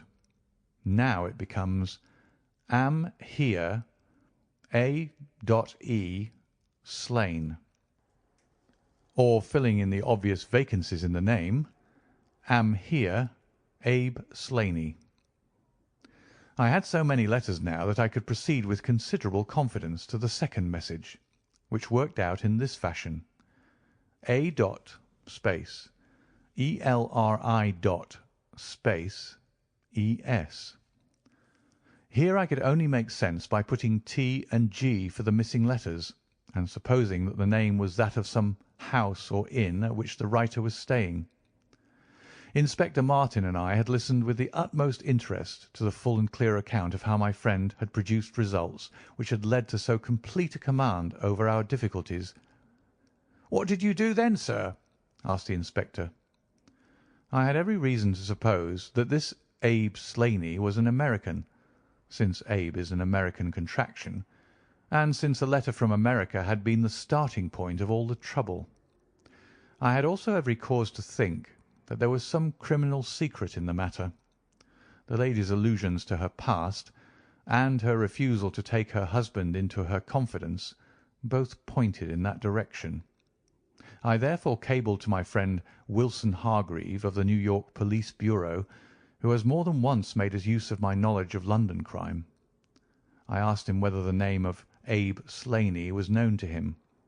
Here is his reply: "The most dangerous crook in Chicago." On the very evening upon which I had his answer, Hilton Cubitt sent me the last message from Slaney. Working with known letters, it took this form: Elsie .re.are space to meet thy go. The addition of a P and a D completed a message which showed me that the rascal was proceeding from persuasion to threats, and my knowledge of the crooks of Chicago prepared me to find that he might very rapidly put his words into action. I at once came to Norfolk with my friend and colleague, Dr. Watson, but unhappily only in time to find that the worst had already occurred. "It is a privilege to be associated with you in the handling of a case," said the inspector warmly. "You will excuse me, however, if I speak frankly to you. You are only answerable to yourself, but I have to answer to my superiors. If this Abe Slaney, living at Elridge's, is indeed the murderer, and if he has made his escape while I am seated here, I should certainly get into serious trouble." "You need not be uneasy. He will not try to escape." "How do you know?" "To fly would be a confession of guilt." "Then let us go arrest him." "I expect him here every instant." "But why should he come?" "Because I have written and asked him." "But this is incredible, Mr. Holmes. Why should he come because you have asked him? Would not such a request rather rouse his suspicions and cause him to fly?" "I think I have known how to frame the letter," said Sherlock Holmes. "In fact, if I am not very much mistaken, here is the gentleman himself coming up the drive." A man was striding up the path which led to the door. He was a tall, handsome, swarthy fellow, clad in a suit of grey flannel with a Panama hat, a bristling black beard, and a great, aggressive hooked nose, and flourishing a cane as he walked. He swaggered up a path as if the place belonged to him, and we heard his loud, confident peal at the bell. "I think, gentlemen," said Holmes quietly, "that we had best take up our position behind the door. Every precaution is necessary when dealing with such a fellow. You will need your handcuffs, Inspector. You can leave the talking to me." We waited in silence for a minute, one of those minutes which one can never forget. Then the door opened, and the man stepped in. In an instant Holmes clapped a pistol to his head, and Martin slipped the handcuffs over his wrists. It was all done so swiftly and deftly that the fellow was helpless before he knew that he was attacked. He glared from one to the other of us with a pair of blazing black eyes, and he burst into a bitter laugh. "Well, gentlemen, you have the drop on me this time. I seem to have knocked up against something hard, but I came here in answer to a letter from Mrs. Hilton Cubitt. Don't tell me that she is in this. Don't tell me that she helped to set a trap for me." "Mrs. Hilton Cubitt was seriously injured, and is at death's door." The man gave a hoarse cry of grief which rang through the house. "You're crazy!" he cried fiercely. "It was he that was hurt, not she. Who would have hurt little Elsie? I may have threatened her, God forgive me, but I would not have touched a hair of her pretty head. Take it back, you. Say that she is not hurt." "She was found badly wounded by the side of her dead husband." He sank with a deep groan on the settee, and buried his face in his manacled hands. For 5 minutes he was silent. Then he raised his face once more, and spoke with the cold composure of despair. "I have nothing to hide from you, gentlemen," said he. "If I shot the man, he had a shot at me, and there's no murder in that. But if you think I could have hurt that woman, then you don't know either me or her. I tell you, there was never a man in this world loved a woman more than I loved her. I had a right to her. She was pledged to me years ago. Who was this Englishman that he should come between us? I tell you that I had the first right to her, and that I was only claiming my own." "She broke away from your influence when she found the man that you are," said Holmes sternly. "She fled from America to avoid you, and she married an honourable gentleman in England. You dogged her and followed her, and made her life a misery to her, in order to induce her to abandon the husband whom she loved and respected in order to fly with you, whom she feared and hated. You have ended by bringing about the death of a noble man and driving his wife to suicide. That is your record in this business, Mr. Abe Slaney, and you will answer for it to the law." "If Elsie dies, I care nothing what becomes of me," said the American. He opened one of his hands and looked at a note crumpled up in his palm. "See here, mister," he cried with a gleam of suspicion in his eyes. "You're not trying to scare me over this, are you? If the lady is hurt as bad as you say, who was it that wrote this note?" He tossed it forward onto the table. "I wrote it, to bring you here." "You wrote it? There was no one on earth outside the joint who knew the secret of the dancing men. How came you to write it?" "What one man can invent, another can discover," said Holmes. "There is a cab coming to convey you to Norwich, Mr. Slaney, but meanwhile you have time to make some small reparation for the injury you have wrought. Are you aware that Mrs. Hilton Cubitt has herself lain under grave suspicion of the murder of her husband, and that it was only my presence here, and the knowledge which I happen to possess, which has saved her from the accusation? The least that you owe her is to make it clear to the whole world that she was in no way, directly or indirectly, responsible for his tragic end." "I ask nothing better," said the American. "I guess the very best case I can make for myself is the absolute naked truth." "It is my duty to warn you that it will be used against you," cried the inspector, with the magnificent fair play of the British criminal law. Slaney shrugged his shoulders. "I'll chance that," said he. "First of all, I want you gentlemen to understand that I have known this lady since she was a child. There were 7 of us in a gang in Chicago, and Elsie's father was the boss of the joint. He was a clever man, was old Patrick. It was he who had invented that writing, which would pass as a child's scrawl unless she just happened to have the key to it. Well, Elsie learned some of our ways, but she couldn't stand the business, and she had a bit of honest money of her own, so she gave us all the slip and got away to London. She'd been engaged to me, and she would have married me, I believe, if I'd taken over another profession.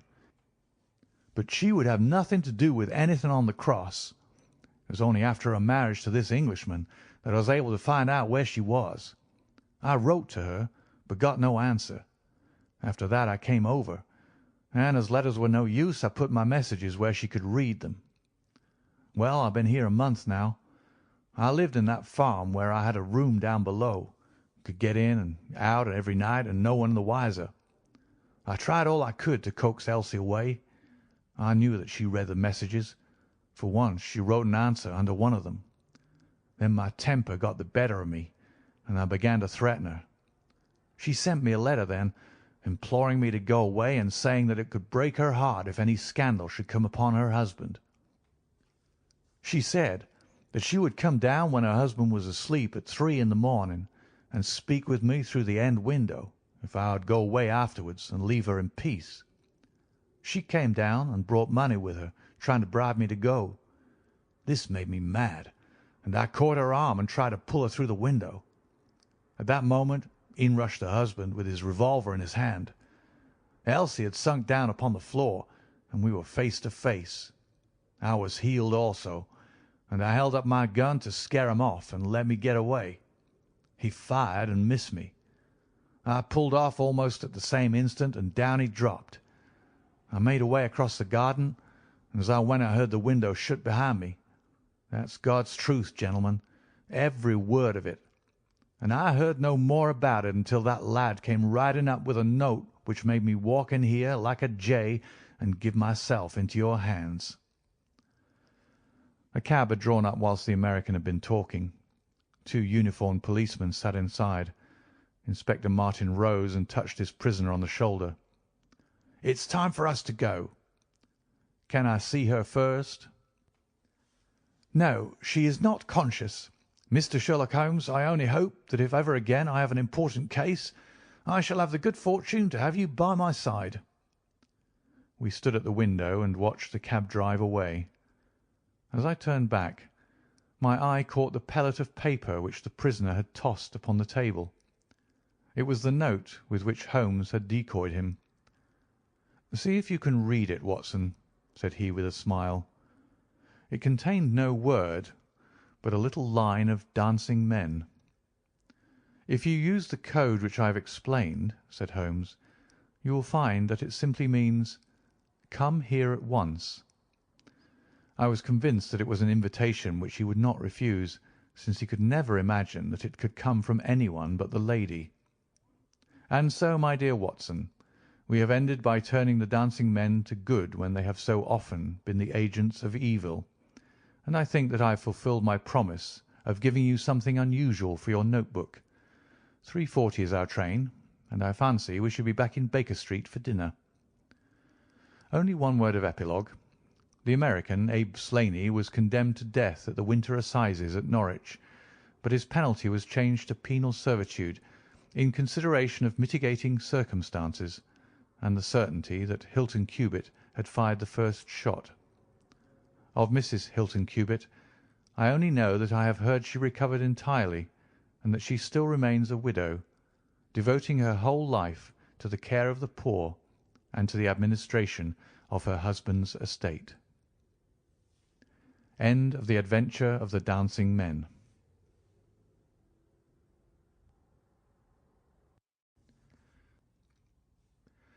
Adventure 4. The Adventure of the Solitary Cyclist. From the years 1894 to 1901 inclusive, Mr. Sherlock Holmes was a very busy man. It is safe to say that there was no public case of any difficulty in which he was not consulted during those 8 years, and there were hundreds of private cases, some of them at the most intricate and extraordinary character, in which he played a prominent part. Many startling successes and a few unavoidable failures were the outcome of this long period of continuous work. As I have preserved very full notes of all these cases, and was myself personally engaged in many of them, it may be imagined that it is no easy task to know which I should select to lay before the public. I shall, however, preserve my former rule, and give the preference to those cases which derive their interest not so much from the brutality of the crime as from the ingenuity and dramatic quality of the solution. For this reason, I will now lay before the reader the facts connected with Miss Violet Smith, the solitary cyclist of Charlington, and the curious sequel of our investigation, which culminated in unexpected tragedy.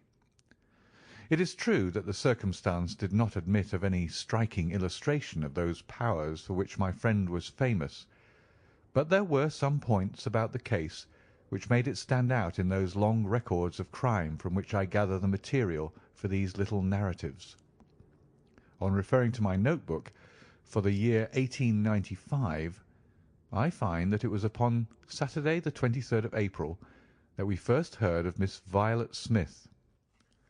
Her visit was, I remember, extremely unwelcome to Holmes, for he was immersed at the moment in a very abstruse and complicated problem concerning the peculiar persecution to which John Vincent Harden, the well-known tobacco millionaire, had been subjected.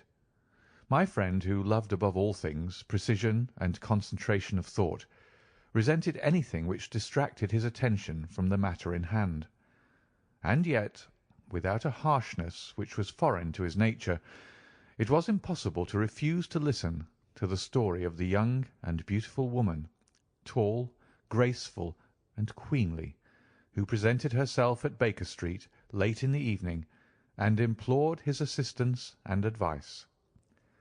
It was vain to urge that his time was already fully occupied, for the young lady had come with the determination to tell her story, and it was evident that nothing short of force could get her out of the room until she had done so. With a resigned air and a somewhat weary smile, Holmes begged the beautiful intruder to take a seat and to inform us what it was that was troubling her. "At least it cannot be your health," said he, as his keen eyes darted over her. "So ardent a bicyclist must be full of energy." She glanced down in surprise at her own feet, and I observed the slight roughening of the side of the sole caused by the friction of the edge of the pedal. "Yes, I bicycle a good deal, Mr. Holmes, and that has something to do with my visit to you to-day." My friend took the lady's ungloved hand and examined it with as close an attention and as little sentiment as a scientist would show to a specimen. "You will excuse me, I am sure. It is my business," said he as he dropped it. "I nearly fell into the error of supposing that you were typewriting. Of course, it is obvious that it is music. You observe the spatulate finger ends, Watson, which is common to both professions. There is a spirituality about the face, however," she gently turned it towards the light, "which the typewriter does not generate. This lady is a musician." "Yes, Mr. Holmes, I teach music." "In the country, I presume, from your complexion?" "Yes, sir, near Farnham, on the borders of Surrey." "A beautiful neighbourhood, and full of the most interesting associations. You remember, Watson, that it was near there that we took Archie Stamford, the forger. Now, Miss Violet, what has happened to you near Farnham, on the borders of Surrey?" The young lady, with great clearness and composure, made the following curious statement. "My father is dead, Mr. Holmes. He was James Smith, who conducted the orchestra at the old Imperial Theatre. My mother and I were left without a relation in the world except one uncle, Ralph Smith, who went to Africa 25 years ago, and we've never had a word from him since. When father died, we were left very poor, but one day we were told that there was an advertisement in the Times inquiring for our whereabouts. You can imagine how excited we were, for we thought that someone had left us a fortune. We went at once to the lawyer whose name was given in the paper. There we met two gentlemen, Mr. Carruthers and Mr. Woodley, who were home on a visit from South Africa. They said that my uncle was a friend of theirs, that he had died some months before in great poverty in Johannesburg, and that he had asked them with his last breath to hunt up his relations and see that they were in no want. It seemed strange to us that Uncle Ralph, who took no notice of us when he was alive, should be so careful to look after us when he was dead. But Mr. Carruthers explained that the reason was that my uncle had just heard of the death of his brother, and so felt responsible for our fate. "Excuse me," said Holmes. "When was this interview?" "Last December, 4 months ago." "Pray proceed." Mr. Woodley seemed to me to be a most odious person. He was for ever making eyes at me, a coarse, puffy-faced, red-moustached young man with his hair plastered down on each side of his forehead. I thought that he was perfectly hateful, and I was sure that Cyril would not wish me to know such a person. "Oh, Cyril is his name?" said Holmes, smiling. The young lady blushed and laughed. "Yes, Mr. Holmes, Cyril Morton, an electrical engineer, and we hope to be married at the end of the summer. Dear me, how did I get talking about him? What I wished to say was that Mr. Woodley was perfectly odious, but that Mr. Carruthers, who was a much older man, was more agreeable. He was a dark, sallow, clean-shaven, silent person, but he had polite manners and a pleasant smile.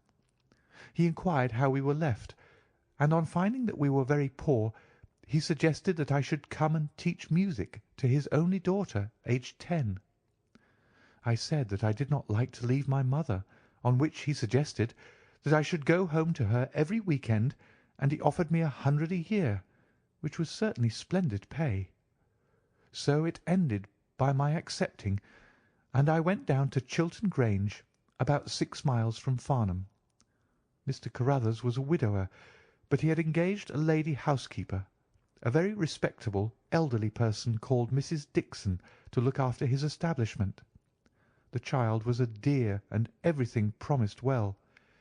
Mr. Carruthers was very kind and very musical, and we had most pleasant evenings together. Every week-end I went home to my mother in town. The first flaw in my happiness was the arrival of the red-moustached Mr. Woodley. He came for a visit of a week, and oh, it seemed 3 months to me. He was a dreadful person, a bully to everyone else, but to me something infinitely worse. He made odious love to me, boasted of his wealth, said that if I married him I could have the finest diamonds in London, and finally, when I would have nothing to do with him, he seized me in his arms one day after dinner, he was hideously strong, and swore that he would not let me go until I had kissed him. Mr. Carruthers came in and tore him from me, on which he turned upon his own host, knocking him down and cutting his face open. That was the end of his visit, as you can imagine. Mr. Carruthers apologized to me next day, and assured me that I should never be exposed to such an insult again. I have not seen Mr. Woodley since. And now, Mr. Holmes, I come at last to the special thing which has caused me to ask your advice to-day. You must know that every Saturday afternoon I ride on my bicycle to Farnham Station in order to get the 12:22 to town. The road from Chiltern Grange is a lonely one, and at one spot it is particularly so, for it lies for over a mile between Charlington Heath upon one side and the woods which lie around Charlington Hall upon the other. You could not find a more lonely tract of road anywhere, and it is quite rare to meet so much as a cart or a peasant until you reach the high road near Crooksbury Hill. 2 weeks ago I was passing this place when I chanced to look over my shoulder and about 200 yards behind me I saw a man, also on a bicycle. He seemed to be a middle-aged man with a short dark beard. I looked back before I reached Farnham, but the man was gone, so I thought no more about it. But you can imagine how surprised I was, Mr. Holmes, when on my return on the Monday I saw the same man on the same stretch of road. My astonishment was increased when the incident occurred again, exactly as before on the following Saturday and Monday. He always kept his distance, and he did not molest me in any way, but still it certainly was very odd. I mentioned it to Mr. Carruthers, who seemed interested in what I said, and told me that he had ordered a horse and trap so that in future I should not pass over those lonely roads without some companion. The horse and trap were to have come this week, but for some reason they were not delivered, and again I had to cycle to the station. That was this morning.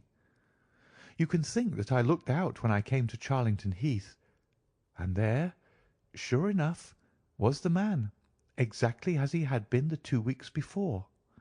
He always kept so far from me that I could not clearly see his face, but it was certainly someone whom I did not know.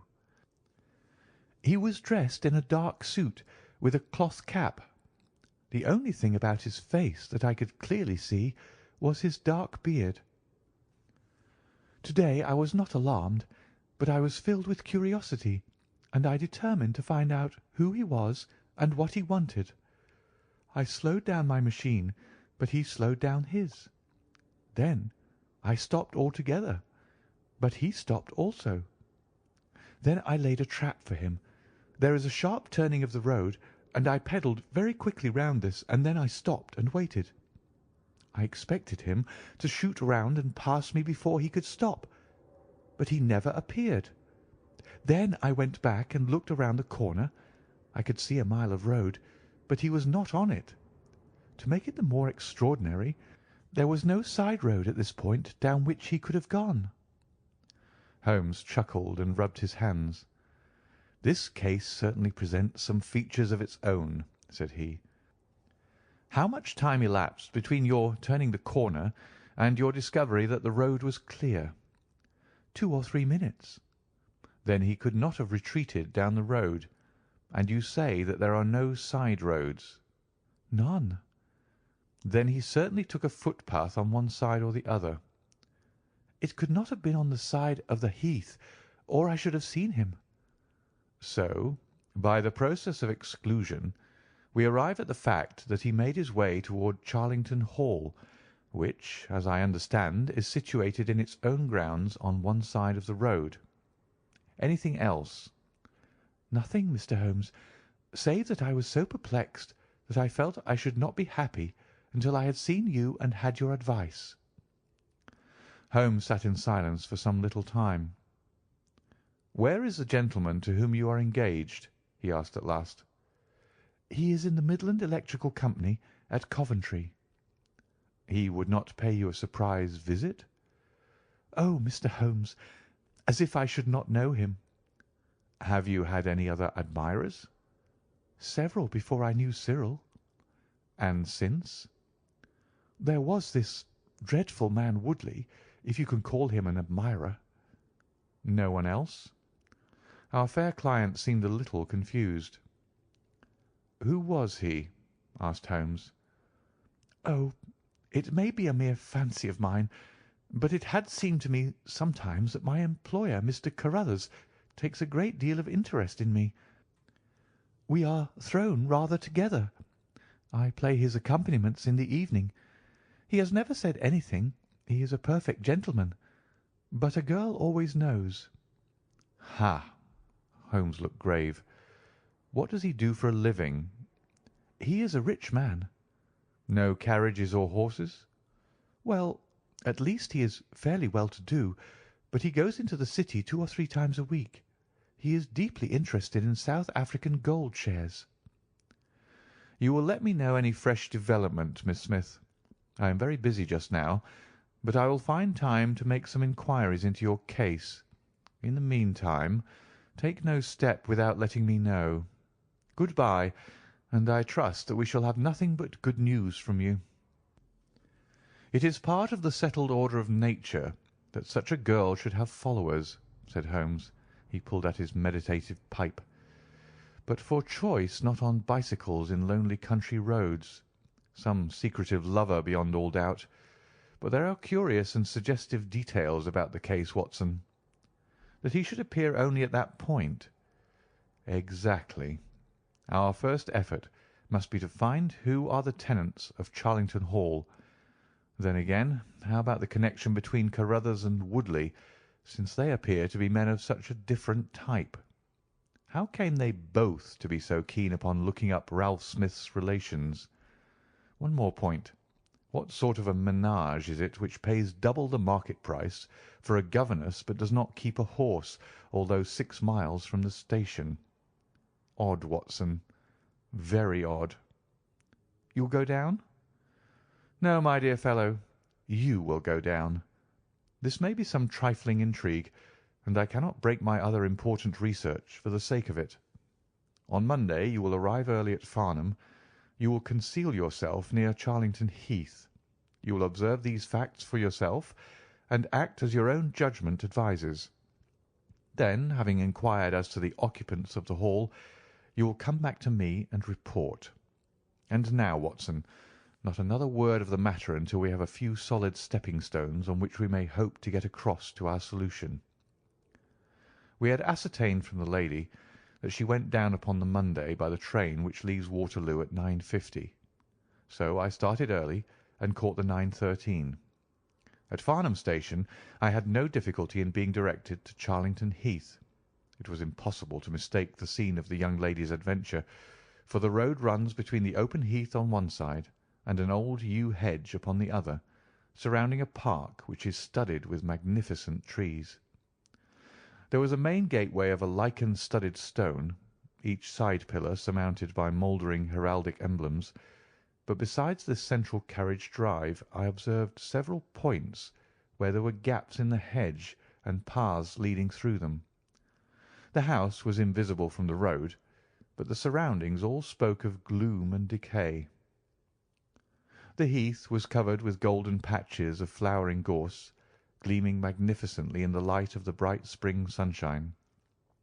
Behind one of these clumps I took up my position so as to command both the gateway of the hall and a long stretch of the road upon either side. It had been deserted when I left it, but now I saw a cyclist riding down it from the opposite direction to that in which I had come. He was clad in a dark suit, and I saw that he had a black beard. On reaching the end of the Charlington grounds, he sprang from his machine and led it through a gap in the hedge, disappearing from my view. A quarter of an hour passed, and then a second cyclist appeared. This time it was the young lady coming from the station. I saw her look about her as she came to the Charlington hedge. An instant later the man emerged from his hiding-place, sprang upon his cycle, and followed her. In all the broad landscape those were the only moving figures, the graceful girl sitting very straight upon her machine, and the man behind her bending low over his handle-bar with a curiously furtive suggestion in every movement. She looked back at him and slowed her pace. He slowed also. She stopped. He at once stopped too, keeping 200 yards behind her. Her next movement was as unexpected as it was spirited. She suddenly whisked her wheels round and dashed straight at him. He was as quick as she, however, and darted off in desperate flight. Presently she came back up the road again, her head haughtily in the air, not deigning to take any further notice of her silent attendant. He had turned also, and still kept his distance until the curve of the road hid them from my sight. I remained in my hiding-place, and it was well that I did so, for presently the man reappeared, cycling slowly back. He turned in at the hall gates and dismounted from his machine. For some minutes I could see him standing among the trees. His hands were raised, and he seemed to be settling his necktie.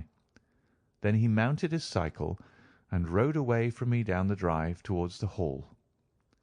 I ran across the heath and peered through the trees.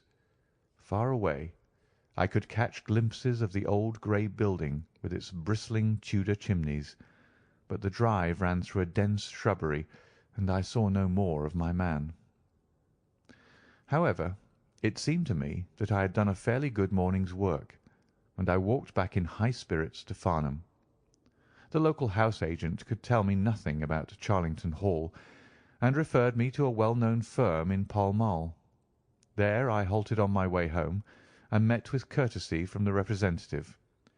No, I could not have Charlington Hall for the summer. I was just too late. It had been let about a month ago.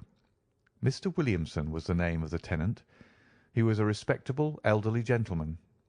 The polite agent was afraid he could say no more, as the affairs of his clients were not matters which he could discuss. Mr. Sherlock Holmes listened with attention to the long report which I was able to present to him that evening, but it did not elicit that word of curt praise which I had hoped for and should have valued.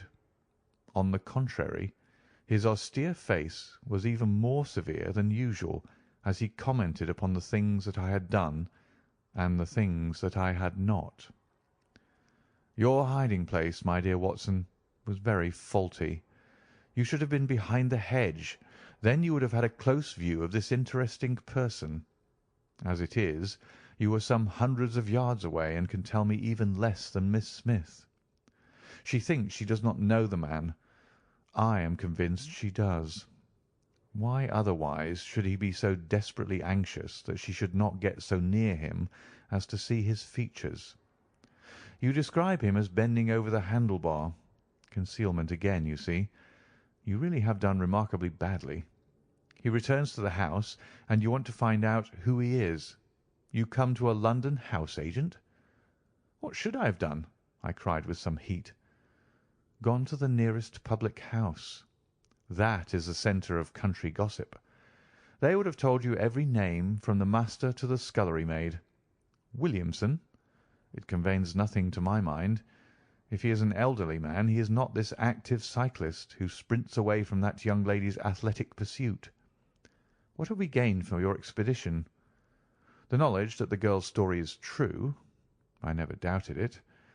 That there is a connection between the cyclist and the Hall. I never doubted that either. That the Hall is tenanted by Williamson. Who's the better for that? Well, well, my dear sir, don't look so depressed. We can do little more until next Saturday, and in the meantime I may make one or two inquiries myself. Next morning we had a note from Miss Smith recounting shortly and accurately the very incidents which I had seen, but the pith of the letter lay in the postscript. I am sure that you will respect my confidence, Mr. Holmes, when I tell you that my place here has become difficult, owing to the fact that my employer has proposed marriage to me. I am convinced that his feelings are most deep and most honourable. At the same time, my promise is of course given. He took my refusal very seriously, but also very gently. You can understand, however, that the situation is a little strained. Our young friend seems to be getting into deep waters, said Holmes thoughtfully as he finished the letter. The case certainly presents more features of interest and more possibility of development than I had originally thought. I should be none the worse for a quiet, peaceful day in the country, and I am inclined to run down this afternoon and test one or two theories which I have formed. Holmes's quiet day in the country had a singular termination, for he arrived at Baker Street late in the evening with a cut lip and a discoloured lump upon his forehead, besides a general air of dissipation which would have made his own person the fitting object of a Scotland Yard investigation. He was immensely tickled by his own adventures, and laughed heartily as he recounted them. "I get so little active exercise that it is always a treat," said he. "You are aware that I have some proficiency in the good old British sport of boxing. Occasionally it is of service. To-day, for example, I should have come to very ignominious grief without it." I begged him to tell me what had occurred. I found that country pub which I had already recommended to your notice, and there I made my discreet inquiries. I was in the bar, and the garrulous landlord was giving me all that I wanted. Williamson is a white-bearded man, and he lives alone, with a small staff of servants, at the Hall. There is some rumour that he is, or has been, a clergyman, but one or two incidents of his short residence at the Hall struck me as peculiarly unecclesiastical. I have already made some inquiries at a clerical agency, and they tell me that there was a man of that name in orders, whose career has been a singularly dark one. The landlord further informed me that there are usually week-end visitors, a warm lot, sir, at the Hall, and especially one gentleman with a red moustache, Mr. Woodley by name, who was always there. We had got as far as this when who should walk in but the gentleman himself, who had been drinking his beer in the tap-room, and had heard the whole conversation. Who was I? What did I want? What did I mean by asking questions? He had a fine flow of language, and his adjectives were very vigorous. He ended a string of abuse by a vicious backhander which I failed to entirely avoid. The next few minutes were delicious. It was a straight left against a slogging ruffian. I emerged as you see me. Mr. Woodley went home in a cart. So ended my country trip, and it must be confessed that, however enjoyable, my day on the Surrey border has not been much more profitable than your own. The Thursday brought us another letter from our client. "You will not be surprised, Mr. Holmes," said she, "to hear that I am leaving Mr. Carruthers' employment. Even the high pay cannot reconcile me to the discomforts of my situation.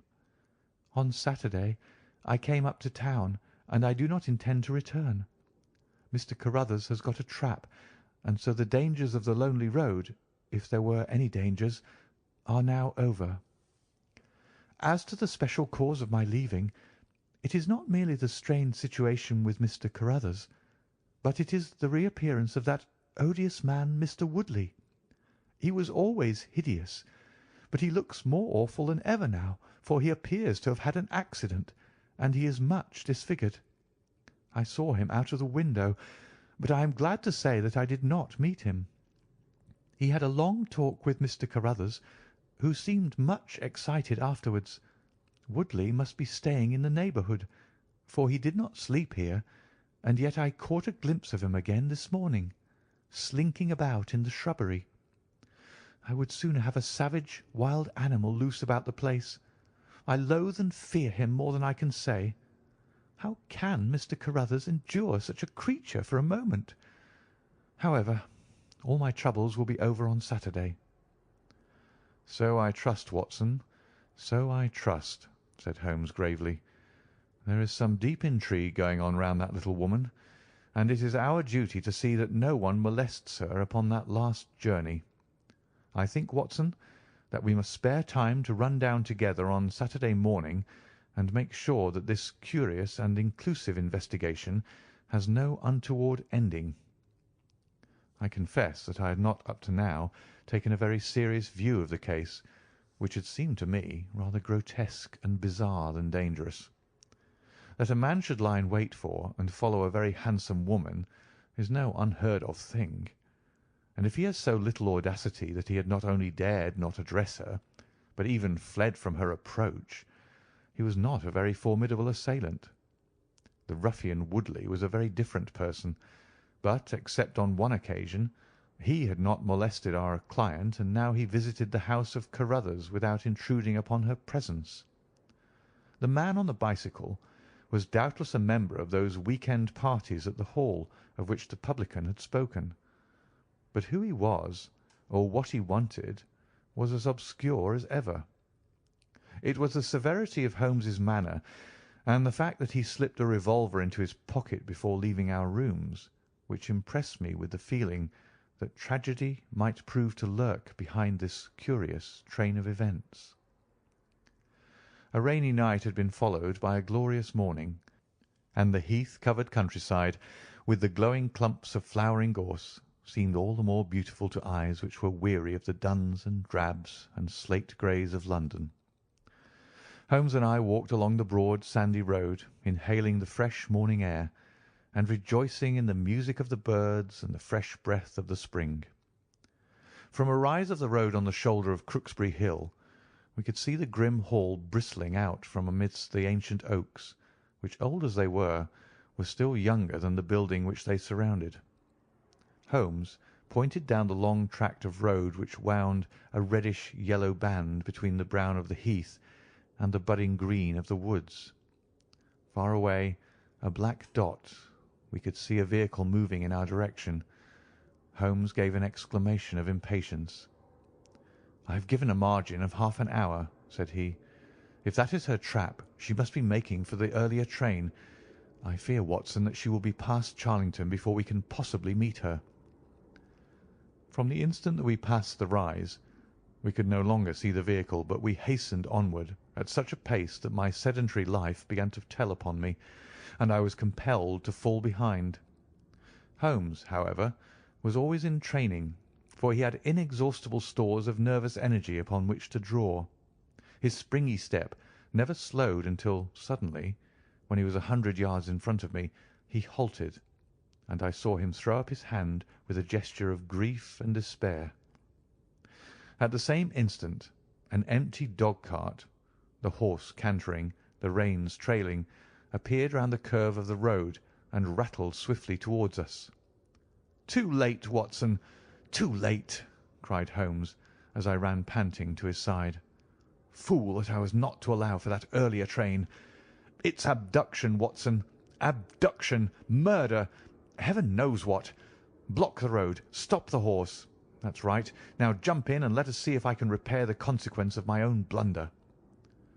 We had sprung into the dog-cart, and Holmes, after turning the horse, gave it a sharp cut with the whip, and we flew back along the road. As we turned the curve, the whole stretch of road between the hall and the heath was opened up. I grasped Holmes's arm. "That's the man!" I gasped. A solitary cyclist was coming towards us. His head was down and his shoulders rounded, as he put every ounce of energy that he possessed onto the pedals. He was flying like a racer. Suddenly he raised his bearded face, saw us close to him, and pulled up, springing from his machine. That coal-black beard was in singular contrast to eyes were as bright as if he had a fever. He stared at us and at the dog-cart. Then a look of amazement came over his face. "Hello! Stop there!" he shouted, holding his bicycle to block our road. "Where did you get that dog-cart? Pull up, man!" he yelled, drawing a pistol from his side. "Pull up, I say, or by George, I'll put a bullet into your horse." Holmes threw the reins into my lap and sprang down from the cart. "You're the man we want to see. Where is Miss Violet Smith?" he said in his quick, clear way.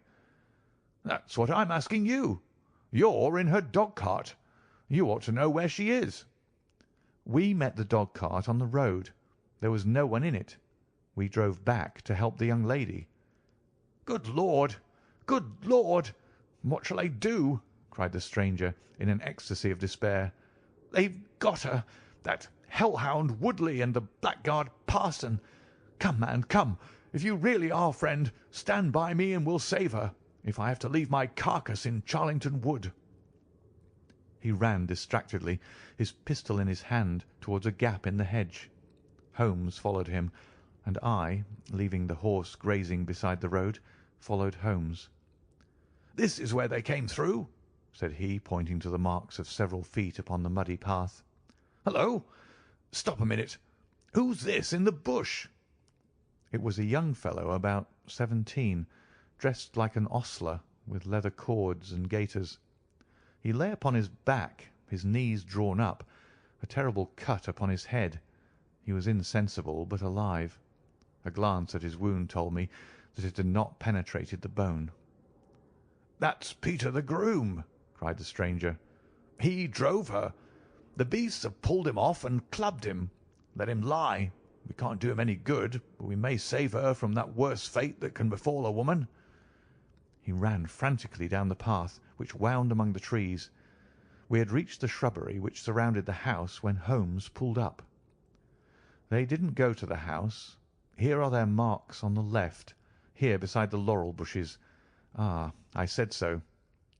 As he spoke, a woman's shrill scream, a scream which vibrated with a frenzy of horror, burst from the thick green clump of bushes in front of us. It ended suddenly on its highest note with a choke and a gurgle. "This way! This way! They're in the bowling alley!" cried the stranger, darting through the bushes. "Ah, the cowardly dogs! Follow me, gentlemen! Too late! Too late! By the living Jingo!" We had broken suddenly into a lovely glade of greensward, surrounded by ancient trees. On the farther side of it, under the shadow of a mighty oak, there stood a singular group of 3 people. One was a woman, our client, drooping and faint, a handkerchief round her mouth. Opposite her stood a brutal, heavy-faced, red-moustached young man, his gaitered legs parted wide, one arm akimbo, the other waving a riding-crop, his whole attitude suggestive of triumphant bravado. Between them, an elderly, grey-bearded man, wearing a short surplice over a light tweed suit, had evidently just completed the wedding service, for he pocketed his prayer-book as we appeared and slapped the sinister bridegroom upon the back in jovial congratulation. "They're married!" I gasped. "Come on!" cried our guide. "Come on!" He rushed across the glade, Holmes and I at his heels. As we approached, the lady staggered against the trunk of the tree for support. Williamson, the ex-clergyman, bowed to us with mock politeness, and the bully Woodley advanced with a shout of brutal and exultant laughter. "You can take your beard off, Bob," said he. "I know you right enough. Well, you and your pals have just come in time for me to be able to introduce you to Mrs. Woodley." Our guide's answer was a singular one. He snatched off the dark beard which had disguised him and threw it on the ground, disclosing a long, sallow, clean-shaven face below it. Then he raised his revolver and covered the young ruffian who was advancing upon him with his dangerous riding-crop swinging in his hand. "Yes," said our ally, "I am Bob Carruthers, and I'll see this woman righted if I had to swing for it. I told you what I'd do if you molested her, and by the Lord I'll be as good as my word." "You're too late. She's my wife." "No, she's your widow." His revolver cracked, and I saw the blood spurt from the front of Woodley's waistcoat. He spun round with a scream and fell upon his back, his hideous red face turning suddenly to a dreadful mottled pallor. The old man, still clad in his surplice, burst into such a string of foul oaths as I have never heard, and pulled out a revolver of his own. But before he could raise it, he was looking down the barrel of Holmes's weapon. "Enough of this," said my friend coldly. "Drop that pistol. Watson, pick it up. Hold it to his head. Thank you. You, Carruthers, give me that revolver. We'll have no more violence. Come, hand it over." "Who are you, then?" "My name's Sherlock Holmes." "Good Lord!" "You've heard of me, I see. I will represent the official police until their arrival. Here, you!" he shouted to a frightened groom who had appeared at the edge of the glade. "Come here. Take this note as hard as you can ride to Farnham." He scribbled a few words upon a leaf from his notebook. "Give it to the superintendent at the police station. Until he comes, I must detain you all under my personal custody." The strong, masterful personality of Holmes dominated the tragic scene, and all were equally puppets in his hands. Williamson and Carruthers found themselves carrying the wounded Woodley into the house, and I gave my arm to the frightened girl. The injured man was laid on his bed, and at Holmes's request I examined him. I carried my report to where he sat in the old tapestry-hung dining-room with his 2 prisoners before him. "He will live," said I. "What!" cried Carruthers, springing out of his chair. "I'll go upstairs and finish him first. Do you tell me that that angel is to be tied to Roaring Jack Woodley for life?" "You need not concern yourself about that," said Holmes. "There are 2 very good reasons why she should, under no circumstances, be his wife. In the first place, We are very safe in questioning Mr. Williamson's right to solemnise a marriage." "I have been ordained," cried the old rascal. "And also unfrocked." "Once a clergyman, always a clergyman." "I think not. How about the licence?" "We had a licence for the marriage. I have it here in my pocket." "Then you got it by trick. But in any case, a forced marriage is no marriage, but it is a very serious felony, as you will discover before you have finished. You will have time to think the point out during the next 10 years or so, unless I am mistaken. As to you, Carruthers, you would have done better to keep your pistol in your pocket." "I begin to think so, Mr. Holmes. But when I thought of all the precaution I had taken to shield this girl, for I loved her, Mr. Holmes, and it is the only time that ever I knew what love was, it fairly drove me mad to think that she was in the power of the greatest brute and bully in South Africa, a man whose name is a holy terror from Kimberley to Johannesburg. Why, Mr. Holmes, you will hardly believe it, but ever since that girl has been in my employment, I never once let her go past this house, where I knew the rascals were lurking, without following her on my bicycle, just to see that she came to no harm. I kept my distance from her, and I wore a beard so that she should not recognise me, for she is a good and high-spirited girl, and she wouldn't have stayed in my employment long if she had thought that I was following her about the country roads." "Why didn't you tell her of her danger?"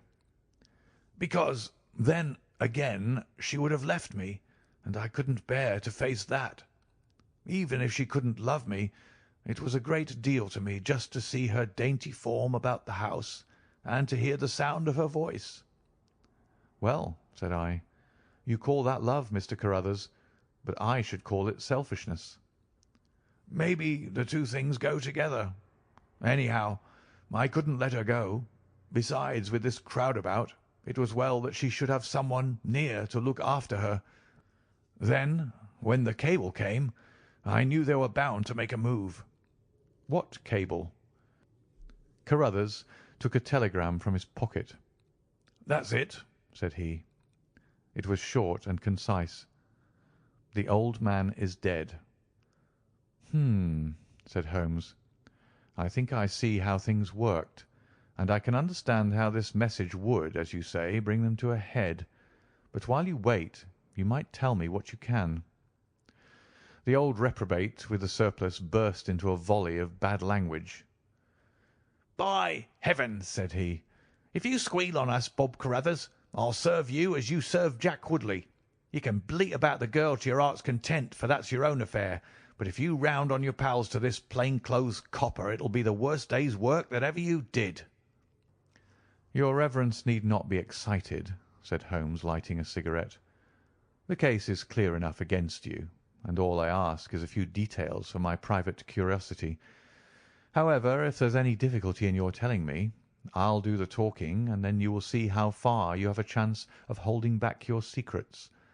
In the first place, 3 of you came from South Africa on this game. You, Williamson, you, Carruthers, and Woodley." "Lie number 1," said the old man. "I never saw either of them until 2 months ago, and I've never been in Africa in my life. So you can put that in your pipe and smoke it, Mr. Busybody Holmes." "What he says is true," said Carruthers. "Well, well, 2 of you came over. His reverence is our own home-made article. You had known Ralph Smith in South Africa. You had reason to believe he would not live long. You found out that his niece would inherit his fortune. How's that, eh?" Carruthers nodded, and Williamson swore. "She was next of kin, no doubt, and you were aware that the old fellow would make no will." "Couldn't read or write," said Carruthers. "So you came over, the 2 of you, and hunted up the girl. The idea was that one of you was to marry her and the other have a share of the plunder. For some reason, Woodley was chosen as the husband. Why was that?" "We played cards for her and on the voyage, and he won." "I see. You got the young lady into your service, and there Woodley was to do the courting. She recognised the drunken brute that he was, and would have nothing to do with him. Meanwhile, Your arrangement was rather upset by the fact that you had yourself fallen in love with the lady. You could no longer bear the idea of this ruffian owning her." "No, by George, I couldn't." "There was a quarrel between you. He left you in a rage and began to make his own plans independently of you." "It strikes me, Williamson, there isn't very much that we can tell this gentleman," cried Carruthers with a bitter laugh. "Yes, we quarrelled, and he knocked me down. I am level with him on that, anyhow. Then I lost sight of him. That was when he picked up with this outcast padre here. I found that they had set up housekeeping together at this place on the line that she had to pass for the station. I kept my eye on her after that, for I knew there was some devilry in the wind. I saw them from time to time, for I was anxious to know what they were after. 2 days ago Woodley came up to my house with this cable which showed that Ralph Smith was dead. He asked me if I would stand by the bargain. I said I would not. He asked me if I would marry the girl myself and give him a share. I said I would willingly do so, but that she would not have me. He said, 'Let us get her married first, and after a week or two she may see things a bit different.' I said I'd have nothing to do with violence. So he went off cursing like the foul-mouthed blackguard that he was, and swearing that he would have her yet. She was leaving me this week-end, and I had got a trap to take her to the station, but I was so uneasy in my mind that I followed her on my bicycle. She'd got a start, however, and before I could catch her the mischief was done. The first thing I knew about it was when I saw you two gentlemen driving back in her dog-cart." Holmes rose and tossed the end of his cigarette into the grate. "I have been very obtuse, Watson," said he. "When in your report you said that you had seen the cyclist, as you thought, arrange his necktie in the shrubbery, that alone should have told me all. However, we may congratulate ourselves upon a curious and, in some respects, a unique case. I perceive 3 of the county constabulary in the drive, and I am glad to see that the little ostler is able to keep pace with them, so it is likely that neither he nor the interesting bridegroom will be permanently damaged by their morning's adventures. I think, Watson, that in your medical capacity you might wait upon Miss Smith and tell her that if she is sufficiently recovered we shall be happy to escort her to her mother's home. If she is not quite convalescent, you will find that a hint that we were about to telegraph to a young electrician in the Midlands would probably complete the cure. As to you, Mr. Carruthers, I think that you have done what you could do to make amends for your share in an evil plot. There is my card, sir, and if my evidence can be of help in your trial, it shall be at your disposal. In the whirl of our incessant activity, it has often been difficult for me, as the reader has probably observed, to round off my narratives and to give those final details which the curious might expect. Each case has been the prelude to another, and the crisis once over, the actors have passed for ever out of our busy lives. I find, however, a short note at the end of my manuscript dealing with this case, in which I have put it upon record that Miss Violet Smith did indeed inherit a large fortune, and that she is now the wife of Cyril Morton, the senior partner of Morton and Kennedy, the famous Westminster electricians. Williamson and Woodley were both tried for abduction and assault, the former getting 7 years, the latter 10. Of the fate of Carruthers I have no record, but I am sure that his assault was not viewed very gravely by the court, since Woodley had the reputation of being a most dangerous ruffian, and I think that a few months were sufficient to satisfy the demands of justice. End of The Adventure of the Solitary Cyclist.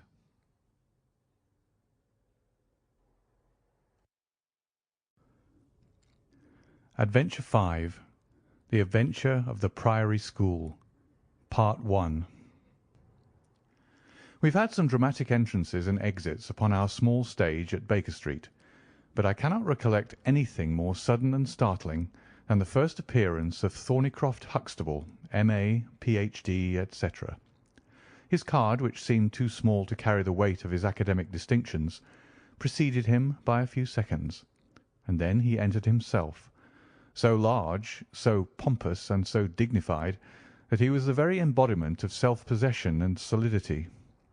And yet his first action, when the door had closed behind him, was to stagger against the table, whence he slipped down upon the floor, and there was that majestic figure prostrate and insensible upon our bearskin hearth-rug. We had sprung to our feet, and for a few moments we stared in silent amazement at this ponderous piece of wreckage which told of some sudden and fatal storm far out on the ocean of life. Then Holmes hurried with a cushion for his head, and I with brandy for his lips. The heavy white face was seamed with lines of trouble. The hanging pouches under the closed eyes were leaden in colour. The loose mouth drooped dolorously at the corners. The rolling chins were unshaven.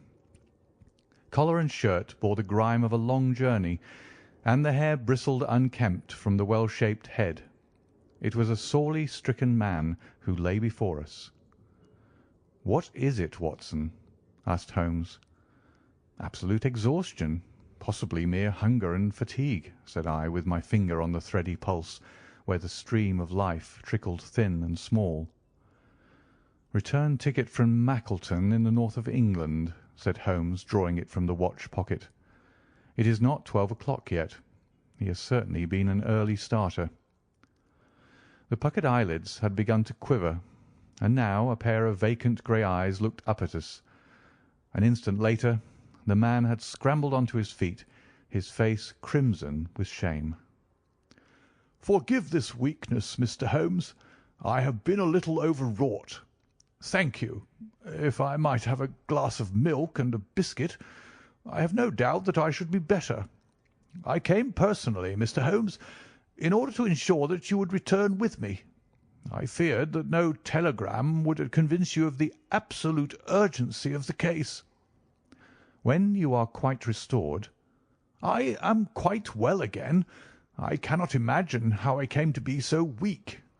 I wish you, Mr. Holmes, to come to Mackleton with me by the next train." My friend shook his head. "My colleague, Dr. Watson, could tell you that we are very busy at present. I am retained in this case of the Ferrers documents, and the Abergavenny murder is coming up for trial. Only a very important issue could call me from London at present." "Important?" Our visitor threw up his hands. "Have you heard nothing of the abduction of the only son of the Duke of Holdernesse?" "What, the late Cabinet Minister?" "Exactly. We had tried to keep it out of the papers, but there was some rumour in the Globe last night. I thought it might have reached your ears." Holmes shot out his long, thin arm and picked out volume H in his encyclopaedia of reference. "Holdernesse, 6th Duke, K.G., P.C. Half the alphabet. Baron Beverley, Earl of Carston. Dear me, what a list. Lord Lieutenant of Hallamshire since 1900. Married Edith, daughter of Sir Charles Appledore, 1888. Heir and only child, Lord Saltire. Owns about 250,000 acres. Minerals in Lancashire and Wales. Address, Carlton House Terrace, Holdernesse Hall, Hallamshire.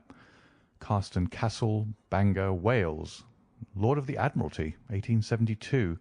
Chief Secretary of State for— Well, well, this man is certainly one of the greatest subjects of the Crown." "The greatest and perhaps the wealthiest. I am aware, Mr. Holmes, that you take a very high line in professional matters, and that you are prepared to work for the work's sake. I may tell you, however, that his Grace has already intimated that a cheque for £5,000 will be handed over to the person who can tell him where his son is, and another 1,000 to him who can name the man or men who have taken him." "It is a princely offer," said Holmes. "Watson, I think that we shall accompany Dr. Huxtable back to the north of England. And now, Dr. Huxtable, when you have consumed that milk, you will kindly tell me what has happened, when it happened, how it happened, and finally what Dr. Thornycroft Huxtable of the Priory School near Mackleton has to do with the matter, and why he comes 3 days after an event—the state of your chin gives the date— to ask for my humble services. Our visitor had consumed his milk and biscuits. The light had come back to his eyes and the colour to his cheeks as he set himself with great vigour and lucidity to explain the situation. "I must inform you, gentlemen, that the Priory is a preparatory school of which I am the founder and principal. Huxtable's sidelights on Horace may possibly recall my name to your memories. The Priory is, without exception, the best and most select preparatory school in England. Lord Leverstoke, the Earl of Blackwater, Sir Cathcart Soames, they all have entrusted their sons to me, but I felt that my school had reached its zenith when weeks ago the Duke of Holdernesse sent Mr. James Wilder, his secretary, with intimation that young Lord Saltire, 10 years old, his only son and heir, was about to be committed to my charge. Little did I think that this would be the prelude to the most crushing misfortune of my life. On May 1st the boy arrived, that being the beginning of the summer term. He was a charming youth, and he soon fell into our ways. I may tell you, I trust that I am not indiscreet, but half-confidence are absurd in such a case, that he was not entirely happy at home. It is an open secret that the Duke's married life had not been a peaceful one, and the matter had ended in a separation by mutual consent, the Duchess taking up her residence in the south of France. This had occurred very shortly before, and the boy's sympathies are known to have been strongly with his mother. He moped after her departure from Holdernesse Hall, and it was for this reason that the Duke desired to send him to my establishment.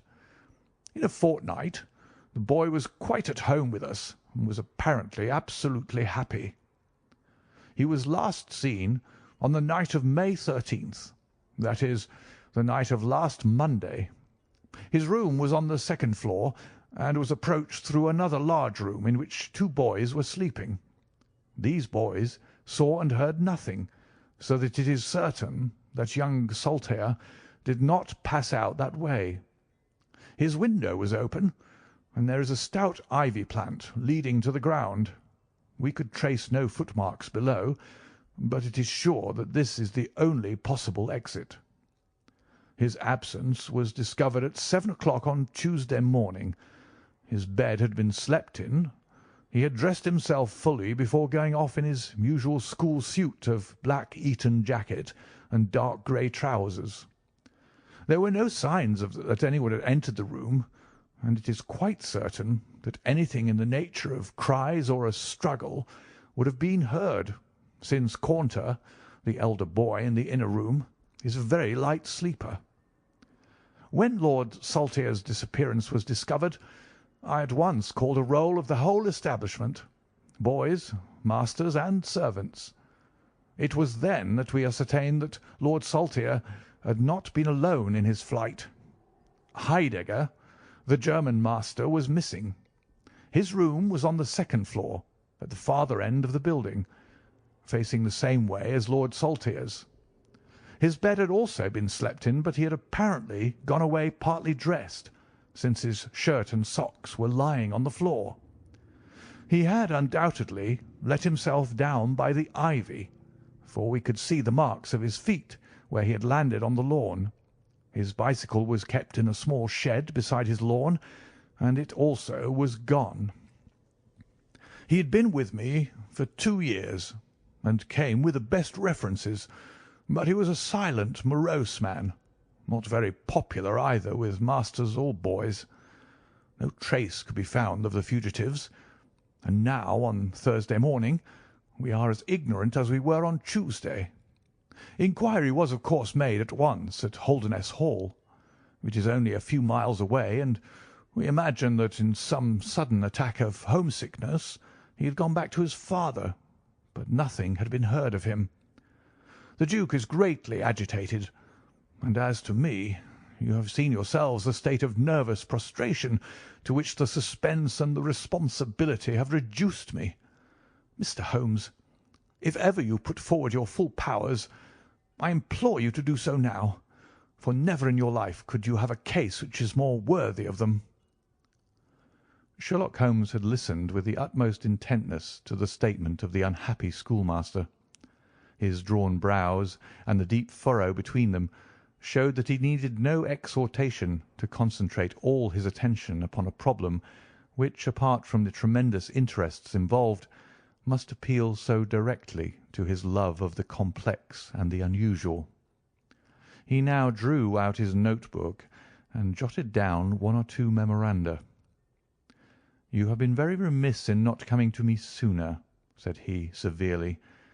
"You start me on my investigation with a very serious handicap.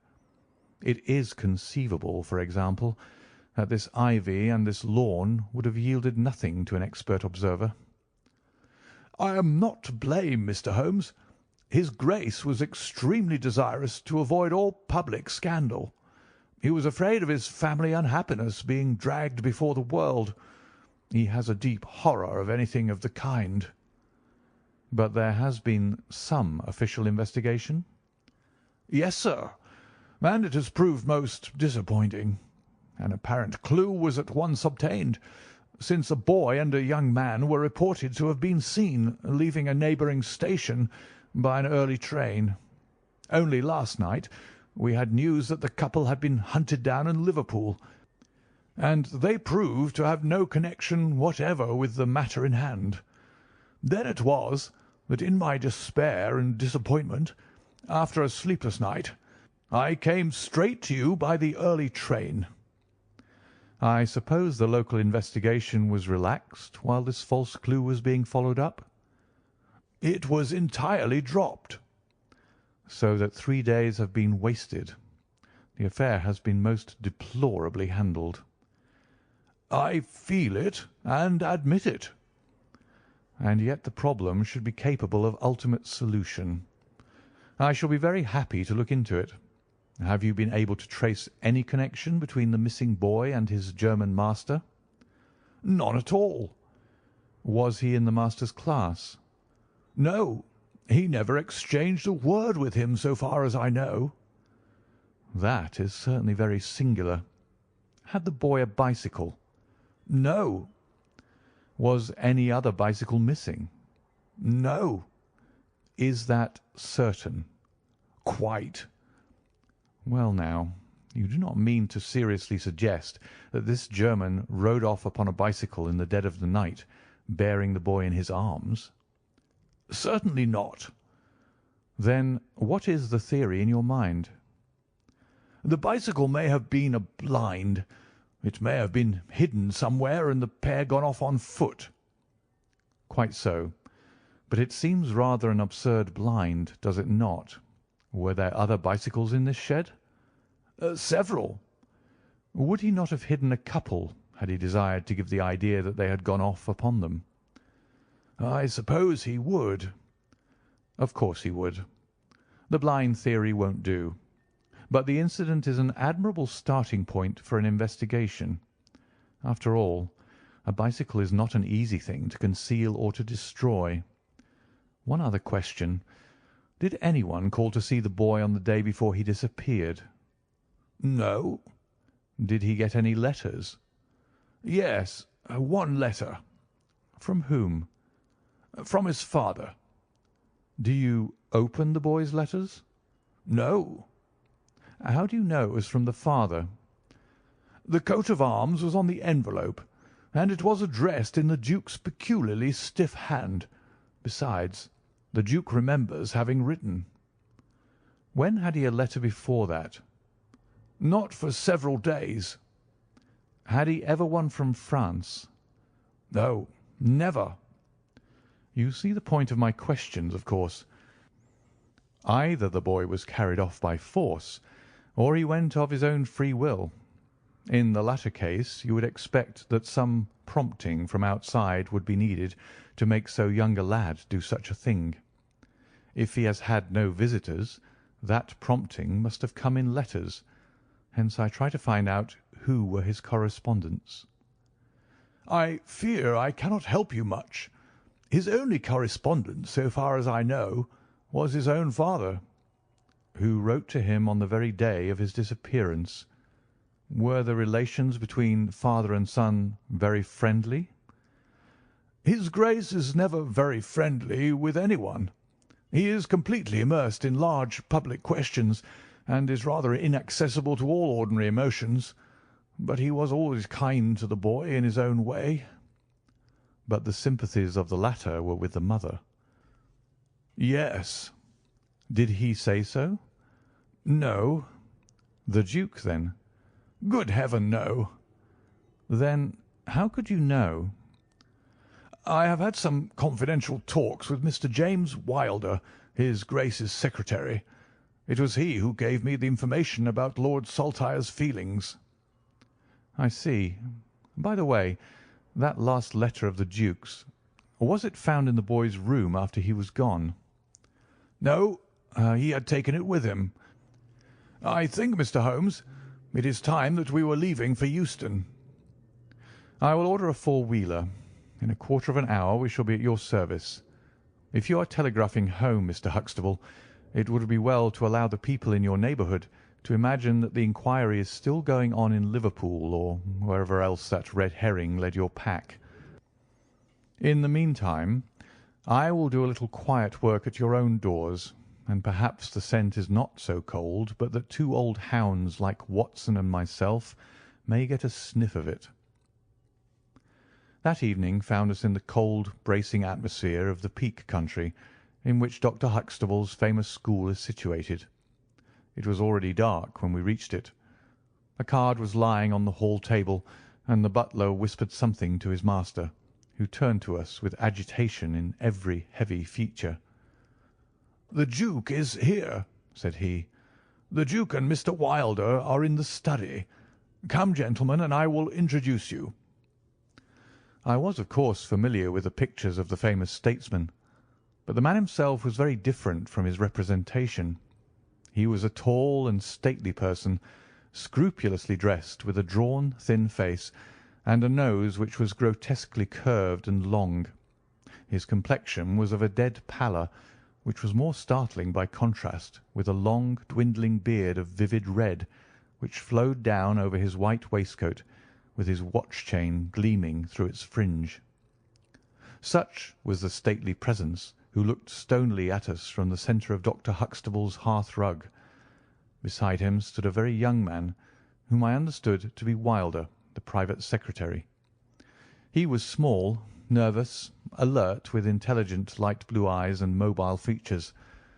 It was he who at once, in an incisive and positive tone, opened the conversation. "I called this morning, Dr. Huxtable, too late to prevent you from starting to London. I learned that your object was to invite Mr. Sherlock Holmes to undertake the conduct of this case. His Grace is surprised, Dr. Huxtable, that you should have taken such a step without consulting him." "When I learned that the police had failed—" "His Grace is by no means convinced that the police have failed." "But surely Mr. Wilder—" "You are well aware, Dr. Huxtable, that his Grace is particularly anxious to avoid all public scandal. He prefers to take as few people as possible into his confidence." "The matter can be easily remedied," said the browbeaten doctor. "Mr. Sherlock Holmes can return to London by the morning train." "Hardly that, Doctor, hardly that," said Holmes in his blandest voice. "This northern air is invigorating and pleasant, so I propose to spend a few days upon your moors, and to occupy my mind as best I may. Whether I have the shelter of your roof or the village inn is, of course, for you to decide." I could see that the unfortunate doctor was in the last stage of indecision, from which he was rescued by the deep, sonorous voice of the red-bearded duke, which boomed out like a dinner gong. "I agree with Mr. Wilder, Dr. Huxtable, that you have done wisely to consult me. But since Mr. Holmes has already been taken into your confidence, it would indeed be absurd that we should not avail ourselves of his services. Far from going to the inn, Mr. Holmes, I should be pleased if you would come and stay with me at Holderness Hall." "I thank your Grace. For the purposes of my investigation, I think that it would be wiser for me to remain at the scene of the mystery." "Just as you like, Mr. Holmes. Any information which Mr. Wilder or I can give you is, of course, at your disposal." "It will probably be necessary for me to see you at the Hall," said Holmes. "I would only ask you now, sir, whether you have formed any explanation in your own mind as to the mysterious disappearance of your son." "No, sir, I have not." "Excuse me if I allude to that which is painful to you, but I have no alternative. Do you think that the Duchess had anything to do with the matter?" The great minister showed perceptible hesitation. "I do not think so," he said at last. "The other most obvious explanation is that the child has been kidnapped for the purpose of levying ransom. You have not had any demand of the sort?" "No, sir." "One more question, your Grace. I understand that you wrote to your son upon the day when this incident occurred?" "No, I wrote upon the day before." "Exactly. But he received it on that day?" "Yes." "Was there anything in your letter which might have unbalanced him or induced him to take such a step?" "No, sir, certainly not." "Did you post that letter yourself?" The nobleman's reply was interrupted by his secretary, who broke in with some heat. "His Grace is not in the habit of posting letters himself," said he. "This letter was laid with others upon the study table, and I myself put them in the post-bag." "You are sure this one was among them?" "Yes, I observed it." "How many letters did your Grace write that day?" 20 or 30. I have a large correspondence, but surely this is somewhat irrelevant." "Not entirely," said Holmes. "For my own part," the Duke continued, "I have advised the police to turn their attention to the south of France. I have already said that I do not believe that the Duchess would encourage so monstrous an action, but the lad had the most wrong-headed opinions, and it is possible that he may have fled to her, aided and abetted by this German. I think, Dr. Huxtable, that we will now return to the Hall." I could see that there were other questions which Holmes would have wished to put, but the nobleman's abrupt manner showed that the interview was at an end. It was evident that to his intensely aristocratic nature this discussion of his intimate family affairs with a stranger was most abhorrent, and that he feared lest every fresh question would throw a fiercer light into the discreetly shadowed corners of his ducal history. When the nobleman and his secretary had left, my friend flung himself at once, with characteristic eagerness, into the investigation. The boy's chamber was carefully examined, and yielded nothing save the absolute conviction that it was only through the window that he could have escaped. The German master's room and effects gave no further clue. In his case a trailer of ivy had given way under his weight, and we saw by the light of a lantern the mark on the lawn where his heels had come down. That one dint in the short green grass was the only material witness left of this inexplicable nocturnal flight. Sherlock Holmes left the house alone, and only returned after 11. He had obtained a large ordnance map of the neighbourhood, and this he brought into my room, where he laid it out on the bed, and, having balanced a lamp in the middle of it, he began to smoke over it, and occasionally to point out objects of interest with the reeking amber of his pipe. Holmes' map of the neighbourhood of the school. "This case grows upon me, Watson," said he. "There are decidedly some points of interest in connection with it. In this early stage, I want you to realise those geographical features which may have a good deal to do with our investigation. Look at this map. This dark square is the Priory School. I'll put a pin in it. Now, this line is the main road. You see that it runs east and west past the school, and you see also that there is no side road for a mile either way. If these two folk passed away by road, it was this road." "Exactly." By a singular and happy chance, we are able to some extent to check what passed along this road during the night in question. At this point, where my pipe is now resting, a county constable was on duty from 12 to 6. It is, as you perceive, the first crossroad on the east side. This man declares that he was not absent from his post for an instant, and he is positive that neither boy nor man could have gone that way unseen. I have spoken with this policeman to-night, and he appears to me to be a perfectly reliable person. That blocks this end. We have now to deal with the other. There is an inn here, the Red Bull, the landlady of which was ill. She had sent to Mackleton for a doctor, but he did not arrive until morning, being absent at another case. The people at the inn were alert all night, awaiting his coming, and one or other of them seems to have continually had an eye upon the road. They declare that no one passed. If their evidence is good, then we are fortunate enough to be able to block the west, and also to be able to say that the fugitives did not use the road at all. But the bicycle, I objected. Quite so. We will come to the bicycle presently. To continue our reasoning, if these people did not go by the road, they must have traversed the country to the north of the house or to the south of the house. That is certain. Let us weigh the one against the other. On the south of the house is, as you perceive, a large district of arable land, cut up into small fields with stone walls between them. There I admit that a bicycle is impossible. We can dismiss the idea. We turn to the country on the north. Here there lies a grove of trees marked as the Ragged Shore, and on the farther side stretches a great rolling moor, Lower Gill Moor, extending for 10 miles and sloping gradually upward. Here, at one side of this wilderness, is Holderness Hall, 10 miles by road, but only 6 across the moor. It is a peculiarly desolate plain. A few more farmers have small holdings where they rear sheep and cattle.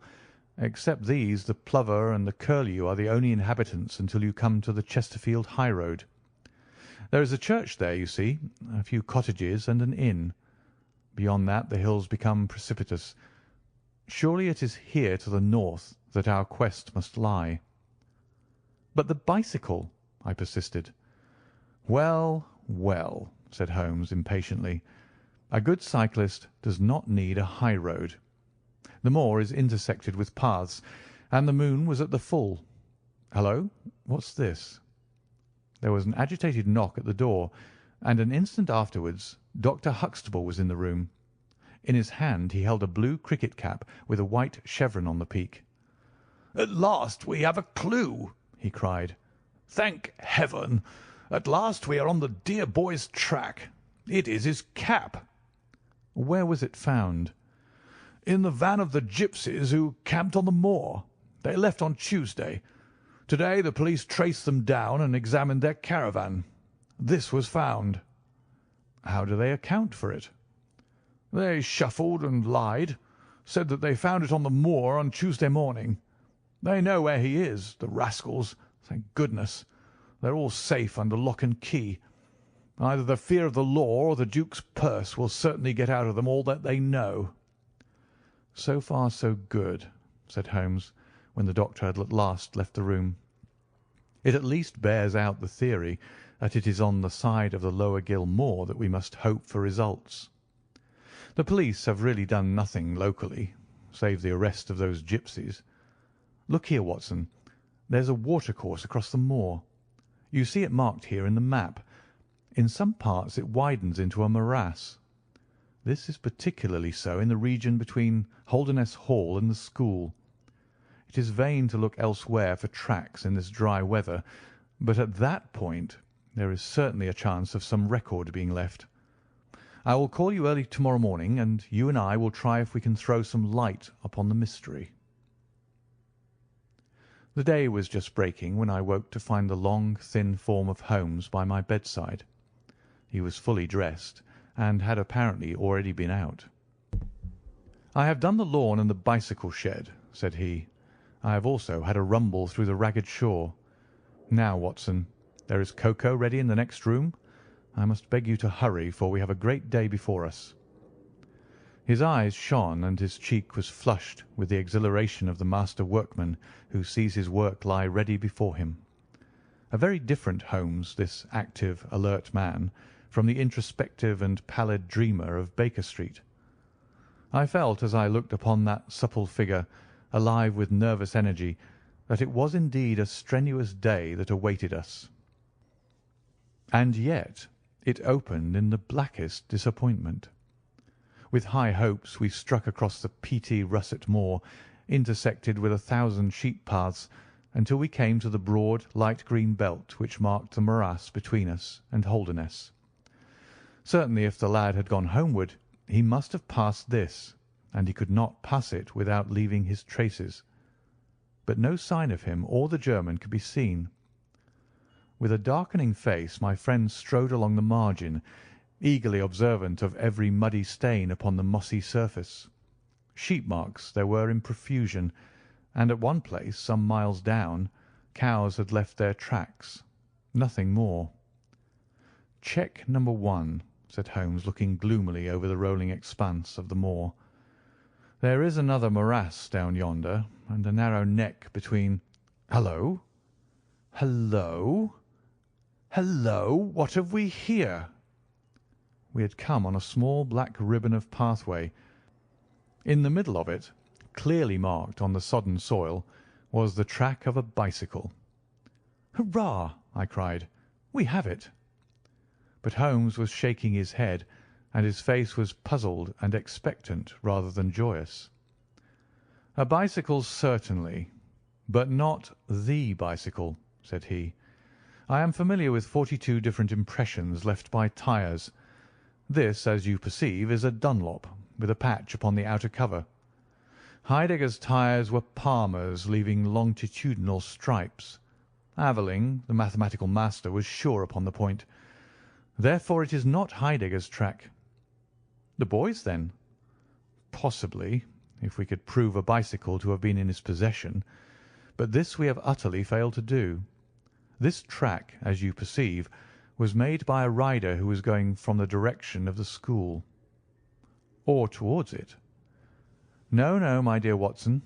The more deeply sunk impression is, of course, the hind wheel upon which the weight rests. You perceive several places where it has passed across and obliterated the more shallow mark of the front one.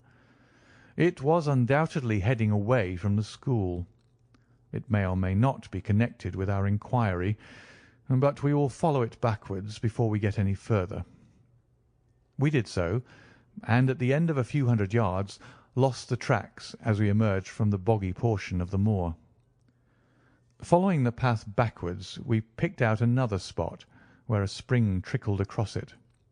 Here, once again, was the mark of the bicycle, though nearly obliterated by the hoofs of cows. After that there was no sign, but the path ran right on into Ragged Shaw, the wood which backed on to the school. From this wood the cycle must have emerged. Holmes sat down on a boulder and rested his chin in his hands. I had smoked 2 cigarettes before he moved. "Well, well," said he at last, "it is of course possible that a cunning man might change the tyres of his bicycle in order to leave the unfamiliar tracks. A criminal who was capable of such a thought is a man whom I should be proud to do business with. We will leave this question undecided and hark back to our morass again, for we have left a good deal unexplored." We continued our systematic survey of the edge of the sodden portion of the moor, and soon our perseverance was gloriously rewarded. Right across the lower part of the bog lay a miry path. Holmes gave a cry of delight as he approached it. An impression like a fine bundle of telegraph wires ran down the centre of it. It was the Palmer tyres. "Here is Herr Heidegger sure enough," cried Holmes exultantly. "My reasoning seems to have been pretty sound, Watson." "I congratulate you." "But we have a long way still to go. Kindly walk clear of the path. Now let us follow the trail. I fear that it will not lead very far." We found, however, as we advanced, that this portion of the moor is intersected with soft patches, and though we frequently lost sight of the track, we always succeeded in picking it up once more. "Do you observe," said Holmes, "that the rider is now undoubtedly forcing the pace? There can be no doubt of it. Look at this impression, where you get both tyres clear. The one is as deep as the other. That can only mean that the rider is throwing his weight onto the handlebar, as a man does when he is sprinting. By Jove, he's had a fall." There was a broad irregular smudge covering some yards of the track. Then there were a few footmarks, and the tyre reappeared once more. "A side slip," I suggested. Holmes held up a crumpled branch of flowering gorse. To my horror, I perceived that the yellow blossoms were all dabbed with crimson. On the path, too, and among the heather, were dark stains of clotted blood. "Bad," said Holmes. "Bad. Stand clear, Watson. Not an unnecessary footstep. What do I read here? He fell wounded. He stood up. He remounted. He proceeded. But there is no other track. Cattle on this side path. He was surely not gored by a bull. Impossible. But I see no traces of anyone else. We must push on, Watson. Surely with stains as well as the track to guide us, he cannot escape us now." Our search was not a very long one. The tracks of the tyre began to curve fantastically upon the wet and shining path. Suddenly, as I looked ahead, the gleam of metal caught my eye from amid the thick gorse bushes. Out of them we dragged a bicycle, palmer-tired, one pedal bent, and the whole front of it horribly smeared and slobbered with blood. On the other side of the bushes a shoe was projecting. We ran round, and there lay the unfortunate rider. He was a tall man, full-bearded, with spectacles, one glass of which had been knocked out. The cause of his death was a frightful blow upon the head, which had crushed in part of his skull. That he could have gone on after receiving such an injury said much for the vitality and courage of the man. He wore shoes but no socks, and his open coat disclosed a nightshirt beneath it. It was undoubtedly the German master. Holmes turned the body over reverently and examined it with great attention. He then sat in deep thought for a time, and I could see by his ruffled brow that this grim discovery had not, in his opinion, advanced us much in our inquiry. "It is a little difficult to know what to do, Watson," said he at last. "My own inclinations are to push this inquiry on, for we have already lost so much time that we cannot afford to waste another hour. On the other hand, we are bound to inform the police of the discovery, and to see that this poor fellow's body is looked after. I could take a note back, but I need your company and assistance. Wait a bit. There is a fellow cutting peat up yonder. Bring him over here, and he will guide the police." End of Part 1 of The Adventure of the Priory School. Part 2 of The Adventure of the Priory School from The Return of Sherlock Holmes. I brought the peasant across, and Holmes dispatched the frightened man with a note to Dr. Huxtable. "Now, Watson," said he, "we have picked up 2 clues this morning. One is the bicycle with the Palmer tyre, and we see what that has led to. The other is the bicycle with the patched Dunlop. Before we start to investigate that, let us try to realize what we do know so as to make the most of it, and to separate the essential from the accidental. First of all, I wish to impress upon you that the boy certainly left of his own free will. He got down from his window, and he went off either alone or with someone. That is sure." I assented. "Well now, let us turn to this unfortunate German master. The boy was fully dressed when he fled. Therefore, he foresaw what he would do. But the German went without his socks. He certainly acted on very short notice."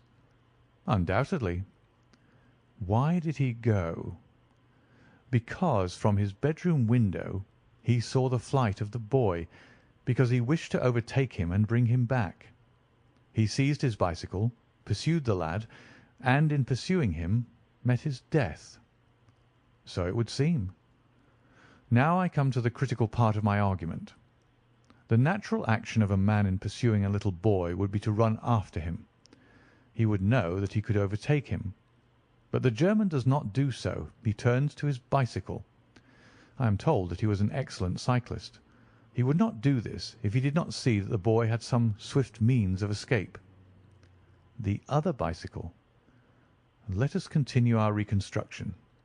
He meets his death 5 miles from the school. Not by a bullet, mark you, which even a lad might conceivably discharge, but by a savage blow dealt by a vigorous arm. The lad, then, had a companion in his flight, and the flight was a swift one, since it took 5 miles before an expert cyclist could overtake them. Yet we survey the ground round the scene of the tragedy. What do we find? A few cattle tracks, nothing more. I took a wide sweep round, and there is no path within 50 yards. Another cyclist could have had nothing to do with the actual murder, nor were there any human footmarks. "Holmes," I cried, "this is impossible." "Admirable," he said. "A most illuminating remark. It is impossible as I state it, and therefore I must in some respect have stated it wrong. Yet you saw for yourself. Can you suggest any fallacy?" "He could not have fractured his skull in a fall." "In a morass, Watson?" "I am at my wit's end." "Tut, tut. We have solved some worse problems. At least we have plenty of material, if we can only use it. Come, then, and having exhausted the Palmer, let us see what the Dunlop with the patched cover has to offer us." We picked up the track and followed it onward for some distance, but soon the moor rose into a long, heather-tufted curve, and we left the watercourse behind us. No further help from tracks could be hoped for.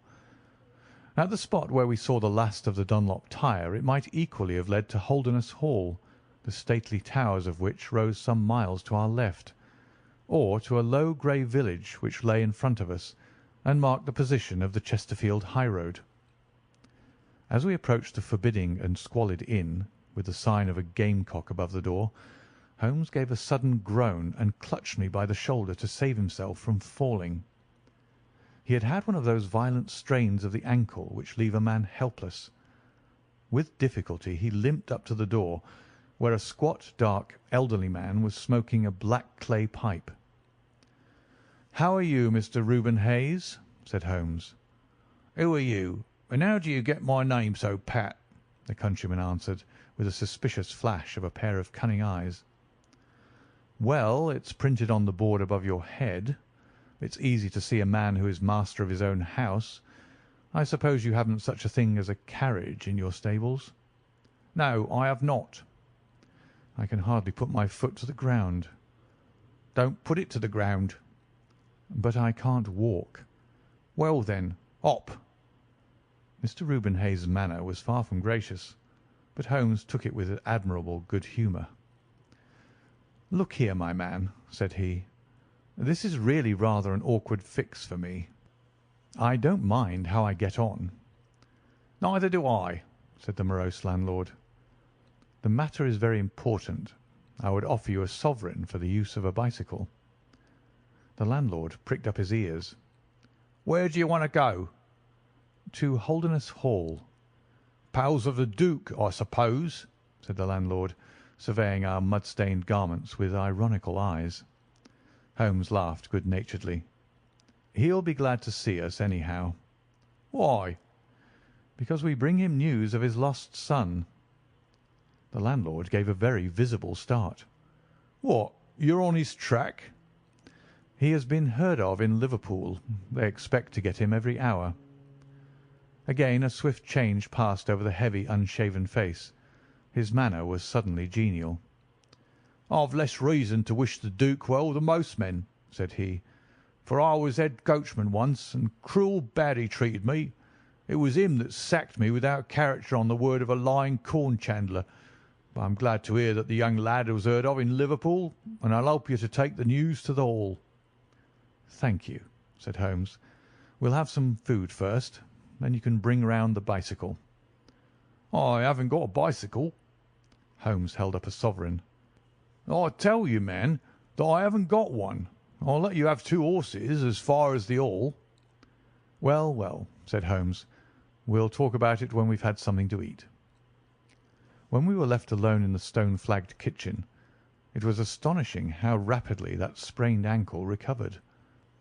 It was nearly nightfall, and we had eaten nothing since early morning, so that we spent some time over our meal. Holmes was lost in thought, and once or twice he walked over to the window and stared earnestly out. It opened onto a squalid courtyard. In the far corner was a smithy, where a grimy lad was at work. On the other side were the stables. Holmes had sat down again after one of those excursions when he suddenly sprang out of his chair with a loud exclamation. "By Heaven, Watson, I believe that I've got it!" he cried. "Yes, yes, it must be so, Watson. Do you remember seeing any cow tracks to-day?" "Yes, several." "Where?" "Well, everywhere. They were at the morass, and again on the path, and again near where poor Heidegger met his death." "Exactly. Well now, Watson, how many cows did you see on the moor?" "I don't remember seeing any." "Strange, Watson, that we should see tracks all along our line, but never a cow on the whole moor. Very strange, Watson, eh?" "Yes, it is strange." "Now, Watson, make an effort. Throw your mind back. Can you see those tracks upon the path?" "Yes, I can." "Can you recall that the tracks were sometimes like that, Watson?" He arranged a number of breadcrumbs in this fashion. "And sometimes like this, and occasionally like this. Can you remember that?" "No, I cannot." "But I can. I could swear to it. However, we will go back at our leisure and verify it. What a blind beetle I have been not to draw my conclusion." "And what is your conclusion?" "Only that it is a remarkable cow which walks, canters, and gallops. By George, Watson, it was no brain of a country publican that thought out such a blind as that. The coast seems to be clear, save for that lad in the smithy. Let us slip out and see what we can see." There were 2 rough-haired, unkempt horses in the tumble-down stable. Holmes raised the hind leg of one of them and laughed aloud. "Old shoes, but newly shod. Old shoes, but new nails. This case deserves to be a classic. Let us go across to the smithy." The lad continued his work without regarding us. I saw Holmes's eyes darting to right and left among the litter of iron and wood which was scattered above the floor.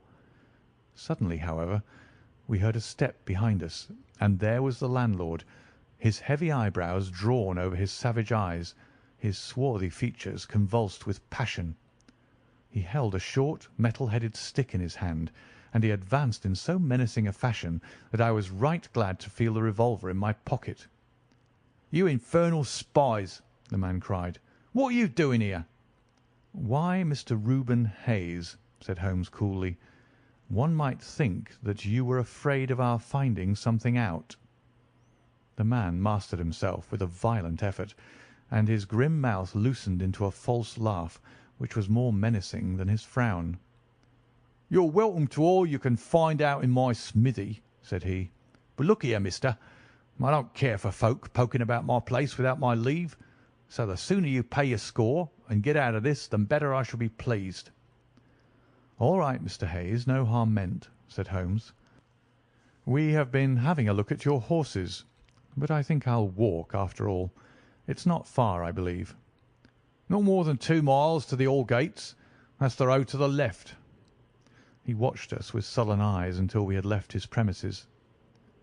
We did not go very far along the road, for Holmes stopped the instant that the curve hid us from the landlord's view.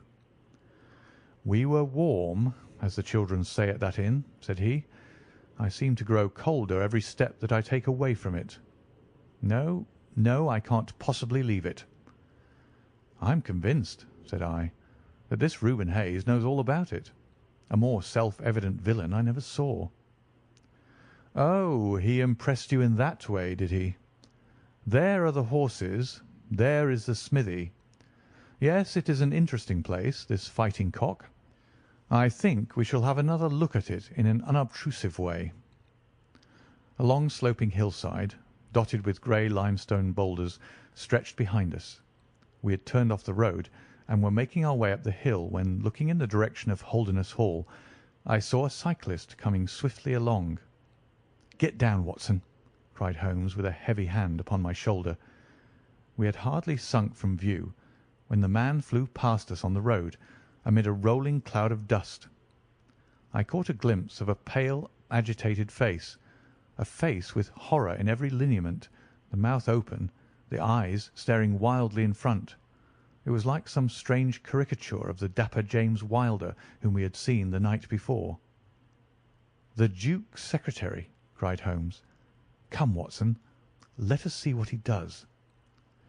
We scrambled from rock to rock until in a few moments we had made our way to a point from which we could see the front door of the inn. Wilder's bicycle was leaning against the wall beside it. No one was moving about the house, nor could we catch a glimpse of any faces at the windows. Slowly the twilight crept down as the sun sank behind the high towers of Holderness Hall. Then in the gloom we saw the two side lamps of a trap light up in the stable yard of the inn, and shortly afterwards heard the rattle of hoofs as it wheeled out into the road and tore off at a furious pace in the direction of Chesterfield. "What do you make of that, Watson?" Holmes whispered. "It looks like a flight. A single man in a dog-cart, so far as I could see. Well, it certainly was not Mr. James Wilder, for there he is at the door." A red square of light had sprung out of the darkness. In the middle of it was the black figure of the secretary, his head advanced, peering out into the night. It was evident that he was expecting someone. Then at last there were steps in the road. A second figure was visible for an instant against the light. The door shut, and all was black once more. 5 minutes later a lamp was lit in a room upon the first floor. "It seems to be a curious class of custom that is done by the Fighting Cock," said Holmes. "The bar is on the other side." "Quite so. These are what one may call the private guests. Now, what in the world is Mr. James Wilder doing in that den at this hour of night, and who is the companion who comes to meet him there? Come, Watson, we must really take a risk and try to investigate this a little more closely." Together we stole down to the road and crept across to the door of the inn. The bicycle still leaned against the wall. Holmes struck a match and held it to the back wheel, and I heard him chuckle as the light fell upon a patched Dunlop tyre. Up above us was the lighted window. "I must have a peep through that, Watson. If you bend your back and support yourself upon the wall, I think that I can manage." An instant later his feet were on my shoulders, but he was hardly up before he was down again. "Come, my friend," said he, "our day's work has been quite long enough. I think that we have gathered all that we can. It's a long walk to the school, and the sooner we get started the better." He hardly opened his lips during that weary trudge across the moor, nor would he enter the school when he reached it, but went on to Mackleton Station, whence he could send some telegrams. Late at night I heard him consoling Dr. Huxtable, prostrated by the tragedy of his master's death, and later still he entered my room as alert and vigorous as he had been when he started in the morning. "All goes well, my friend," said he. "I promise that before tomorrow evening we shall have reached the solution of the mystery." At 11 o'clock next morning my friend and I were walking up the famous yew avenue of Holderness Hall. We were ushered through the magnificent Elizabethan doorway and into his Grace's study, where we found Mr. James Wilder, demure and courtly, but with some trace of that wild terror of the night before still lurking in his furtive eyes and in his twitching features. "You have come to see his Grace. I am sorry, but the fact is that the Duke is far from well. He's been very much upset by the tragic news. We received a telegram from Dr. Huxtable yesterday afternoon which told us of your discovery." "I must see the Duke, Mr. Wilder." "But he is in his room." "Then I must go to his room." "I believe he's in his bed." "I will see him there." Holmes's cold and inexorable manner showed the secretary that it was useless to argue with him. "Very good, Mr. Holmes. I will tell him that you're here." After an hour's delay, the great nobleman appeared. His face was more cadaverous than ever. His shoulders had rounded, and he seemed to me to be an altogether older man than he had been the morning before. He greeted us with a stately courtesy, and seated himself at his desk, his red beard streaming down on the table. "Well, Mr. Holmes," said he. But my friend's eyes were fixed upon the secretary, who stood by his master's chair. "I think, your Grace, that I could speak more freely in Mr. Wilder's absence." The man turned a shade paler and cast a malignant glance at Holmes. "If your Grace wishes—" "Yes, yes, you had better go. Now, Mr. Holmes, what have you to say?" My friend waited until the door had closed behind the retreating secretary. "The fact is, your Grace," said he, "that my colleague, Dr. Watson, and myself had an assurance from Dr. Huxtable that a reward had been offered in this case. I should like to have this confirmed from your own lips." "Certainly, Mr. Holmes." "It amounted, if I am correctly informed, to £5,000 to anyone who will tell you where your son is." "Exactly." "And another 1,000 to the man who will name the person or persons who keep him in custody." "Exactly." "Under the latter heading is included, no doubt, not only those who may have taken him away, but also those who conspire to keep him in his present position." "Yes, yes," cried the Duke impatiently. "If you do your work well, Mr. Sherlock Holmes, you will have no reason to complain of niggardly treatment." My friend rubbed his thin hands together with an appearance of avidity which was a surprise to me, who knew his frugal tastes. "I fancy that I see your Grace's cheque-book upon the table," said he. "I should be glad if you would make me out a cheque for £6,000. It would be as well, perhaps, for you to cross it. The Capital and Counties Bank, Oxford Street branch, are my agents." His Grace sat very stern and upright in his chair, and looked stonily at my friend. "Is this a joke, Mr. Holmes? It is hardly a subject for pleasantry." "Not at all, your Grace. I was never more earnest in my life." "What do you mean, then?" "I mean that I have earned the reward. I know where your son is, and I know some, at least, of those who are holding him." The Duke's beard had turned more aggressively red than ever against his ghastly white face. "Where is he?" "He is, or was last night, at the Fighting Cock Inn, about 2 miles from your park gate." The Duke fell back in his chair. "And whom do you accuse?" Sherlock Holmes's answer was an astounding one. He stepped swiftly forward and touched the Duke upon the shoulder. "I accuse you," said he. "And now, your Grace, I'll trouble you for that cheque." Never shall I forget the Duke's appearance as he sprang up and clawed with his hands like one who is sinking into an abyss. Then, with an extraordinary effort of aristocratic self-command, he sat down and sank his face in his hands. It was some minutes before he spoke. "How much do you know?" he asked at last, without raising his head. "I saw you together last night." "Does anyone else besides your friend know?" "I have spoken to no one." The Duke took a pen in his quivering fingers and opened his cheque-book. "I shall be as good as my word, Mr. Holmes. I am about to write your cheque.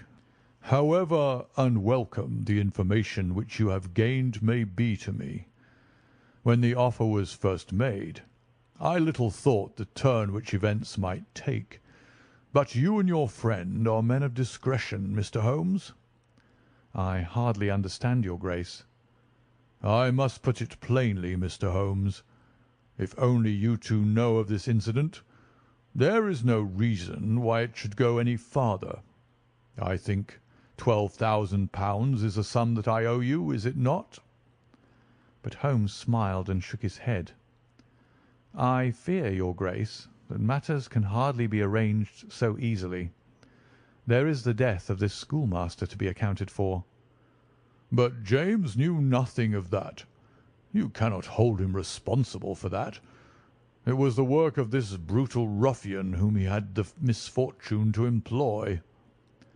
"I must take the view, your Grace, that when a man embarks upon a crime he is morally guilty of any other crime which may spring from it." "Morally, Mr. Holmes, no doubt you are right, but surely not in the eyes of the law. A man cannot be condemned for a murder at which he was not present, and which he loathes and abhors as much as you do. The instant that he heard of it he made a complete confession to me, so filled was he with horror and remorse. He lost not an hour in breaking entirely with the murderer. Oh, Mr. Holmes, you must save him. You must save him. I tell you that you must save him." The Duke had dropped the last attempt at self-command and was pacing the room with a convulsed face and with his clenched hands raving in the air. At last he mastered himself and sat down once more at his desk. "I appreciate your conduct in coming here before you spoke to anyone else," said he. "At least we have to take counsel how far we can minimize this hideous scandal." "Exactly," said Holmes. "I think, your Grace, that this can only be done by absolute frankness between us. I am disposed to help your Grace to the best of my ability, but in order to do so I must understand to the last detail how the matter stands. I realise that your words applied to Mr. James Wilder, and that he is not the murderer." "No, the murderer has escaped." Sherlock Holmes smiled demurely. "Your Grace can hardly have heard of any small reputation which I possess, or you would not imagine that it is so easy to escape me. Mr. Reuben Hayes was arrested at Chesterfield on my information at 11 o'clock last night. I had a telegram from the head of the local police before I left school this morning." The Duke leaned back in his chair and stared with amazement at my friend. "You seem to have powers that are hardly human," said he. "So, Reuben Hayes is taken. I am right glad to hear it, if it will not react upon the fate of James." "Your secretary?" "No, sir. My son." It was Holmes's turn to look astonished. "I confess that this is entirely new to me, your Grace. I must beg you to be more explicit." "I will conceal nothing from you. I agree with you that complete frankness, however painful it may be to me, is the best policy in this desperate situation to which James's folly and jealousy have reduced us. When I was a very young man, Mr. Holmes, I loved with such a love as comes only once in a lifetime. I offered the lady marriage, but she refused it on the grounds that such a match might mar my career. Had she lived, I would certainly never have married anyone else. She died and left this one child whom for her sake I have cherished and cared for. I could not acknowledge the paternity to the world, but I gave him the best of educations, and since he came to manhood I have kept him near my person. He surmised my secret, and was presumed ever since upon the claim which he has upon me, and upon his power of provoking a scandal which would be abhorrent to me. His presence had something to do with the unhappy issue of my marriage. Above all, he hated my young legitimate heir from the first, with a persistent hatred. You may well ask me why, under these circumstances, I still kept James under my roof. I answer that it was because I could see his mother's face in his, and that for her dear sake there was no end to my long suffering. All her pretty ways, too. There was not one of them which he could not suggest and bring back to my memory. I could not send him away, but I feared so much lest he should do Arthur, that is, Lord Saltire, a mischief, that I dispatched him for safety to Dr. Huxtable's school. James came into contact with this fellow Hayes, because the man was a tenant of mine, and James acted as agent. The fellow was a rascal from the beginning, but in some extraordinary way James became intimate with him. He had always a taste for low company. When James determined to kidnap Lord Saltire, it was of this man's service that he availed himself. You remember that I wrote to Arthur upon that last day? Well, James opened the letter and inserted a note asking Arthur to meet him in a little wood called the Ragged Shaw, which is near to the school. He used the Duchess's name, and in that way got the boy to come. That evening James bicycled over. I am telling you what he has himself confessed to me, and he told Arthur, whom he met in the wood, that his mother longed to see him, that she was awaiting him on the moor, and that if he would come back into the wood at midnight, he would find a man with a horse who would take him to her. Poor Arthur fell into the trap. He came to the appointment, and found this fellow Hayes with a led pony. Arthur mounted, and they set off together. It appears, though this James only heard yesterday, that they were pursued, that Hayes struck the pursuer with his stick, and that the man died of his injuries. Hayes brought Arthur to his public house, the Fighting Cock, where he was confined in an upper room under the care of Mrs. Hayes, who is a kindly woman, but entirely under the control of her brutal husband. Well, Mr. Holmes, that was the state of affairs when I first saw you 2 days ago. I had no more idea of the truth than you. You will ask me what was James's motive in doing such a deed. I answer that there was a great deal which was unreasoning and fanatical in the hatred which he bore my heir. In his view, he should himself have been heir of all my estates, and he deeply resented those social laws which made it impossible. At the same time, he had a definite motive also. He was eager that I should break the entail, and he was of opinion that it lay in my power to do so. He intended to make a bargain with me, to restore Arthur if I would break the entail, and so make it possible for the estate to be left to him by will. He knew well that I should never willingly invoke the aid of the police against him. I say that he would have proposed such a bargain to me, but he did not actually do so, for events moved too quickly for him, and he had no time to put his plans into practice.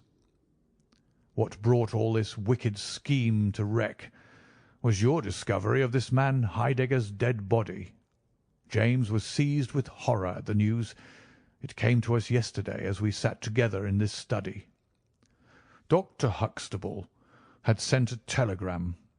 James was so overwhelmed with grief and agitation that my suspicions, which had never been entirely absent, rose instantly to a certainty, and I taxed him with the deed. He made a complete voluntary confession. Then he implored me to keep his secret for 3 days longer, so as to give his wretched accomplice a chance of saving his guilty life. I yielded, as I have always yielded, to his prayers, and instantly James hurried off to the Fighting Cock to warn Hayes and give him the means of flight. I could not go there by daylight without provoking comment, but as soon as night fell I hurried off to see my dear Arthur. I found him safe and well, but horrified beyond expression by the dreadful deed he had witnessed. In deference to my promise, and much against my will, I consented to leave him there for 3 days, under the charge of Mrs. Hayes, since it was evident that it was impossible to inform the police where he was without telling them also who was the murderer, and I could not see how that murderer could be punished without ruin to my unfortunate James.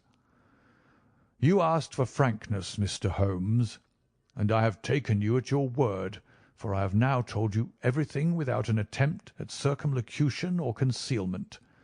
Do you in turn be as frank with me?" "I will," said Holmes. "In the first place, your Grace, I am bound to tell you that you have placed yourself in a most serious position in the eyes of the law.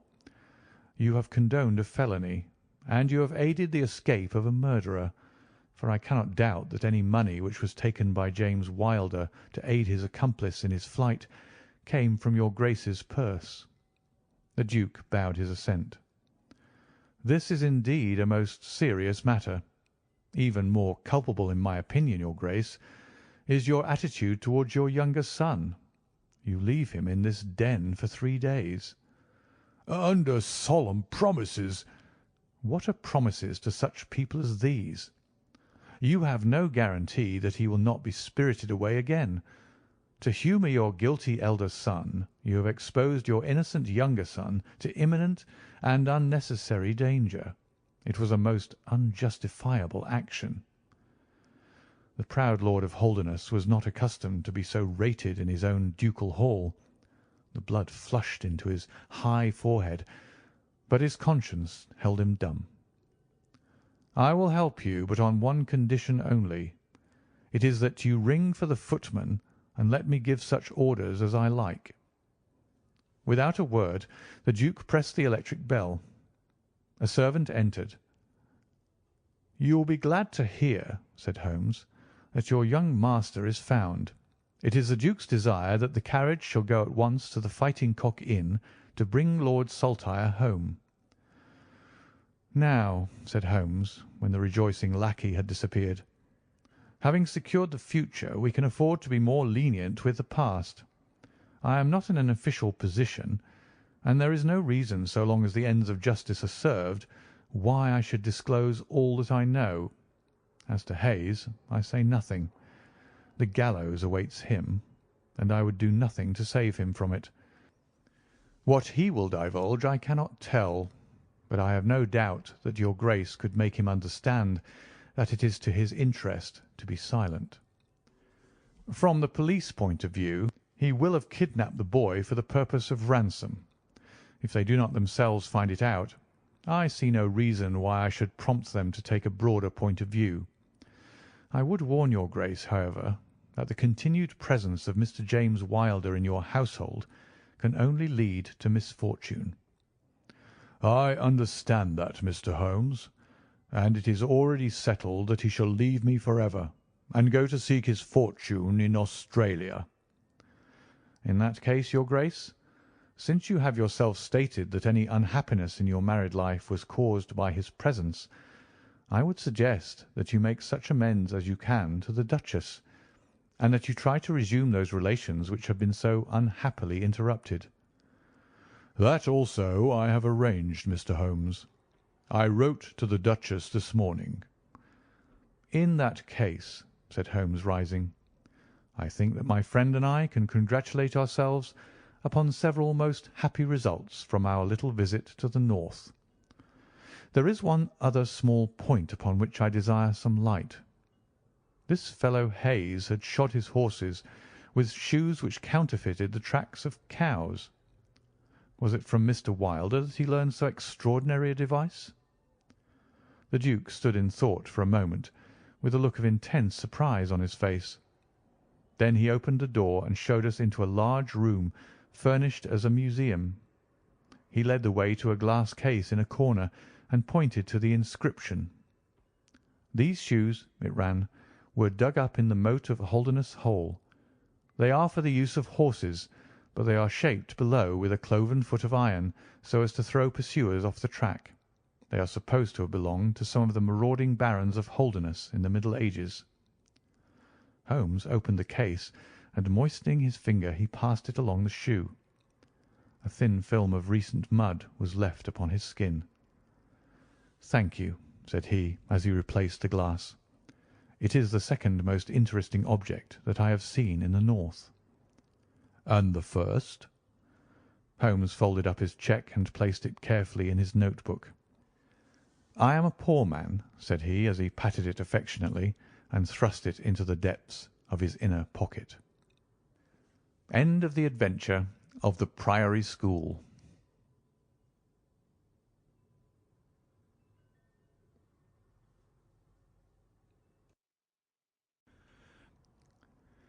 Adventure 6. The Adventure of Black Peter. I have never known my friend to be in better form, both mental and physical, than in the year '95.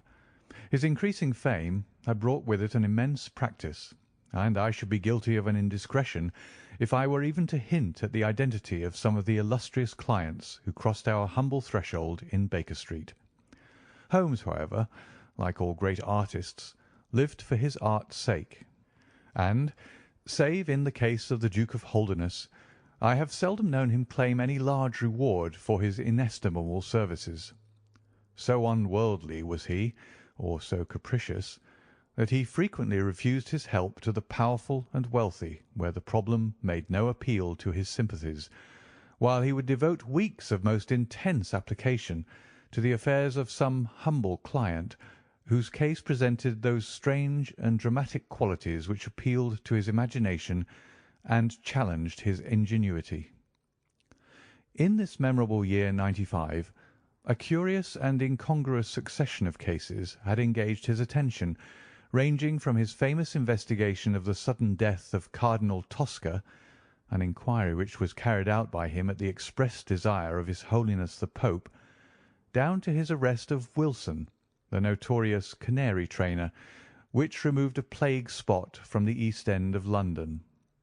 Close on the heels of these two famous cases came the tragedy of Woodman's Lee, and the very obscure circumstances which surrounded the death of Captain Peter Carey. No record of the doings of Mr. Sherlock Holmes would be complete which did not include some account of this very unusual affair. During the first week of July, my friend had been absent so often and so long from our lodgings that I knew he had something on hand.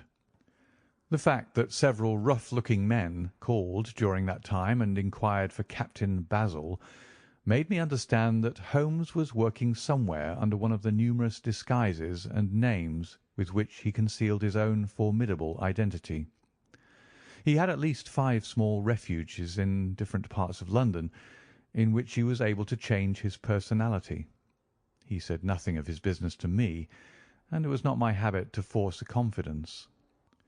The first positive sign which he gave me of the direction which his investigation was taking was an extraordinary one. He had gone out before breakfast, and I had sat down to mine when he strode into the room, his hat upon his head, and a huge barbed-headed spear tucked like an umbrella under his arm. "Good gracious, Holmes!" I cried. "You don't mean to say that you've been walking about London with that thing?" "I drove to the butcher's and back." "The butcher's?" "And I return with an excellent appetite. There can be no question, my dear Watson, of the value of exercise before breakfast. But I am prepared to bet that you will not guess the form that my exercise has taken." "I will not attempt it." He chuckled as he poured out the coffee. "If you could have looked into Allardyce's back shop, you would have seen a dead pig swung from a hook in the ceiling, and a gentleman in his shirt sleeves furiously stabbing at it with this weapon. I was that energetic person, and I have satisfied myself that by no exertion of my strength can I transfix the pig with a single blow. Perhaps you would care to try." "Not for worlds. But why were you doing this?"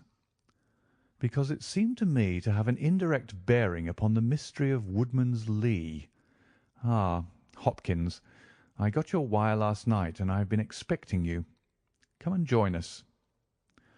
Our visitor was an exceedingly alert man, 30 years of age, dressed in a quiet tweed suit, but retaining the erect bearing of one who was accustomed to official uniform.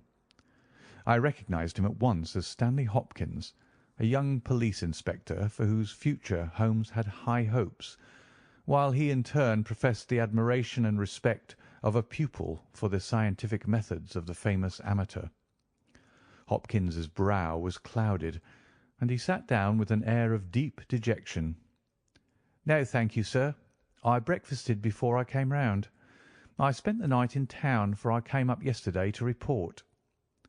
"And what have you to report?" "Failure, sir. Absolute failure." "You have made no progress?" "None." "Dear me, I must have a look at the matter." "I wish to heavens that you would, Mr. Holmes.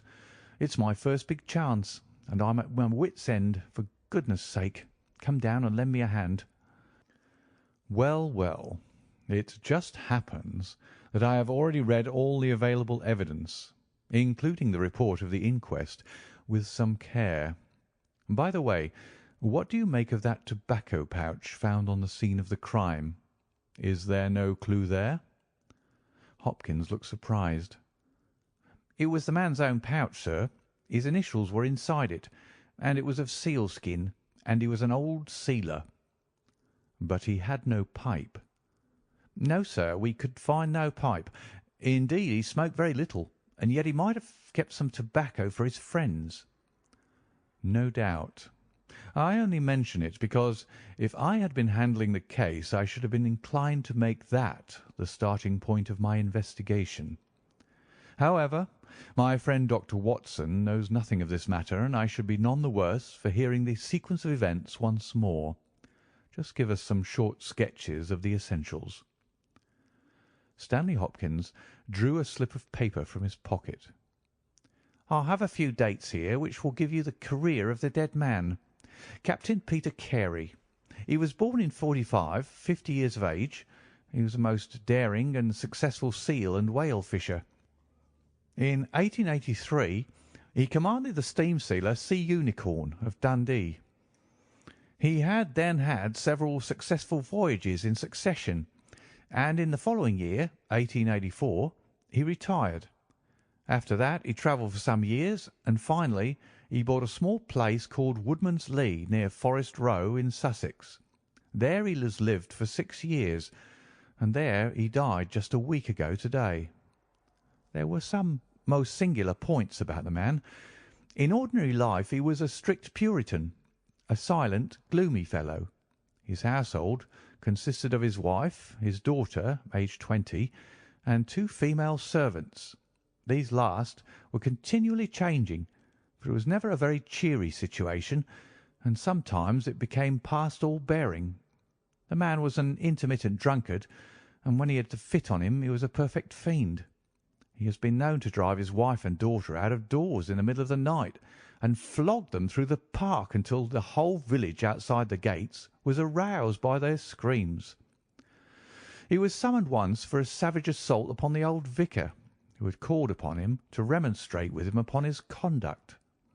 In short, Mr. Holmes, you would go far before you found a more dangerous man than Peter Carey. And I've heard that he bore the same character when he commanded his ship. He was known in his trade as Black Peter, and the name was given him not only on account of his swarthy features and the colour of his huge beard, but for the humours which were the terror of all around him. I need not say that he was loathed and avoided by every one of his neighbours, and that I have not heard one single word of sorrow about his terrible end. You must have read in the account of the inquest about the man's cabin, Mr. Holmes, but perhaps your friend here has not heard of it. He had built himself a wooden outhouse. He always called it the cabin, a few hundred yards from his house, and it was here that he slept every night. It was a little single-roomed hut, 16 feet by 10. He kept the key in his pocket, made his own bed, cleaned it himself, and allowed no other foot to cross the threshold. There are small windows on each side which were covered by curtains and never opened. One of these windows was turned towards the high road, and when the light burned in it at night the folk used to point it out to each other, and wonder what Black Peter was doing in there. That's the window, Mr. Holmes, which gave us one of the few bits of positive evidence that came out at the inquest. You remember that a stonemason named Slater, walking from Forest Row about 1 o'clock in the morning, 2 days before the murder, stopped as he passed the grounds and looked at the square of light still shining among the trees. He swears that the shadow of a man's head turned sideways was clearly visible on the blind, and that this shadow was certainly not that of Peter Carey, whom he knew well. It was that of a bearded man, but the beard was short and bristled forward in a way very different from that of the captain. So he says, but he had been 2 hours in the public house, and it is some distance from the road to the window. Besides, this refers to the Monday, and the crime was done upon the Wednesday. On the Tuesday, Peter Carey was in one of his blackest moods, flushed with drink and as savage as a dangerous wild beast. He roamed about the house, and the women ran for it when they heard him coming. Late in the evening he went down to his own hut. About 2 o'clock the following morning, his daughter, who slept with her window open, heard a most fearful yell from that direction, but it was no unusual thing for him to bawl and shout when he was in drink, so no notice was taken. On rising at 7, one of the maids noticed that the door of the hut was open, but so great was the terror which the man caused that it was midday before anyone would venture down to see what had become of him. Peeping into the open door, they saw a sight which sent them flying with white faces into the village. Within an hour I was on the spot and had taken over the case. Well, I have fairly steady nerves, as you know, Mr. Holmes, but I give you my word that I got a shake when I put my head into that little house. It was droning like a harmonium with flies and bluebottles, and the floor and the walls were like a slaughter-house. He had called it a cabin, and a cabin it was, sure enough, for you'd have thought that you were in a ship. There was a bunk at one end, a sea chest, maps and charts, a picture of the sea unicorn, a line of logbooks on a shelf, all exactly as one would expect to find it in a captain's room. And there, in the middle of it, was the man himself, his face twisted like a lost soul in torment, and his great brindled beard stuck upward in his agony. Right through his broad breast a steel harpoon had been driven, and it had sunk deep into the wood of the wall behind him. He was pinned like a beetle on a card. Of course, he was quite dead, and had been so from the instant that he had uttered that last yell of agony. I know your methods, sir, and I applied them. Before I permitted anything to be moved, I examined most carefully the ground outside and also the floor of the room. There were no footmarks. Meaning you saw none? I assure you, sir, that there were none. My good Hopkins, I have investigated many crimes, but I have never yet seen one which was committed by a flying creature. As long as the criminal remains upon 2 legs, so long must there be some indentation, some abrasion, some trifling displacement which can be detected by the scientific searcher.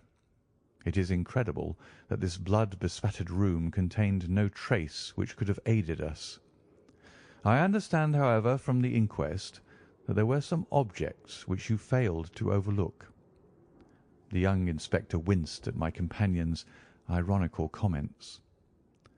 I was a fool not to call you in at the time, Mr. Holmes. However, that's past praying for now. Yes, there were several objects in the room which called for special attention. One was the harpoon with which the deed was committed. It had been snatched down from a rack on the wall.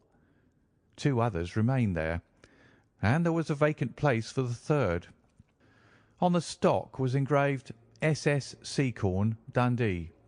This seemed to establish that the crime had been done in a moment of fury, and that the murderer had seized the first weapon which came his way.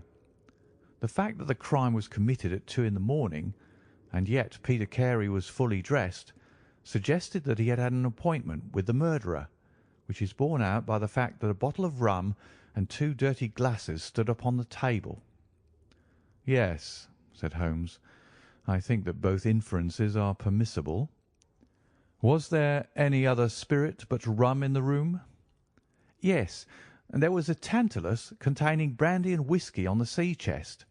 It is of no importance to us, however, since the decanters were full, and it had therefore not been used." "For all that, its presence has some significance," said Holmes. "However, let us hear some more about the objects which do seem to you to bear upon the case." "There was this tobacco pouch upon the table." "What part of the table?" "It lay in the middle. It was, of course, sealskin, the straight-haired skin with a leather thong to bind it. Inside was P.C. on the flap. There was half an ounce of strong ship's tobacco in it." "Excellent. What more?" Stanley Hopkins drew from his pocket a drab-covered notebook. The outside was rough and worn, the leaves discoloured. On the first page were written the initials J.H.N. and the date 1883. Holmes laid it on the table and examined it in his minute way, while Hopkins and I gazed over each shoulder. On the second page were the printed letters C.P.R., and then came several sheets of numbers. Another heading was Argentine, another Costa Rica, and another San Paulo, each with pages of signs and figures after it. "What do you make of these?" asked Holmes. "They appear to be lists of stock exchange securities. I thought that J.H.N. were the initials of a broker, and that C.P.R. may have been his client." "Try Canadian Pacific Railway," said Holmes. Stanley Hopkins swore between his teeth and struck his thigh with his clenched hand. "What a fool I have been!" he cried. "Of course, it is as you say. Then J.H.N. are the only initials we have to solve. I have already examined the old Stock Exchange lists, and I can find no one in 1883, either in the house or among the outside brokers, whose initials correspond with these. Yet I feel that the clue is the most important one that I hold. You will admit, Mr. Holmes, that there is a possibility that these initials are those of the second person who was present, in other words, of the murderer. I would also urge that the introduction into the case of a document relating to large masses of valuable securities gives us from the first time some indication of a motive for the crime." Sherlock Holmes's face showed that he was thoroughly taken aback by this new development. "I must admit both your points," said he. "I confess that this notebook, which did not appear at the inquest, modifies any views which I may have formed. I had come to a theory of the crime in which I can find no place for this. Have you endeavoured to trace any of the securities here mentioned?" "Inquiries are now being made at the offices, but I fear that the complete register of the stockholders of these South American concerns is in South America, and that some weeks must elapse before we can trace the shares." Holmes had been examining the cover of the notebook with his magnifying lens. "Surely there is some discoloration here," said he. "Yes, sir, it is a blood stain. I told you that I picked the book off the floor." "Was the blood stain above or below?" "On the side next the boards." "Which proves, of course, that the book was dropped after the crime was committed." "Exactly, Mr. Holmes. I appreciated that point, and I conjectured that it was dropped by the murderer in his hurried flight. It lay near the door." "I suppose that none of these securities have been found among the property of the dead man?" "No, sir." "Have you any reason to suspect robbery?"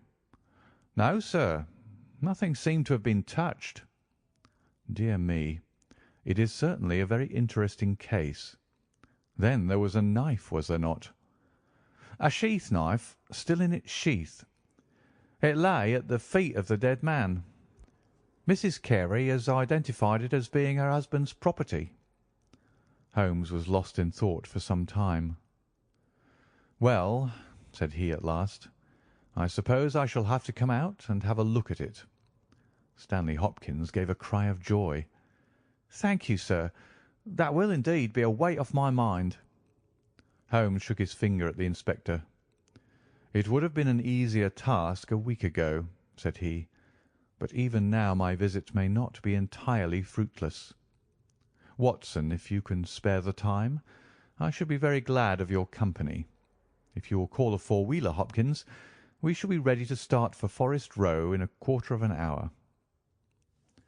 Alighting at the small wayside station, we drove for some miles through the remains of widespread woods which were once part of that great forest which for so long held the Saxon invaders at bay, the impenetrable Weald, for 60 years the bulwark of Britain.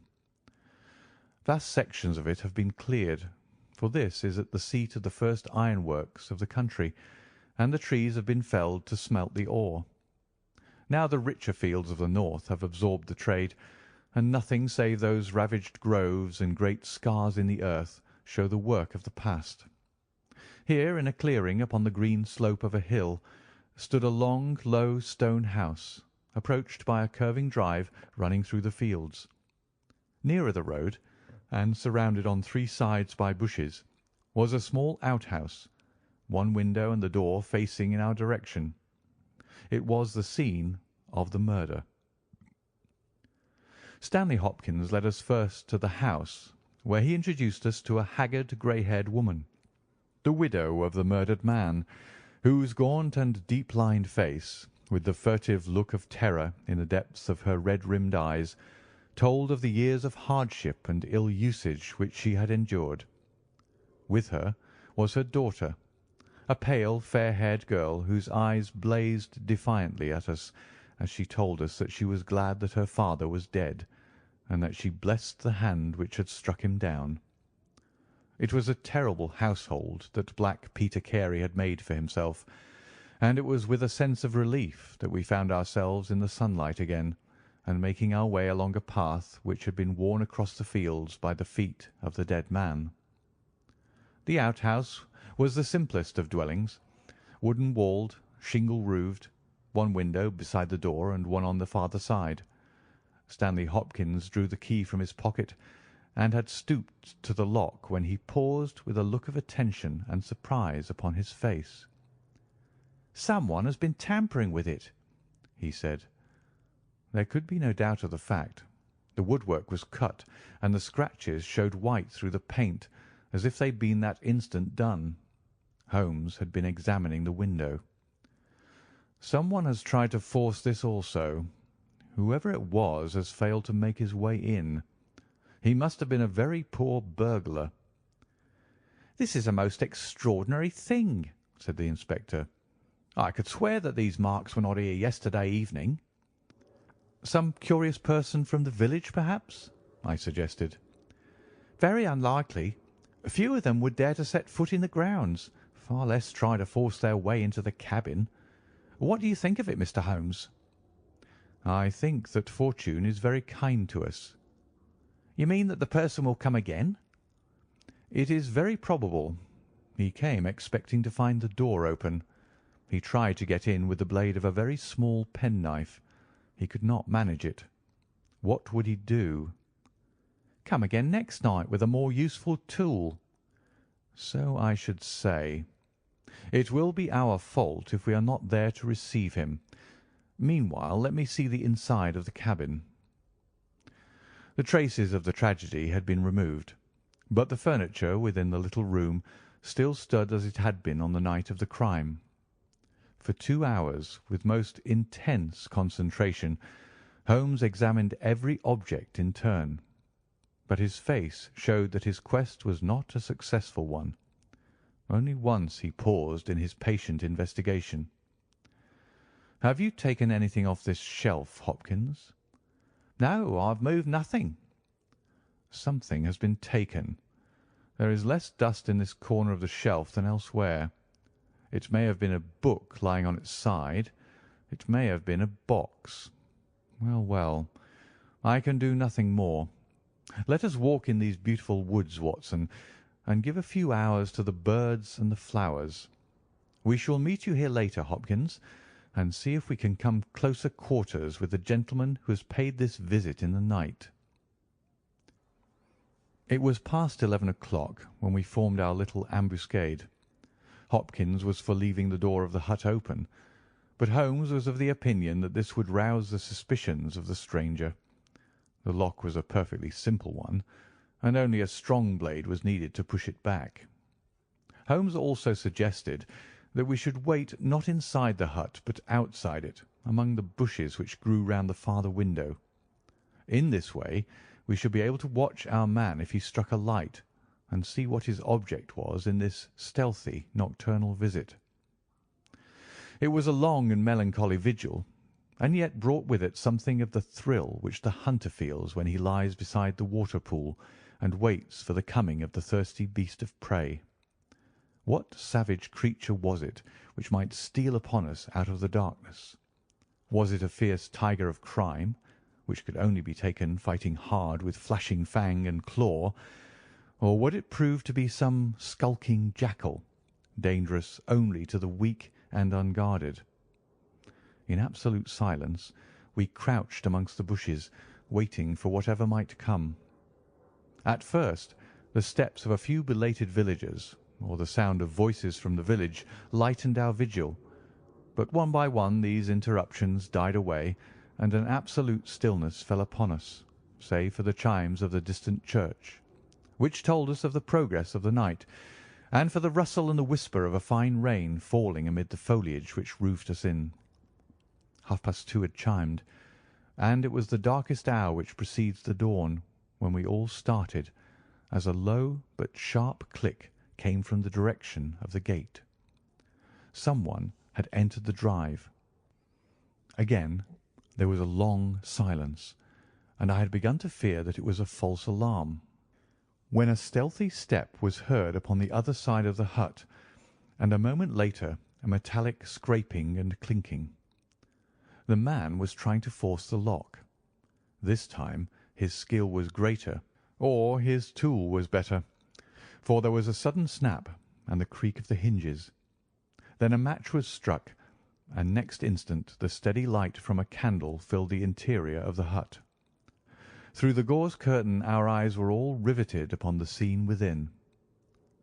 The nocturnal visitor was a young man, frail and thin, with a black moustache which intensified the deadly pallor of his face.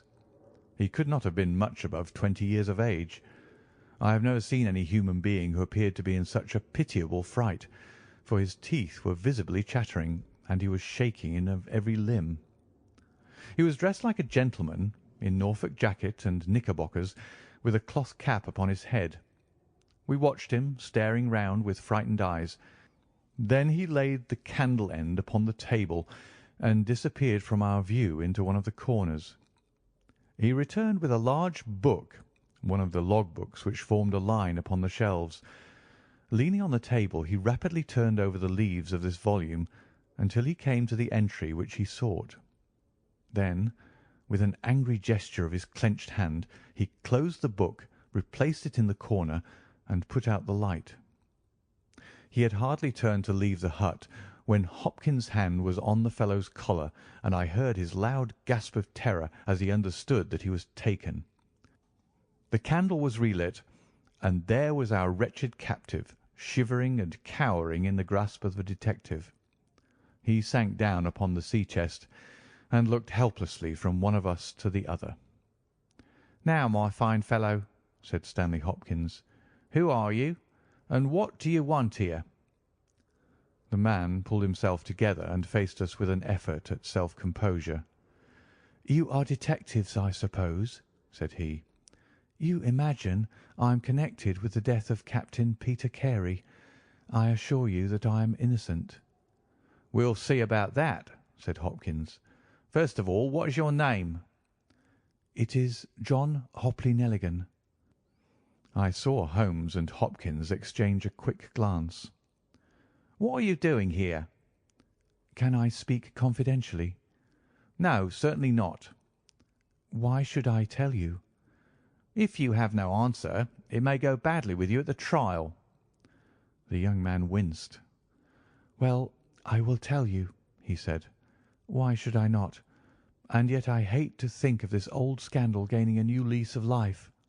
Did you ever hear of Dawson and Nelligan?"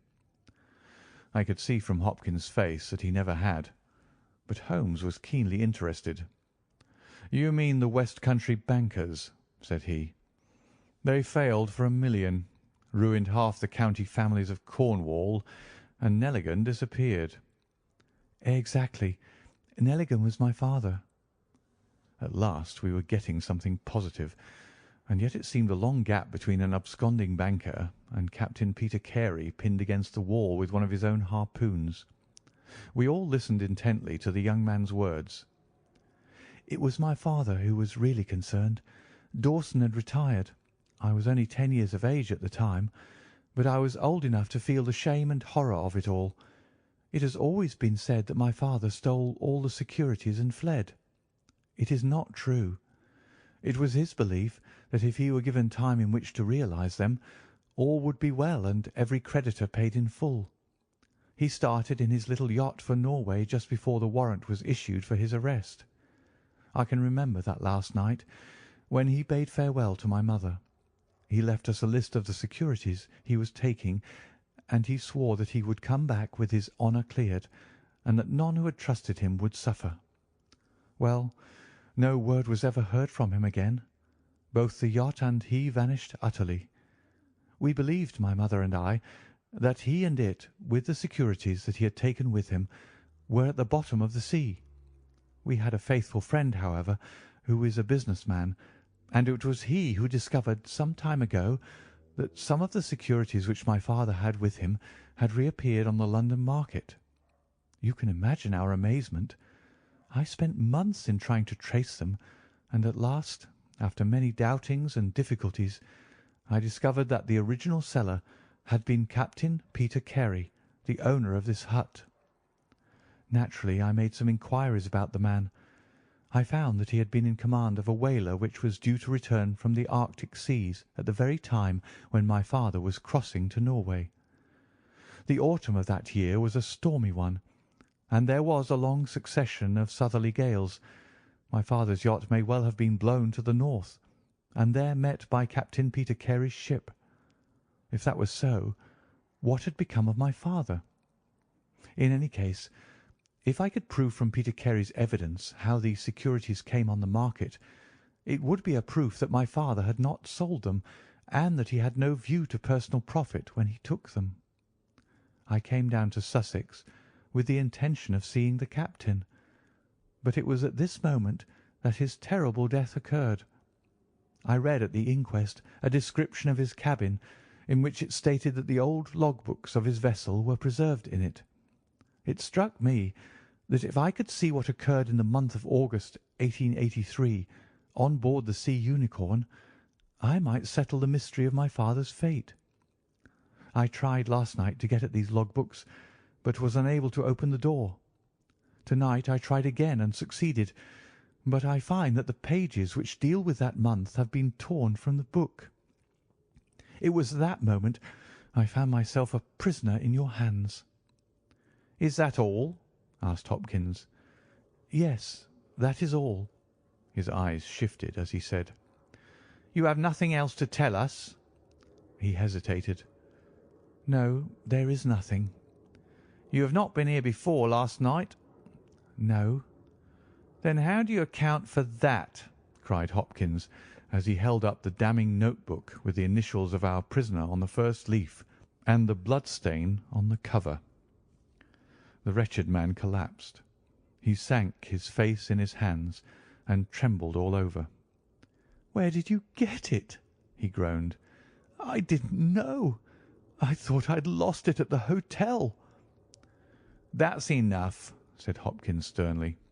"Whatever else you have to say, you must say it in court. You will walk down with me now to the police station. Well, Mr. Holmes, I am very much obliged to you and to your friend for coming down to help me. As it turns out, your presence was unnecessary, and I would have brought the case to this successful issue without you. But, none the less, I am grateful. Rooms have been reserved for you at the Bramley Hotel, so we can all walk down to the village together." "Well, Watson, what do you think of it?" asked Holmes as we travelled back next morning. "I can see that you're not satisfied."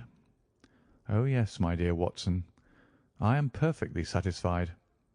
At the same time, Stanley Hopkins's methods do not commend themselves to me. I am disappointed in Stanley Hopkins. I had hoped for better things from him. One should always look for a possible alternative and provide against it. It is the first rule of criminal investigation." "What, then, is the alternative?" "The line of investigation which I have myself been pursuing. It may give us nothing, I cannot tell, but at least I shall follow it to the end." Several letters were waiting for Holmes at Baker Street. He snatched one of them, opened it, and burst out into a triumphant chuckle of laughter. "Ha! Excellent, Watson! The alternative develops.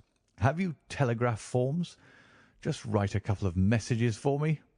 Sumner, shipping agent, Ratcliffe Highway. Send 3 men on to arrive 10 tomorrow morning, Basil.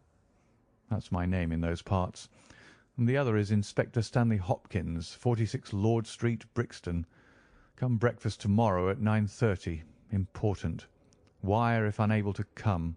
Sherlock Holmes. There, Watson. This infernal case has haunted me for 10 days. I hereby banish it completely from my presence. Tomorrow I trust that we shall hear the last of it forever." Sharp at the hour named, Inspector Stanley Hopkins appeared, and we sat down together to the excellent breakfast which Mrs. Hudson had prepared. The young detective was in high spirits at his success. "You really think that your solution must be correct?" asked Holmes. "I could not imagine a more complete case." "It did not seem to me conclusive." "You astonish me, Mr. Holmes. What more could one ask for?" "Does your explanation cover every point?" "Undoubtedly. I find that young Nelligan arrived at the Bramley Hotel on the very day of the crime. He came on the pretence of playing golf. His room was on the ground floor, and he could get out when he liked. That very night he went down to the Woodman's Lee, saw Peter Carey at the hut, quarrelled with him and killed him with the harpoon. Then, horrified by what he'd done, he fled out of the hut, dropping the notebook which he had brought with him in order to question Peter Carey about those different securities. You may have observed that some of them were marked with ticks and the others, the great majority, were not. Those which are ticked have been traced on the London market, but the others, presumably, were still in the possession of Carey, and young Nelligan, according to his own account, was anxious to recover them in order to do the right thing by his father's creditors. After his flight, he did not dare to approach the hut again for some time, but at last he forced himself to do so in order to obtain the information which he needed. Surely that is all simple and obvious." Holmes smiled and shook his head. "It seems to me to have only one drawback, Hopkins, and that is that it is intrinsically impossible. Have you tried to drive a harpoon through a body? No. Tut, tut, my dear sir. You must really pay attention to these details. My friend Watson could tell you that I spent a whole morning in that exercise. It is no easy matter, and requires a strong and practised arm. But this blow was delivered with such violence that the head of the weapon sank deep into the wall. Do you imagine that this anemic youth was capable of so frightful an assault? Is he the man who hobnobbed in rum and water with Black Peter in the dead of the night? Was it his profile that was seen on the blind 2 nights before? No, no, Hopkins. It is another and more formidable person for whom we must seek." The detective's face had grown longer and longer during Holmes's speech. His hopes and his ambitions were all crumbling about him, but he would not abandon his position without a struggle. "You can't deny that Nelligan was present that night, Mr. Holmes. The book will prove that. I fancy that I have evidence enough to satisfy a jury, even if you are able to pick a hole in it. Besides, Mr. Holmes, I have laid my hand upon my man. As to this terrible person of yours, where is he?" "I rather fancy that he is on the stair," said Holmes serenely. "I think, Watson, that you would do well to put that revolver where you can reach it." He rose and laid a written paper upon a side table.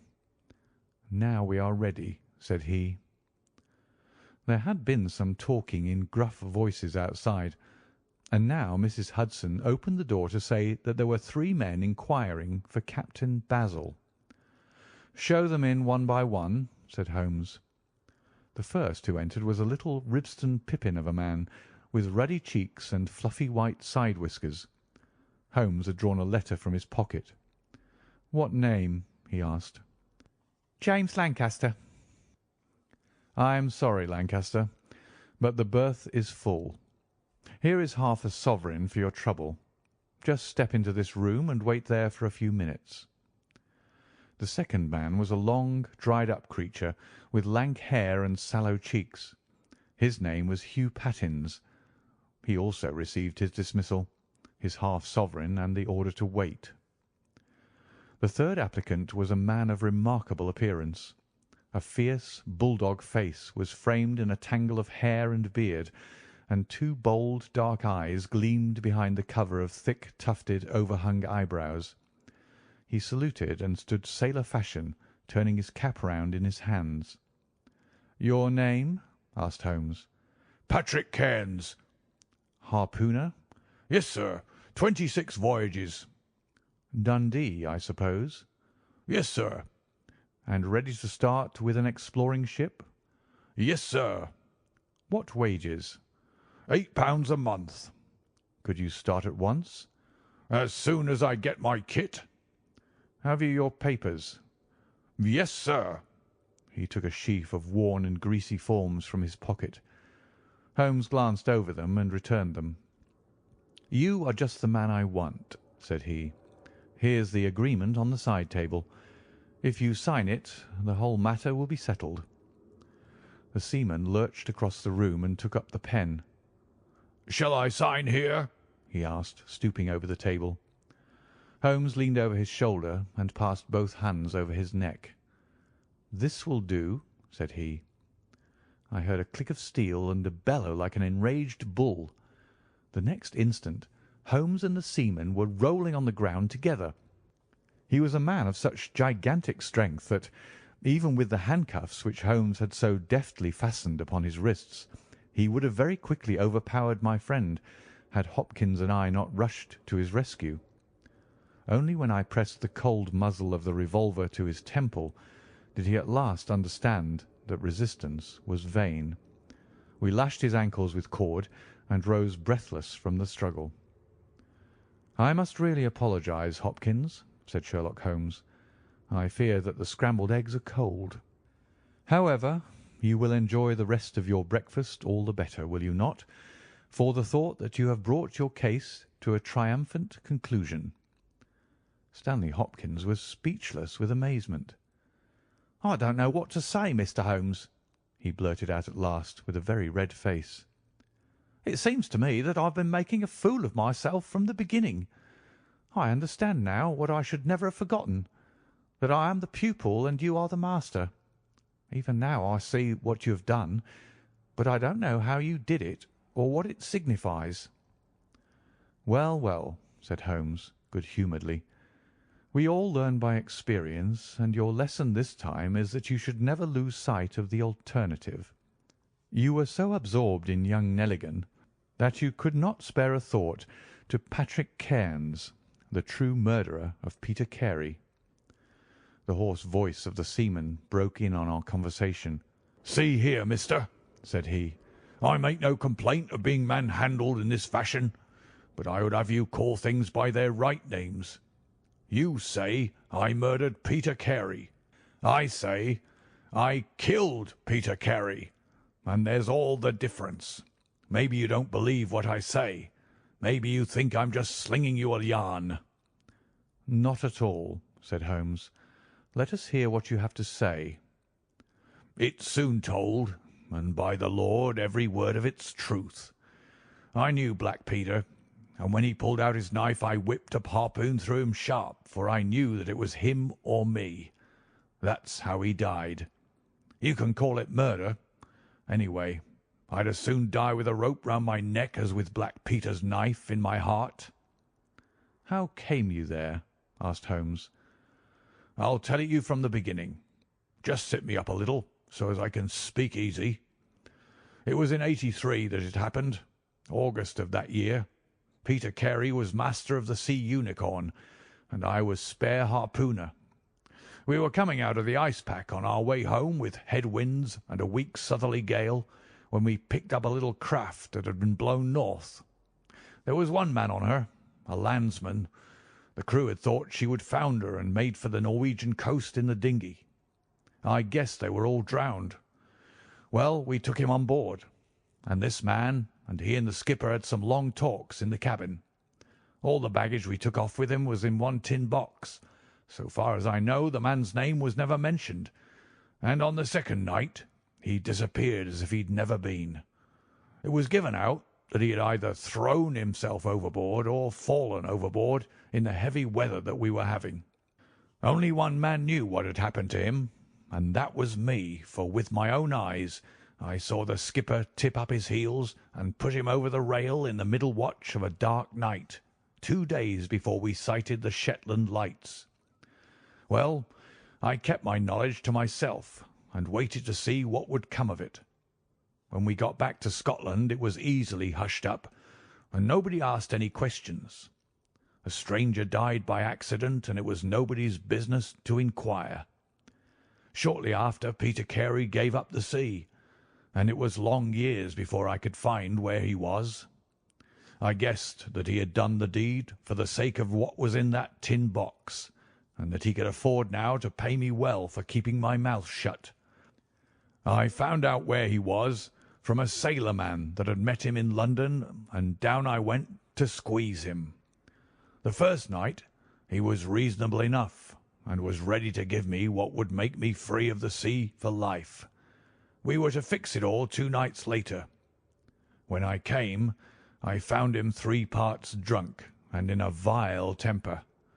We sat down and we drank and we yarned about old times, but the more he drank, the less I liked the look on his face. I spotted that harpoon upon the wall, and I thought I might need it before I was through. Then at last he broke out at me, spitting and cursing, with murder in his eyes and a great clasp knife in his hand. He had not time to get it from the sheath before I had the harpoon through him. Heavens, what a yell he gave, and his face gets between me and my sleep. I stood there with his blood splashing round me, and I waited for a bit, but all was quiet, so I took heart once more. I looked round, and there was the tin box on the shelf. I had as much right to it as Peter Carey, anyhow, so I took it with me and left the hut. Like a fool I left my baccy pouch upon the table. Now I'll tell you the queerest part of the whole story. I had hardly got outside the hut when I heard someone coming, and I hid among the bushes. A man came slinking along, went into the hut, gave a cry as if he'd seen a ghost, and legged it as hard as he could run until he was out of sight. Who he was or what he wanted is more than I can tell. For my part, I walked 10 miles, got a train at Tunbridge Wells, and so reached London, and no one the wiser. Well, when I came to examine the box, I found there was no money in it, and nothing but papers that I would not dare to sell. I had lost my hold on Black Peter and was stranded in London without a shilling. There was only my trade left. I saw these advertisements about harpooners and high wages, so I went to the shipping agents and they sent me here. That's all I know, and I say again that if I killed Black Peter, the law should give me thanks, for I saved them the price of a hempen rope." "A very clear statement," said Holmes, rising and lighting his pipe. "I think, Hopkins, that you should lose no time in conveying your prisoner to a place of safety. This room is not well adapted for a cell, and Mr. Patrick Cairns occupies too large a proportion of our carpet." "Mr. Holmes," said Hopkins, "I do not know how to express my gratitude. Even now I don't understand how you attained this result." "Simply by having the good fortune to get the right clue from the beginning. It is very possible if I had known about this notebook it might have led away my thoughts as it did yours. But all I heard pointed in the one direction.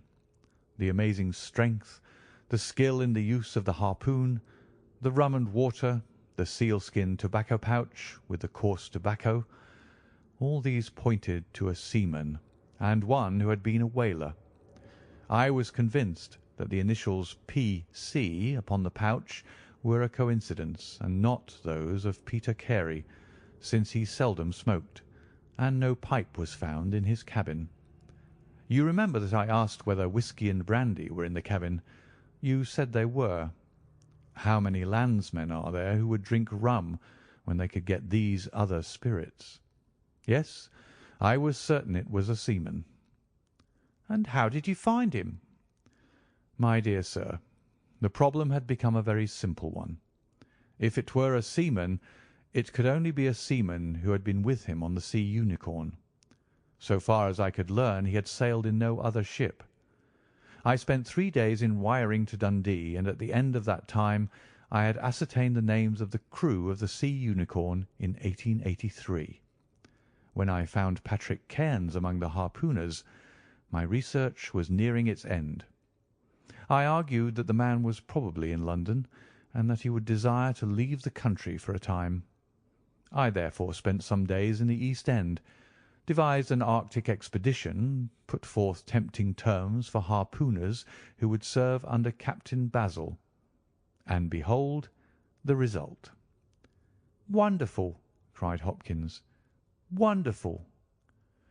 "You must obtain the release of young Nelligan as soon as possible," said Holmes. "I confess that I think you owe him some apology. The tin box must be returned to him, but, of course, the securities which Peter Carey has sold are lost forever. There's the cab, Hopkins, and you can remove your man. If you want me for the trial, my address and that of Watson will be somewhere in Norway. I'll send particulars later." End of the adventure of Black Peter. Thank you for listening. Please like, share, and subscribe